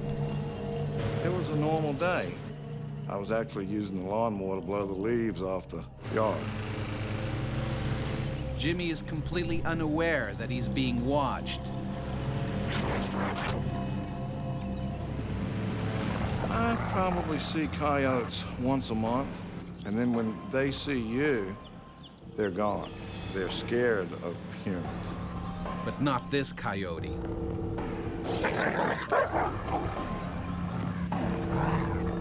Driven by the lethal virus, he's desperate to bite anything or anyone. Rabies virus infection is transmitted in the saliva and often deposited in skin, subcutaneous tissues, or muscle, and then eventually spreads along nerves to the central nervous system. The diseased coyote closes in on Jimmy. I was just sort of in my own little world, riding on a piece of equipment, and it startled me. I mean, my first thought was, it was a German Shepherd. And then I looked and I said, oh my goodness, it's a coyote. Horrified, Jimmy realizes this coyote is rabid.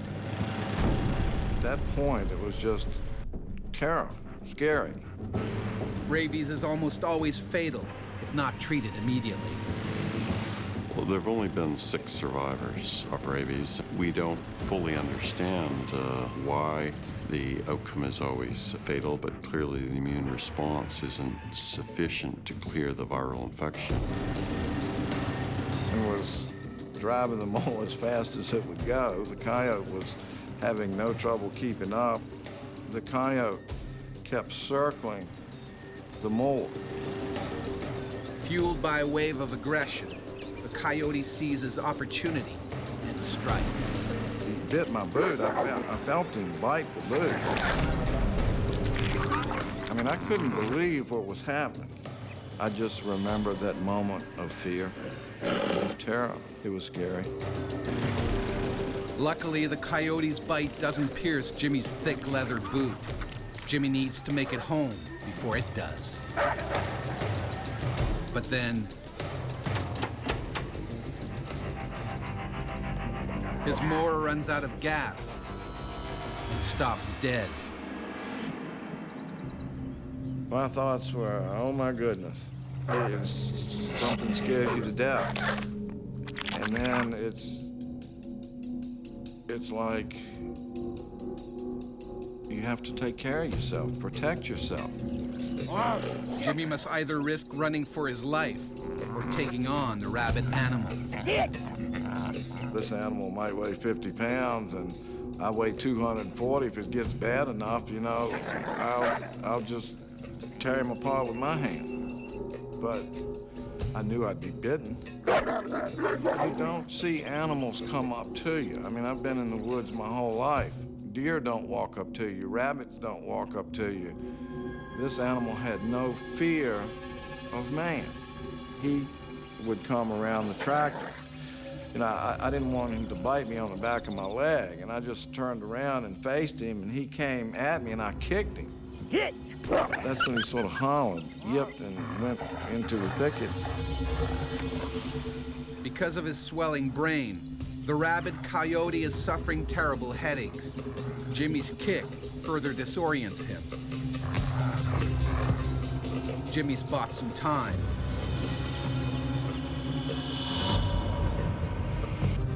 But only a little. I looked around and found a big stick about 8 foot long. And I said, well, I can use this to keep him off of it. And he was aggressive, extremely aggressive.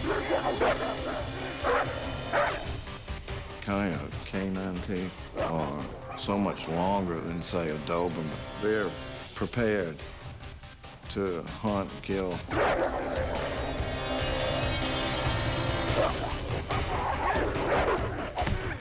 Wielding the stick, Jimmy scores a direct hit to the coyote's head. The crazed animal retreats, for now. Jimmy races for the house, but the door is locked. His wife still asleep. And the rabid coyote isn't yet done with Jimmy. I'm knocking on the door, and then I see him running across the front yard, coming back. The ever more aggressive coyote closes in for the kill.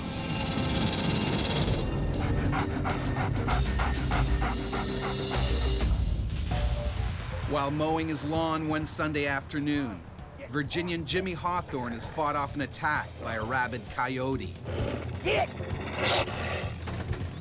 Locked out of his house, Jimmy's now trapped by the deadly animal. A rabies victim suffers agonizing spasms in the throat, making it almost impossible to swallow. They develop neurological impairment and paralysis, finally progressing to coma, then death. Jimmy pounds on the door one last time to wake up his wife. And thank goodness she got the door open. And I went in and I told her there's a rabid coyote after me. And I was looking for a gun. The coyote refuses to give up. The rabies has infused him with blind courage. All he knows is he needs to bite.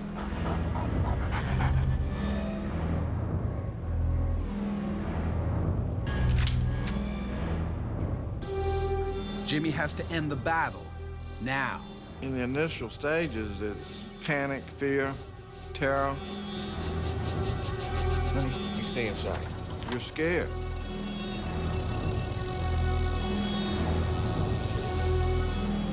And then that went away. Goes from fear to aggression. It almost makes you angry. Leaving the sanctuary of home, Jimmy goes in search of the deranged animal.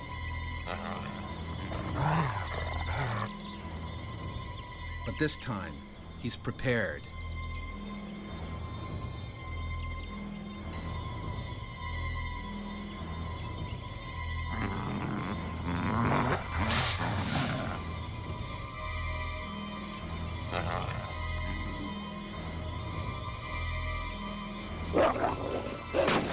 Just a reflex action, I shot him. We killed him. When the animal is tested, experts confirm the rabies virus. Thankfully, Jimmy is healthy, but the psychological trauma remains. When I'd go to bed, I'd close my eyes and I would see the coyote coming at me. Now, when doing the gardening, Jimmy and his wife are always on guard, just in case. When the news originally did the story, when it happened, they said, "How do you feel about that?" And I said, "Well, you know, I would have rather been a lottery winner." So it was amazing to me how everything is nice. You're at home. It's a Sunday. You're working on your property. Everything's calm, and then everything turns into chaos. It's scary, you know?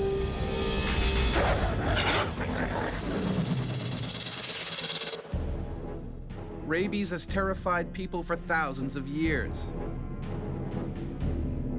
In the 16th century, a deadly epidemic swept across Europe.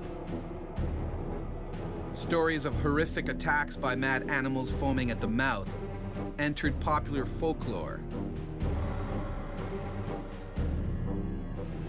Peasants in the countryside faced the greatest risk, but not even cities were safe. In 1450 in Paris, a pack of wolves, some probably rabid, created blind panic when they breached the city walls. 40 people were bitten and killed.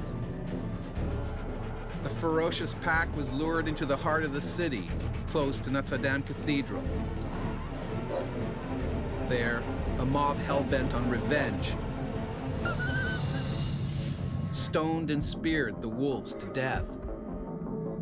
While the wolf and coyote have always posed a threat to humans in parts of North America, there's a much more dangerous animal at large. The powerful cougar, also known as a puma or mountain lion, is thought to have killed at least 18 people since records began.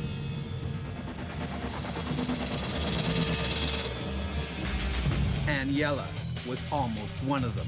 While on a mountain bike ride with her friend, a cougar pounced and tried to snap her neck. And you think, this is just a nightmare. I told myself I'd rather die.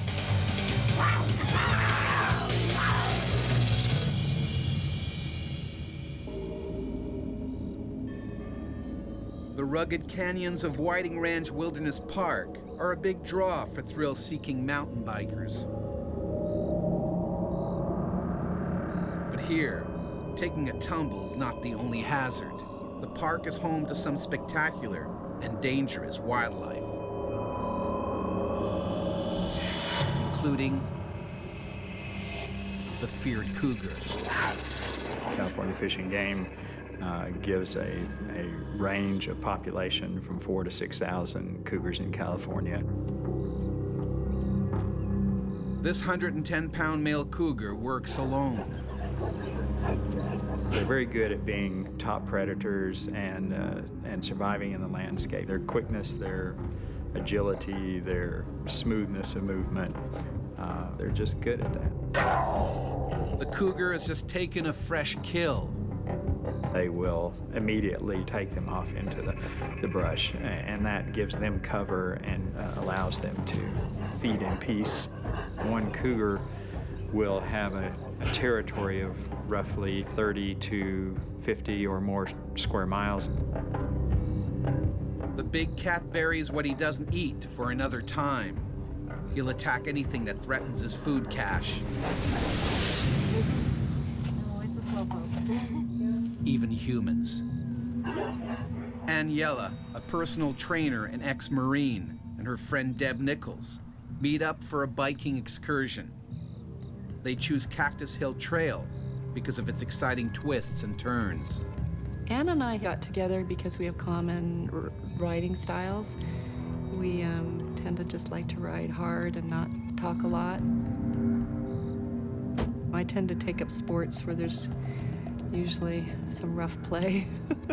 You have to be willing to get dirty, have to be willing to, get cuts and scrapes and maybe some poison oak along the way.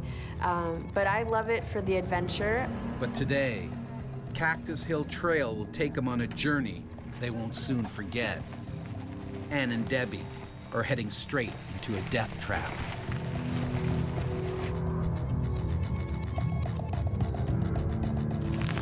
We were just kind of, coming into the downhill section. You're gonna finish the ride soon. All the climbing is done. And our goal was to make it out before it got dark.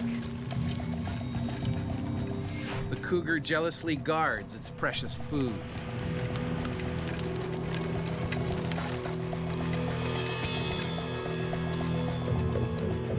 Mountain lions don't move very far from their kills. Once they've cached the kill, they tend to stay relatively nearby.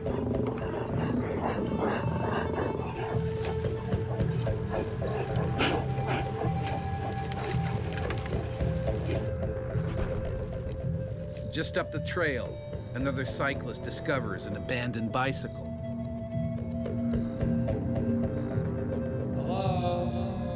He has no idea who it belongs to. As I was first turning down that trail, Cactus Trail, when I came around one of the blind corners, we actually saw a man standing with his bike and then the second bike with no person. And my instinct was that they had stopped and that his friend was going to the bathroom. So honestly, I didn't really take it very seriously. The Cougar's heightened sense of hearing picks up the noisy cyclists. They're invading his territory.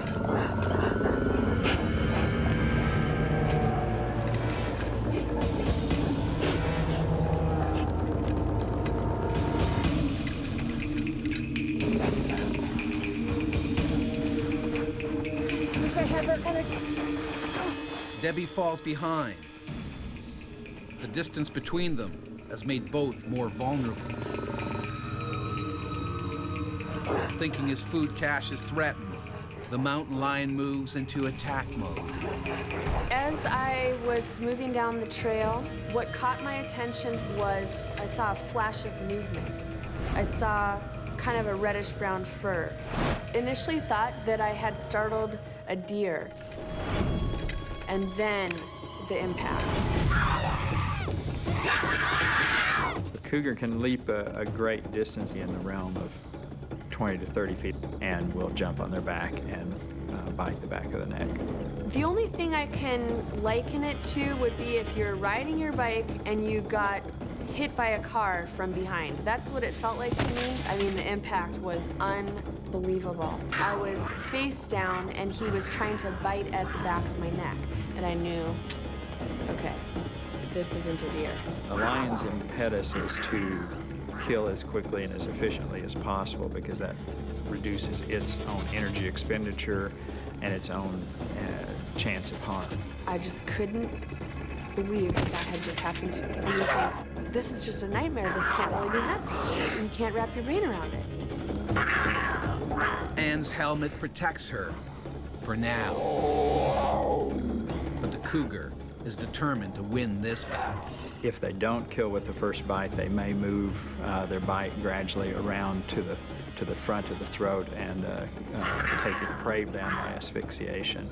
You know, it was like nothing I've ever experienced before in my life. It was so completely overpowering. I could feel it actually hanging on to my shoulders. The lion's claws were dug into each of my shoulders, and he was trying to bite at the back of my neck. He was able to manipulate and move me around, release his grip and grab on again and just drag me. I could hear Anne's cry, screaming. and it sounded unusual. It sounded like a siren over and over. And then just within an instant, I came around the corner and saw the mountain lion. Debbie needs to think fast. In sheer desperation, she tries to scare the animal away.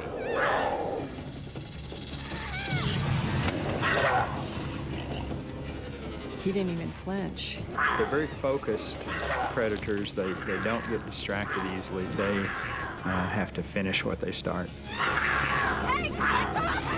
Risking her own life, Debbie does the only thing she can think of. When I grabbed her leg, I thought, it was going to be something that would, alarm him at least, but it didn't. It didn't seem to faze him. All it would have taken is one swipe from that lion to take Debbie out. And she put herself in that situation where that was a very strong possibility. And I, had a death grip on her calf area. I was just amazed at his strength. I just remember watching her face and watching her hanging onto my leg and screaming at the top of her lungs. Debbie's frantic attempts aren't working. She can't pry her friend loose. I was very aware that he just basically ripped my face off. An adult male cougar's powerful jaws are comprised of 30 razor-sharp teeth. Measuring as long as 2 inches, these massive canines are used to deliver a lethal bite. The other teeth are specialized in slicing and shearing flesh. They're able to crush leg bones, femurs, large bones, and commonly eat the entire skull. They're very, very strong. Anne is fighting a highly motivated killer and losing. To be honest, that was the only time. It was for a split second, but I basically told myself I'd rather die. I don't remember anything but his tail smacking and his eyes and thinking, I'm so close and I'm screaming so loud, why don't you let go of her face?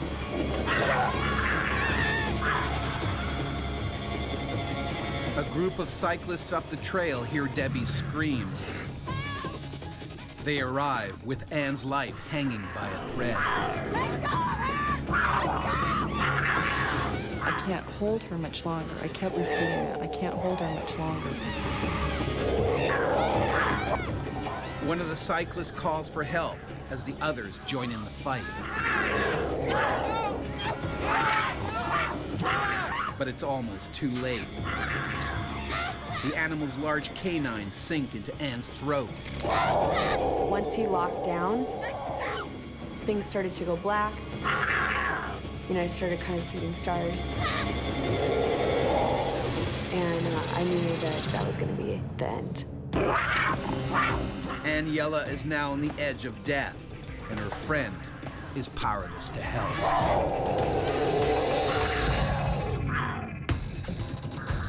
Aniela has been savagely attacked by a cougar in a California national park.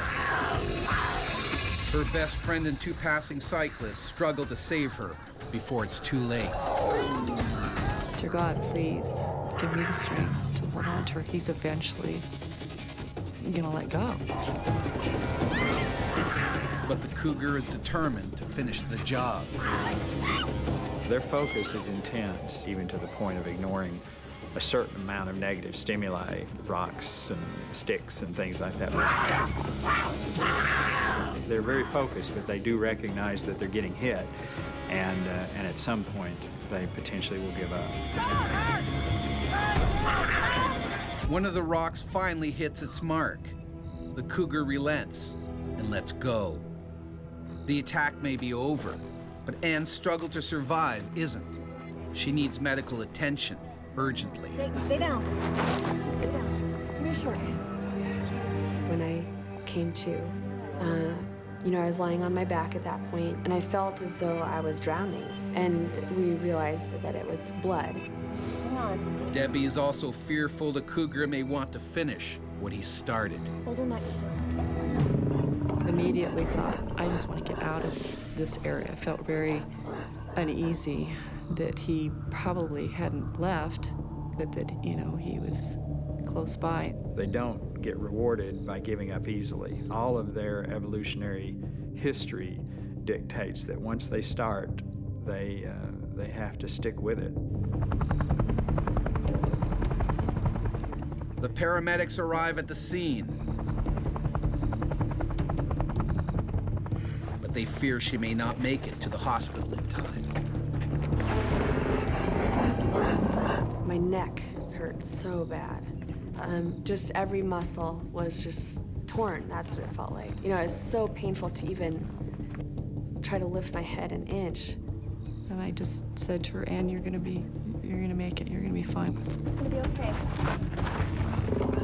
The Cougar stays in the area, still protecting his food cache, while Anne is airlifted to the hospital. Surgeons tell Anne that the Cougar's bites were millimeters away from ending her life. My plastic surgeon told me he found 40 bite wounds to my neck alone, and then I had obviously severe wounds to my face. It wasn't gonna be a quick fix. This is not like one surgery, I'm back to normal. And then I realized I'm not ever gonna be back to normal. Later that evening, park rangers locate the owner of the abandoned bicycle.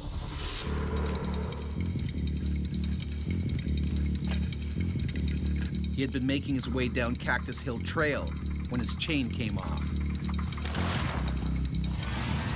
Unaware, he was being watched.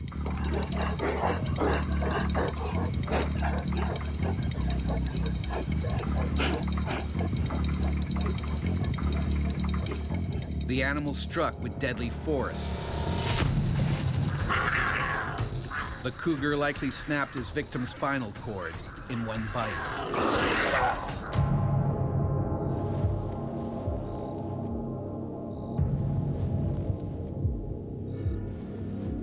Gosh, I can't believe that I'm still here. It kind of helped me to be so thankful that I was still alive, to realize that here this adult man had been killed, and I made it.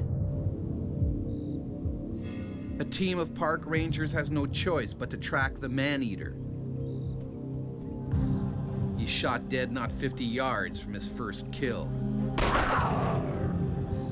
Unwilling until death to give it up. I think they're gorgeous animals. I have a lot of respect for what they're capable of, appreciating that they need their space too. An experience like this obviously makes you appreciate your friends. Debbie, specifically, she risked her own life. That's true friendship.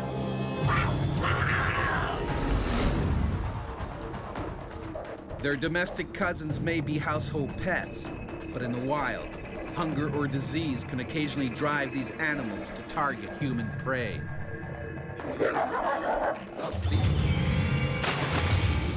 When Australian Eric Nearus went diving for shellfish in 2007, he was nearly bitten in two by a great white shark.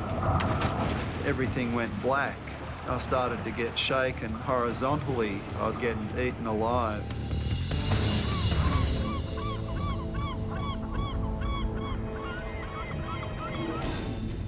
The great white shark is top of the food chain. Hardly changed since the dinosaurs, it's the ultimate killing machine. This full-grown shark is now targeting Cape Howe on the south coast of Australia. The strong currents here attract fish, which attract seals, which are the shark's favorite food. It's the rich marine life at Cape Howe that also attracts fishermen to these waters. Eric Nearus is one of them. He specializes in abalone, a large sea mollusk and culinary delicacy. I call myself an underwater labourer. Basically, we crawl around the bottom of the ocean measuring abalone and collecting them. It's a pretty strenuous job. If I don't catch a certain amount of abalone each month, I don't make any money, so I can't pay my bills. To tell you the truth, that day I was only half-heartedly getting ready to go to work. Being school holidays, I could have found something more interesting to do, like take the kids out to a park or the movies and have a family day out. Today, Eric's 16-year-old son, Mark, is joining him. He's working as a deckhand. Mark was only out with me to make a bit of pocket money for himself. He'd only deckied for me about 4 times, so he wasn't actually what you'd call experienced at all. Mark isn't as comfortable as his father in these waters. Every time we've been out before, like, we've seen sharks, and there'll be sharks, like, just fly in front of our boat. I don't know, it was just a morning, like, it was real freaky morning, like, real quiet and, like, no noise or nothing like that. Sort of think to yourself, something's gonna go bad, something's gonna go bad. Mark's intuition is dead on. A hungry great white has returned to these familiar waters, where it hunts its favorite prey, seals.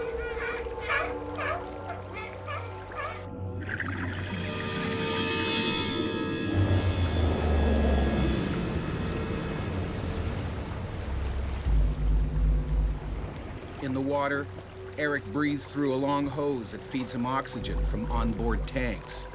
He also wears special clothing.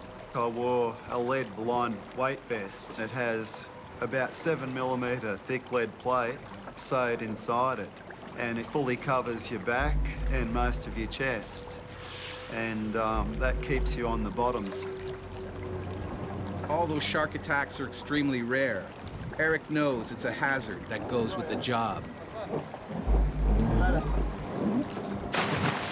When you're a diver and you're in, their domain, you've always got that inkling in the back of your mind. I wonder if a shark will show up.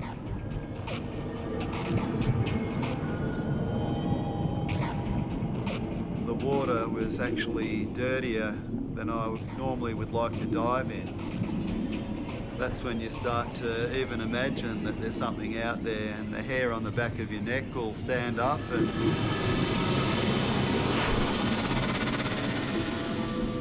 a seal or a school of large fish go past you, and all of a sudden you'll start to think, okay, I wonder if there's something chasing them. Surprise is the great white's best tactic. Stealthily, the hungry animal closes in on its next meal. Seals are very cognizant of sharks being in an area, and it's not unusual to see them haul out under those circumstances. Unlike the seals, Eric hasn't yet picked up on the shark. I sort of wound my way around the boulders and the kelp and just sort of hugged the bottom, and after an hour I filled up my first bag, and I sent that bag up to Mark.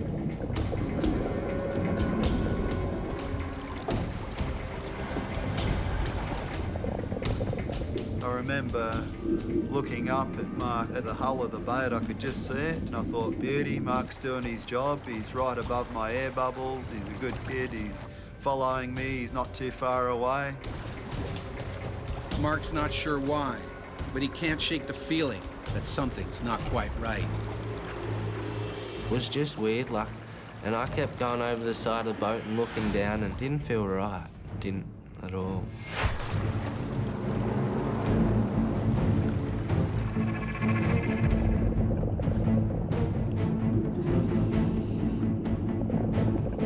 I was getting into cruise mode.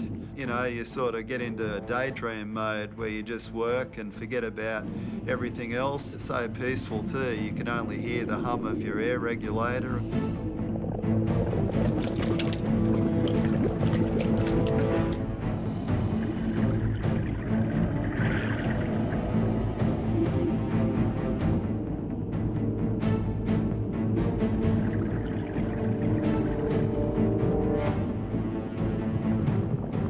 Humans wearing a black wetsuit are doing a pretty darn good job of making themselves look like a seal or a sea lion.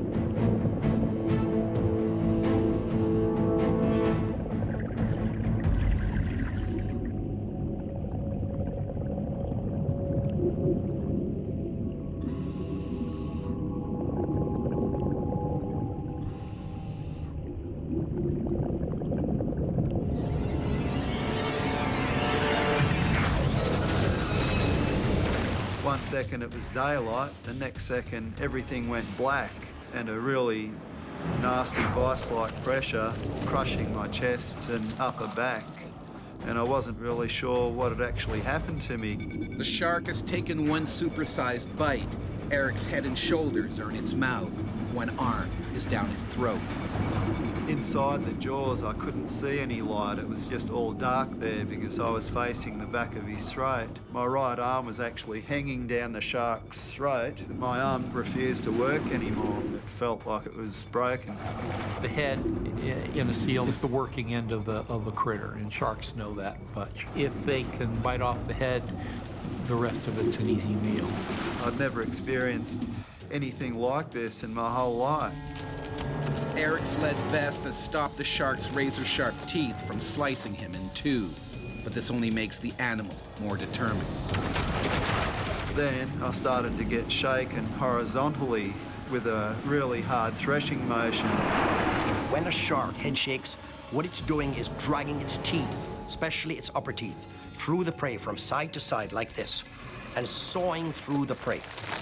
By thinking, oh, is this the end? Is this what it's like to die? I was actually getting eaten alive.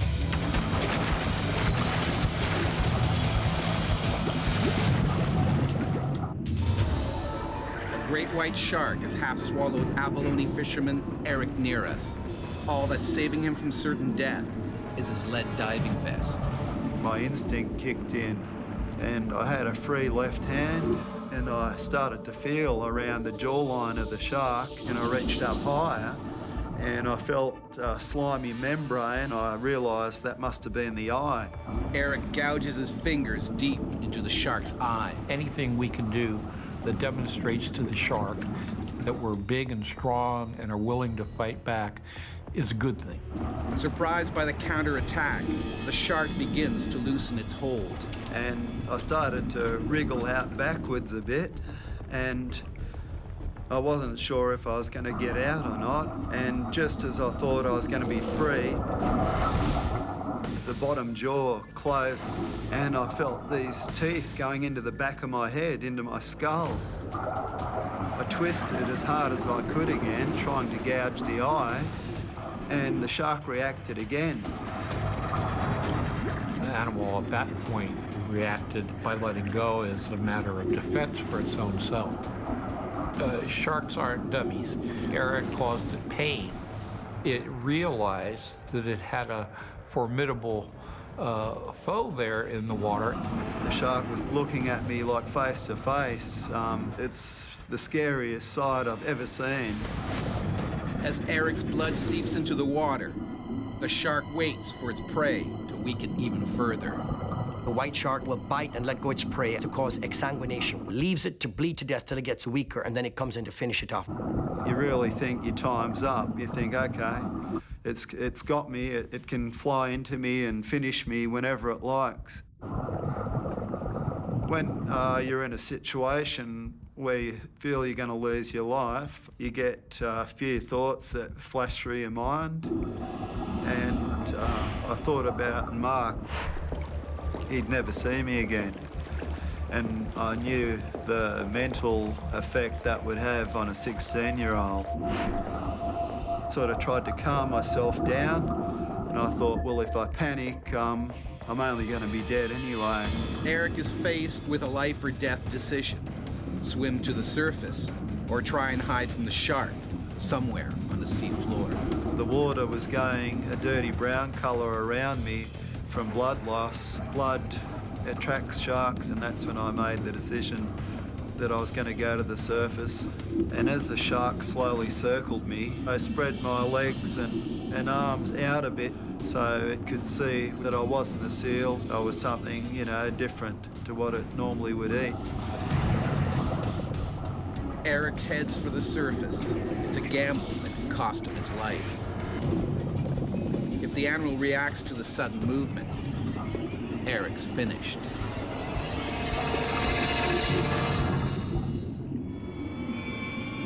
Searching for abalone on the sea floor, Australian Eric near us has been half swallowed by a great white shark. He's managed to fight free, and now he needs to get out of the water before it strikes again. those marble dolls with the black painted eyes, a glossy black colour. That's the colour of those sharks' eyes, just a dead, dead black. And when you've got those eyes on you and they're only like 1 to 2 metres away, it makes you feel very small indeed. It really had a tough job holding back the fear.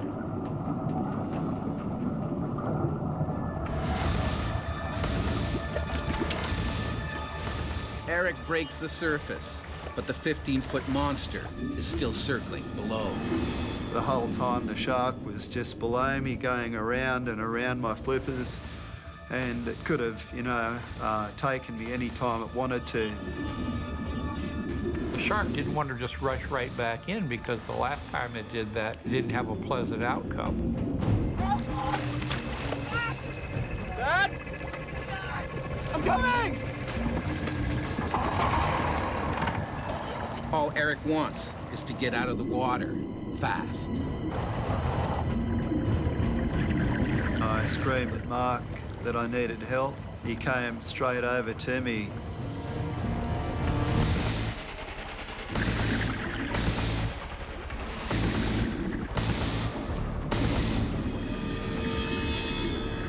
Eric makes it out alive, but his wounds are horrific. I suffered a broken arm, a broken nose, 4 teeth went into the back of my skull, and my other teeth marks are in my chest. So thank God for that lead vest, or I wouldn't be here now. Eric tried to return to abalone fishing, but fear kept him out of the water. Now he works on dry land as a security officer. I can't even say how much it hurts still to this day, like, the knowing that I could have lost the best thing in my life, and like, I just don't know how to say it. Like, there's no words that can literally say it.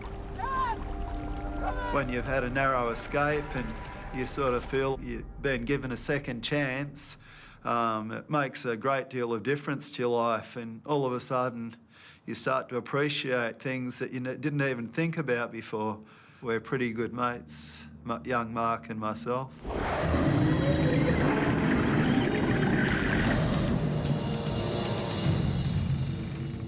Ever since people first ventured into the seas, we have been afraid of the monsters that lurk below.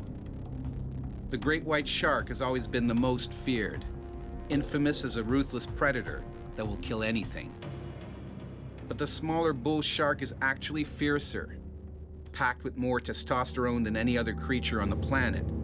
These naturally bad-tempered sharks can attack their prey in as little as 2 feet of water. When a bull shark bites, almost nothing will make it let go.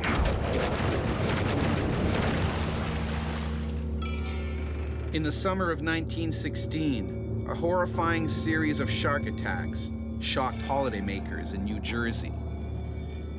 Originally blamed on the great white, these attacks were in part the inspiration for the novel Jaws.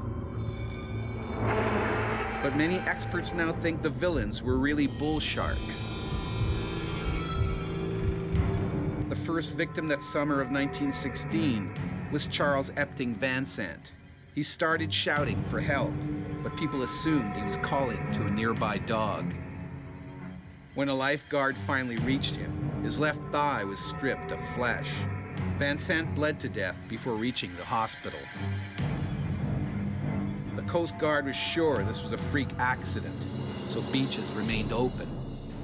A fatal decision. Just 5 days later, a second killing. The ocean turned red when a hungry shark went for Charles Bruder. It bit his right leg clean off. Bruder bled to death before he could be rescued. The next attacks were even more terrifying. The scene of the crimes, 16 miles inland in a freshwater creek. 12-year-old Lester Stillwell was playing in the water with friends. They noticed what they thought was an old log in the water. It started swimming towards them. Suddenly, the shark pulled Lester under, and he never surfaced. A man entered the water to bravely search for the boy's body, but he too was fatally wounded by the bloodthirsty shark. Experts now know that great whites can't survive in fresh water, but bull sharks can. Bull sharks may actually be responsible for many more attacks than previously thought. Chuck Anderson knows just how aggressive a bull shark can be. When training for a triathlon in 2000, he was savagely attacked by a bull shark, an attack that changed Chuck's life forever. He was just freight train. And even though I hadn't seen it, I knew exactly what it was. The Gulf of Mexico is famous for crystal blue waters and white sandy beaches. But this is America's shark attack capital. In fact, there are more shark attacks here than anywhere else in the world. Almost anyone that's been in the water have been close to a shark at some time. The sharks see the humans. Humans don't always see the shark. And public enemy number one is the ferocious bull shark. It will target almost anything that moves, even humans. Bull sharks mean business. When they attack, they truly are going after a human. And what they start, they mean to finish. Bull sharks are persistent, and I think for that reason, I would be a lot more concerned about a bull shark than a white shark. It's early morning, and this bull shark is already on the hunt. It patrols the shoreline because it knows sooner or later something tasty will swim by.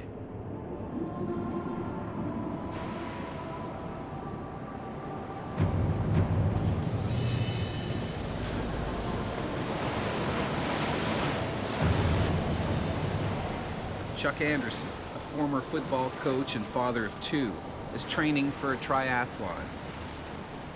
Today, he intends to train in the ocean. He is joined by a friend, Richard Watley, and four-time Hawaiian Ironman champion, Karen Forfer. I was very honored to be swimming with Karen that day. She was such a good swimmer. The male ego of keeping up with a 64-year-old lady kind of kicked in automatically. The swimmers know there are sharks in these waters, but they're prepared to risk it for the love of their sport. I always was a little bit leery when I got out there. I was constantly looking around and that sort of thing, but still in the back of your mind, it was kind of always there. And I remember thinking, gosh, I was a little bit nervous out there that day. Picking up on the erratic movement in the water, the bull shark moves in closer to investigate. Humans are not a natural part of the sea. As a result, we as humans are engaging in provocative acts simply because we splash so much, we make so much noise, we do so many other things that are attractive to sharks. Chuck's friend swims alone in a deeper water where there is less of an undertow. Karen and Chuck, however, feel safer sticking together closer to the shoreline. A decision they will soon regret. After 5 minutes, Chuck finally gets into a groove. His mind is now focused on outswimming Karen. Then we got to a place that I knew were an old set of piling. Pier was built there and it blown down during Hurricane Frederick back in the late 70s. That's essentially an artificial reef. First, various invertebrates grow on the piling, then fish come to eat those invertebrates, then bigger fish come to eat those, and then sharks come to eat those. And so it's a natural area where, as a shark, one would go to find food. Unwittingly, the swimmers have now entered this shark's natural killing ground. Karen kind of went ahead of me. I'd like to say I was chivalrous and letting her go through the pilings, but actually she was kicking my rear end pretty good. The shark observes his potential meal as the swimmers make their way past the pilings.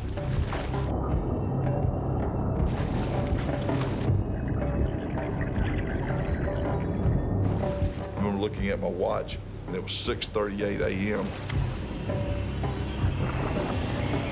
I took 2 more strokes in the water.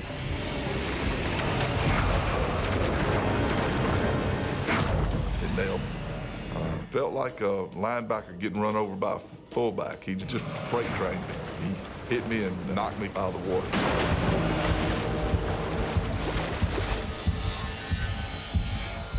A classic bump and bite attack.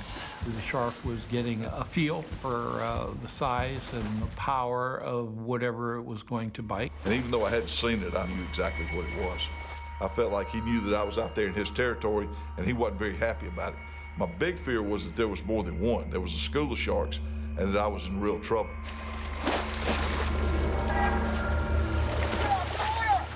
I started hollering for Karen, who had gotten a pretty good ways away from me at that stage of the game, to get to the beach. Get to the beach now. Hurry, get to the beach.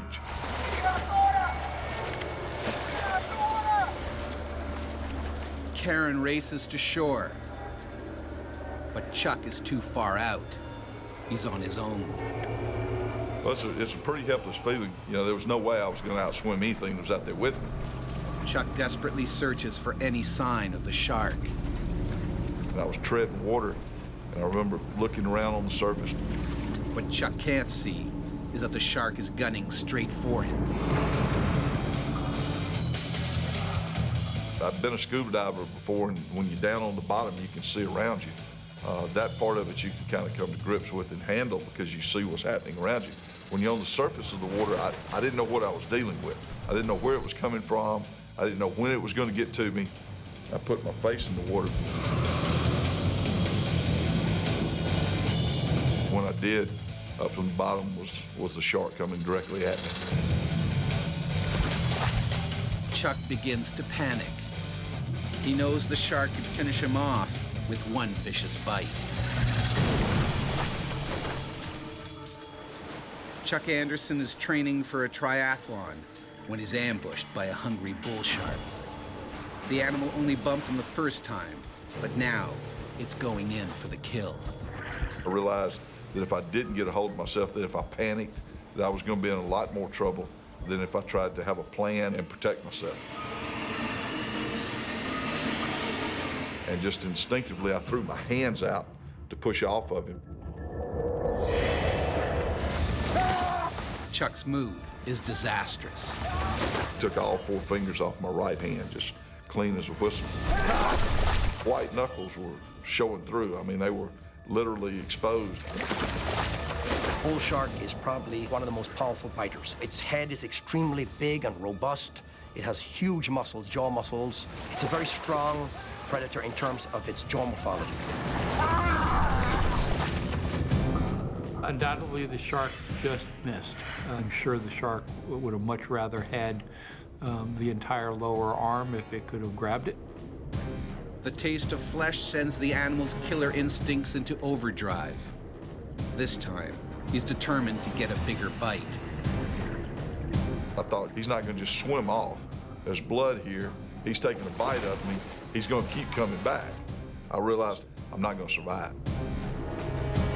Fighting a 300-pound shark in open water is a losing battle. A big fear that I had was that he would attack me from the back. You know, I couldn't protect myself if he came from the back and I couldn't see him.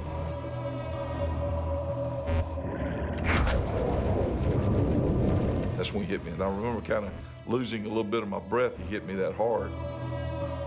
Bull sharks will hit the victim over and over again.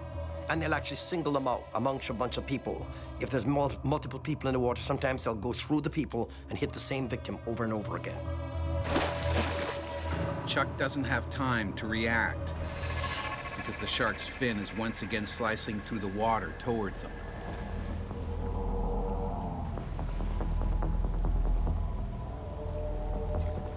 Everything goes in slow motion. You're kind of in a fog, thinking it won't ever end.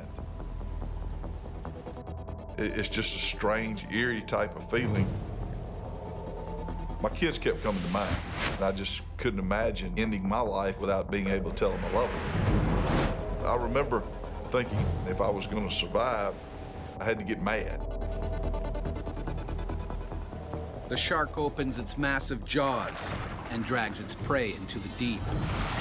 As I pushed off of him, he actually latched his mouth onto my right arm. and took me immediately down to the bottom, 12, 15 feet of water. He started doing the gnashing, the feeding frenzy, just threw me around on the bottom of the Gulf like I was a rag doll. The shark's only mission is to eat. He tries to chew off Chuck's arm. If there's one species that one could say that actually goes into a feeding frenzy, I would say it's a bull shark. Once they get into the attack mode, you can't change their mind. I'm a pretty big guy. It was ridiculous how easy he was throwing me around. I never thought I'd get back up to the surface. The testosterone-crazed bull shark hasn't finished with Chuck. And now, the athlete is on the verge of drowning. A bull shark has viciously attacked triathlete Chuck Anderson. The animal has been thrashing its human prey for over a minute. It was at that stage of the game that me and the good Lord had a conversation, and I asked him to get me up to the surface so I could get a breath of fresh air.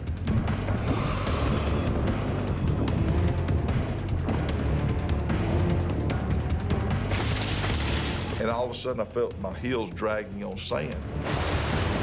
Now the shark's dragging him at high speed towards the beach.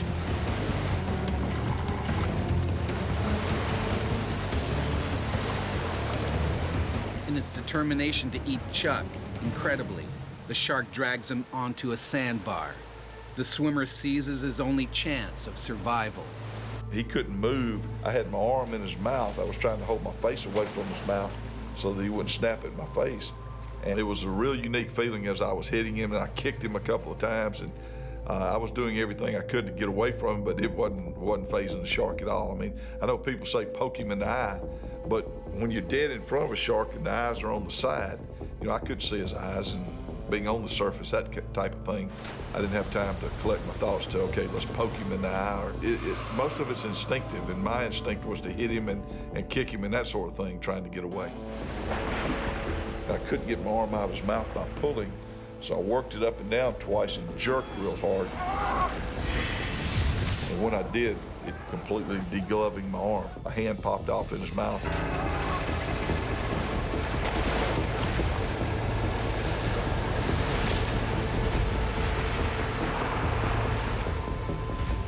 There really wasn't a sense of, oh my gosh, I've lost an arm. It was more of a sense of, oh my gosh, I survived. You know, I'm very fortunate. I should be dead. The shark has lost the battle. It waits for the next wave and propels itself out to sea. Couldn't get a helicopter in to pick me up and take me to a trauma unit. And so I remember one paramedic turned to the other and said, man, if we don't get him to the hospital in the next few minutes, he's going to die. And I thought, whoa, time out, hang on. That's not an option here now. I thought I was fine. And the guy said, Coach, you're blue, you're losing blood, we can't stop the bleeding. If we don't hurry up and get you to a hospital, you're in real trouble. And I thought that was the first time that I really had time to think about the fact that I might die. And that was a real scary moment. Chuck is rushed to the hospital, where what remains of his arm is amputated at the elbow. I was halfway to the hospital before I ever really came to grips with the fact that, hey, you don't have a right arm anymore. And I promise you, it's not going to come back. Despite the tragedy, Chuck Anderson is determined not to let it ruin his life. Just 10 months after the attack, the father of two competes in an able-bodied triathlon and wins. My kids were on either side of me, and we crossed the finish line together. And, geez. And I was proud as his dad that I could show my kids, if you work hard enough, you know, you can do whatever you want to do.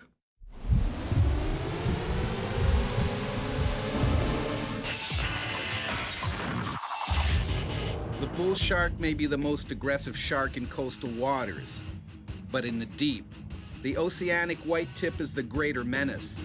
About 3/4 the size of a great white, this shark rarely encounters people. But when a ship goes down or a plane crash lands on water, the deadly white tip will target human prey. In fact, the white tip is responsible for the largest ever attack on people.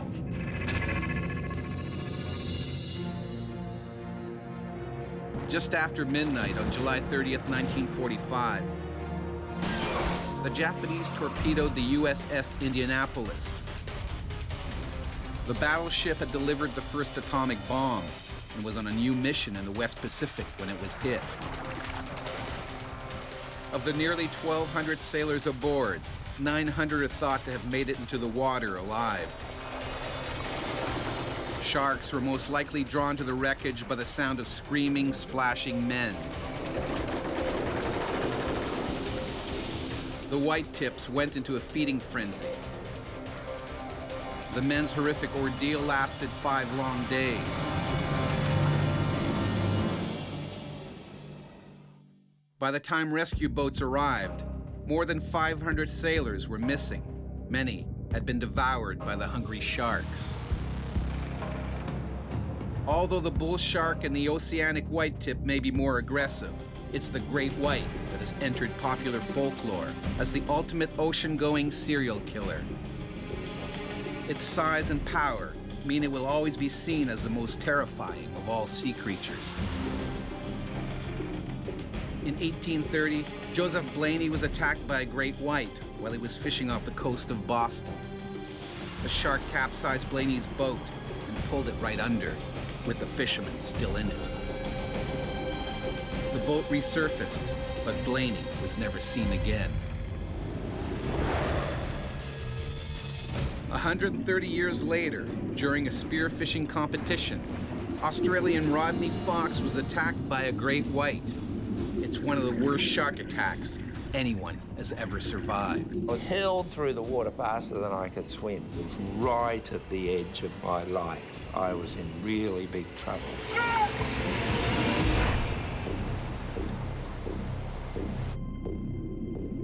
This great white shark is swimming the waters of South Australia, looking for food. He's around 20 feet long and 4,000 pounds. He is constantly on the hunt.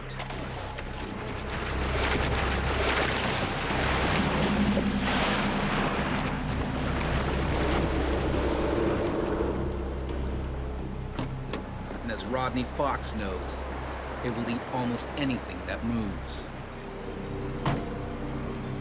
December the 8th, 1963, at 1 o'clock in the afternoon, is a time I will never, never forget. Changed things in my whole life forever. Today, it's Rodney's chance to retain his crown as South Australian spearfishing champion. He's been training hard and determined to win, despite the choppy water. The weather wasn't very nice. It was a little bit windy, but it was something I had worked for. I had done so many deep diving and exercises, and I'd practiced holding my breath, and I'd made 2 beautiful spear guns. Rodney is aware of the risks. 18 months earlier in this bay, his friend was attacked by a shark, which bit deep into his leg. The word shark was sort of out there in the background with hell and death and devil and things like that. I was well aware that I could actually be attacked, but of course I didn't believe that it would be me. The winner today will be the person who catches the largest number of different species in a 5-hour period.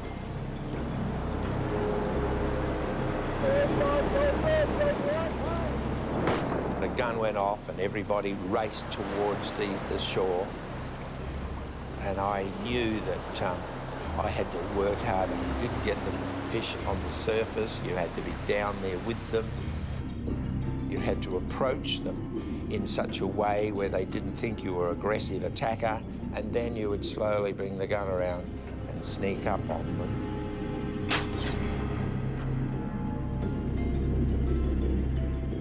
Rodney isn't reckless. He takes precautions against a shark attack. What you do is to attach the fish onto a float that you tow with you on about 10 metres of ski rope. If any sharks came along looking for the bleeding fish, they could take them without getting near you. This great white shark may be miles from Aldinga Beach, But its powerful sense of smell soon picks up on the blood in the water. It stealthily makes its way towards Rodney's tempting catch. Because of their injuries, any speared fish is going to be releasing bodily fluids, blood and other things into the water. Shark, for instance, can smell a single drop of blood in an Olympic-sized swimming pool. That's pretty darn good. Blood from the fish that had been speared was slowly going out to sea. In the tide, it was putting an odor trail several kilometers down the coast. The blood, the struggling fish in the water, any electrical charge it picks up or anything like that, the shark would be attracted to that and probably swim upstream to find it. I was so focused on doing well and looking for fish that I couldn't really think about anything else that might happen.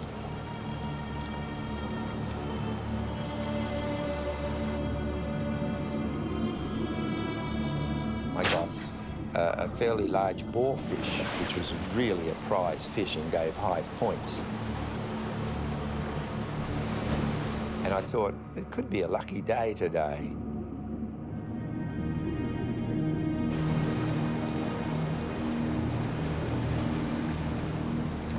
After almost 4 hours in the water, Rodney comes in to weigh his fish and assess his chance of winning.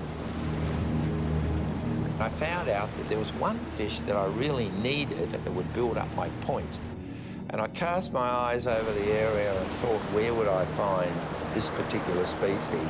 And I thought, well out past the reef in very deep water,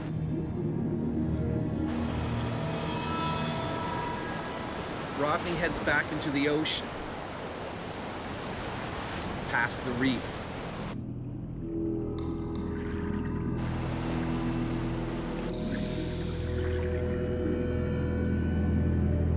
But venturing off on his own puts him on a deadly collision course with a natural-born killer.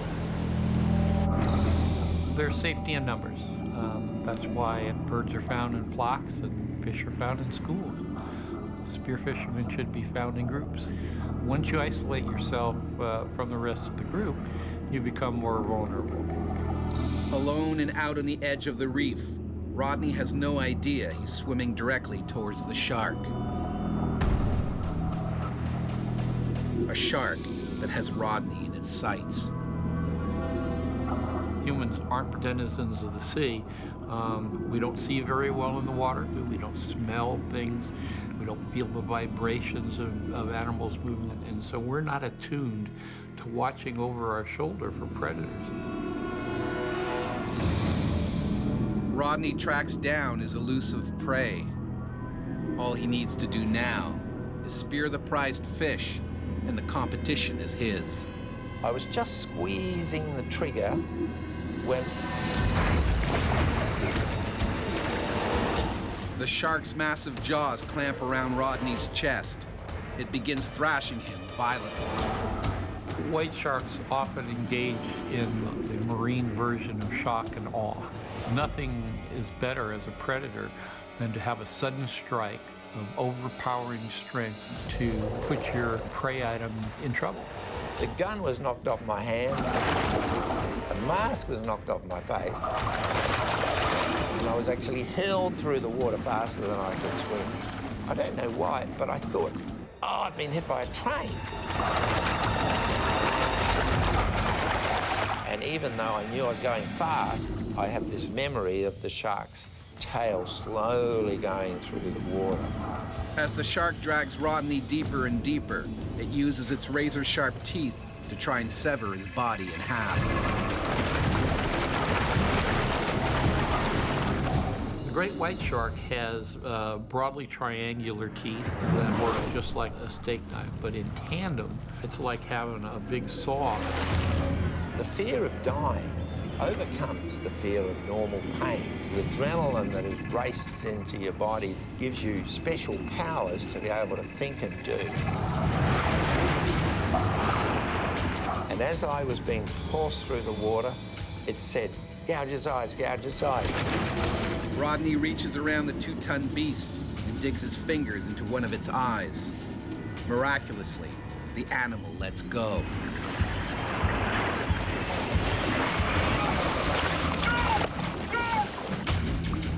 But it has no intention of giving up on a spear fisherman. Gouge the eyes or the gills of a shark, and that is probably not what the shark would expect. So the texture, the taste, the response, everything is not what they expected. The animal abandons the attack at that point, not quite sure what it is. Doesn't mean they won't come back. The fear was unbelievable. It was right at the edge of my life. I was in really big trouble. I knew I may not make it, but it never occurred to me to give up.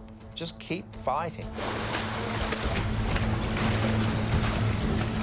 Rodney looks down into the deep. And a picture that stays with me now is of this bright red water, which is my blood, and this great big head coming up from down below with those big triangular teeth towards me.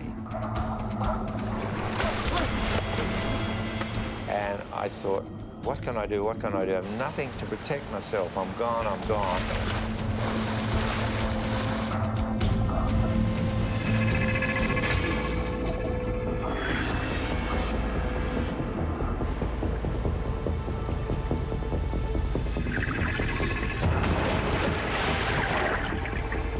The shark turned, instead of going for me, swallowed the whole fish float with the fish. It looks like Rodney's cheated death. But then, a violent jolt. He's still attached to the float, and the shark dives and pulls him under. Put my hand on my stomach trying to find the catch, but it must have swung all the way around. I couldn't find it. Rodney is quickly running out of oxygen. He can't hold his breath any longer. Those were the last few seconds that I was going to have of my whole life. In Australia, spearfishing champion Rodney Fox has been savaged by a great white shark. He's survived the first onslaught, but the shark has swallowed Rodney's fish float, and the float is still attached to Rodney. As I was being dragged down, down, down into the water, I was running out of air, and I thought, I'm gone, I'm gone. I can't hold on any longer. I'm going to have to breathe water and drown. With no hope, Rodney gives up the fight. The shark has won. Then, the line snaps. Instantly, I thought I have more chance. I've got life. I can make it to the surface.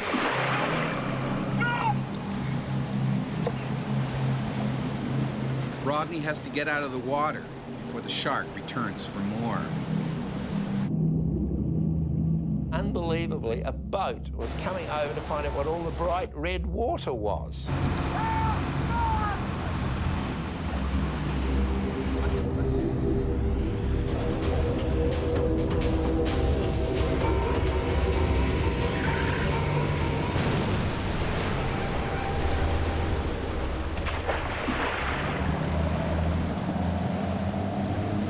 Rodney has only just escaped with his life, but his injuries are horrific. The lung was punctured, the spleen was uncovered, the main artery from the heart to the stomach was just left there, one nick, and I've died.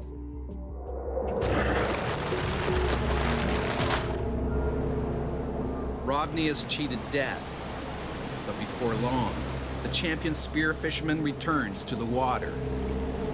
Sharks came at all angles from me. The little glistenings of the water turned into sharks.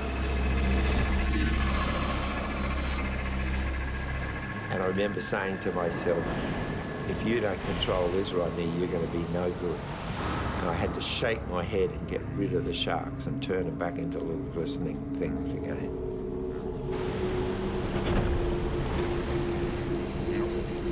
I wasn't meant to go, but you can't get much closer to death than that.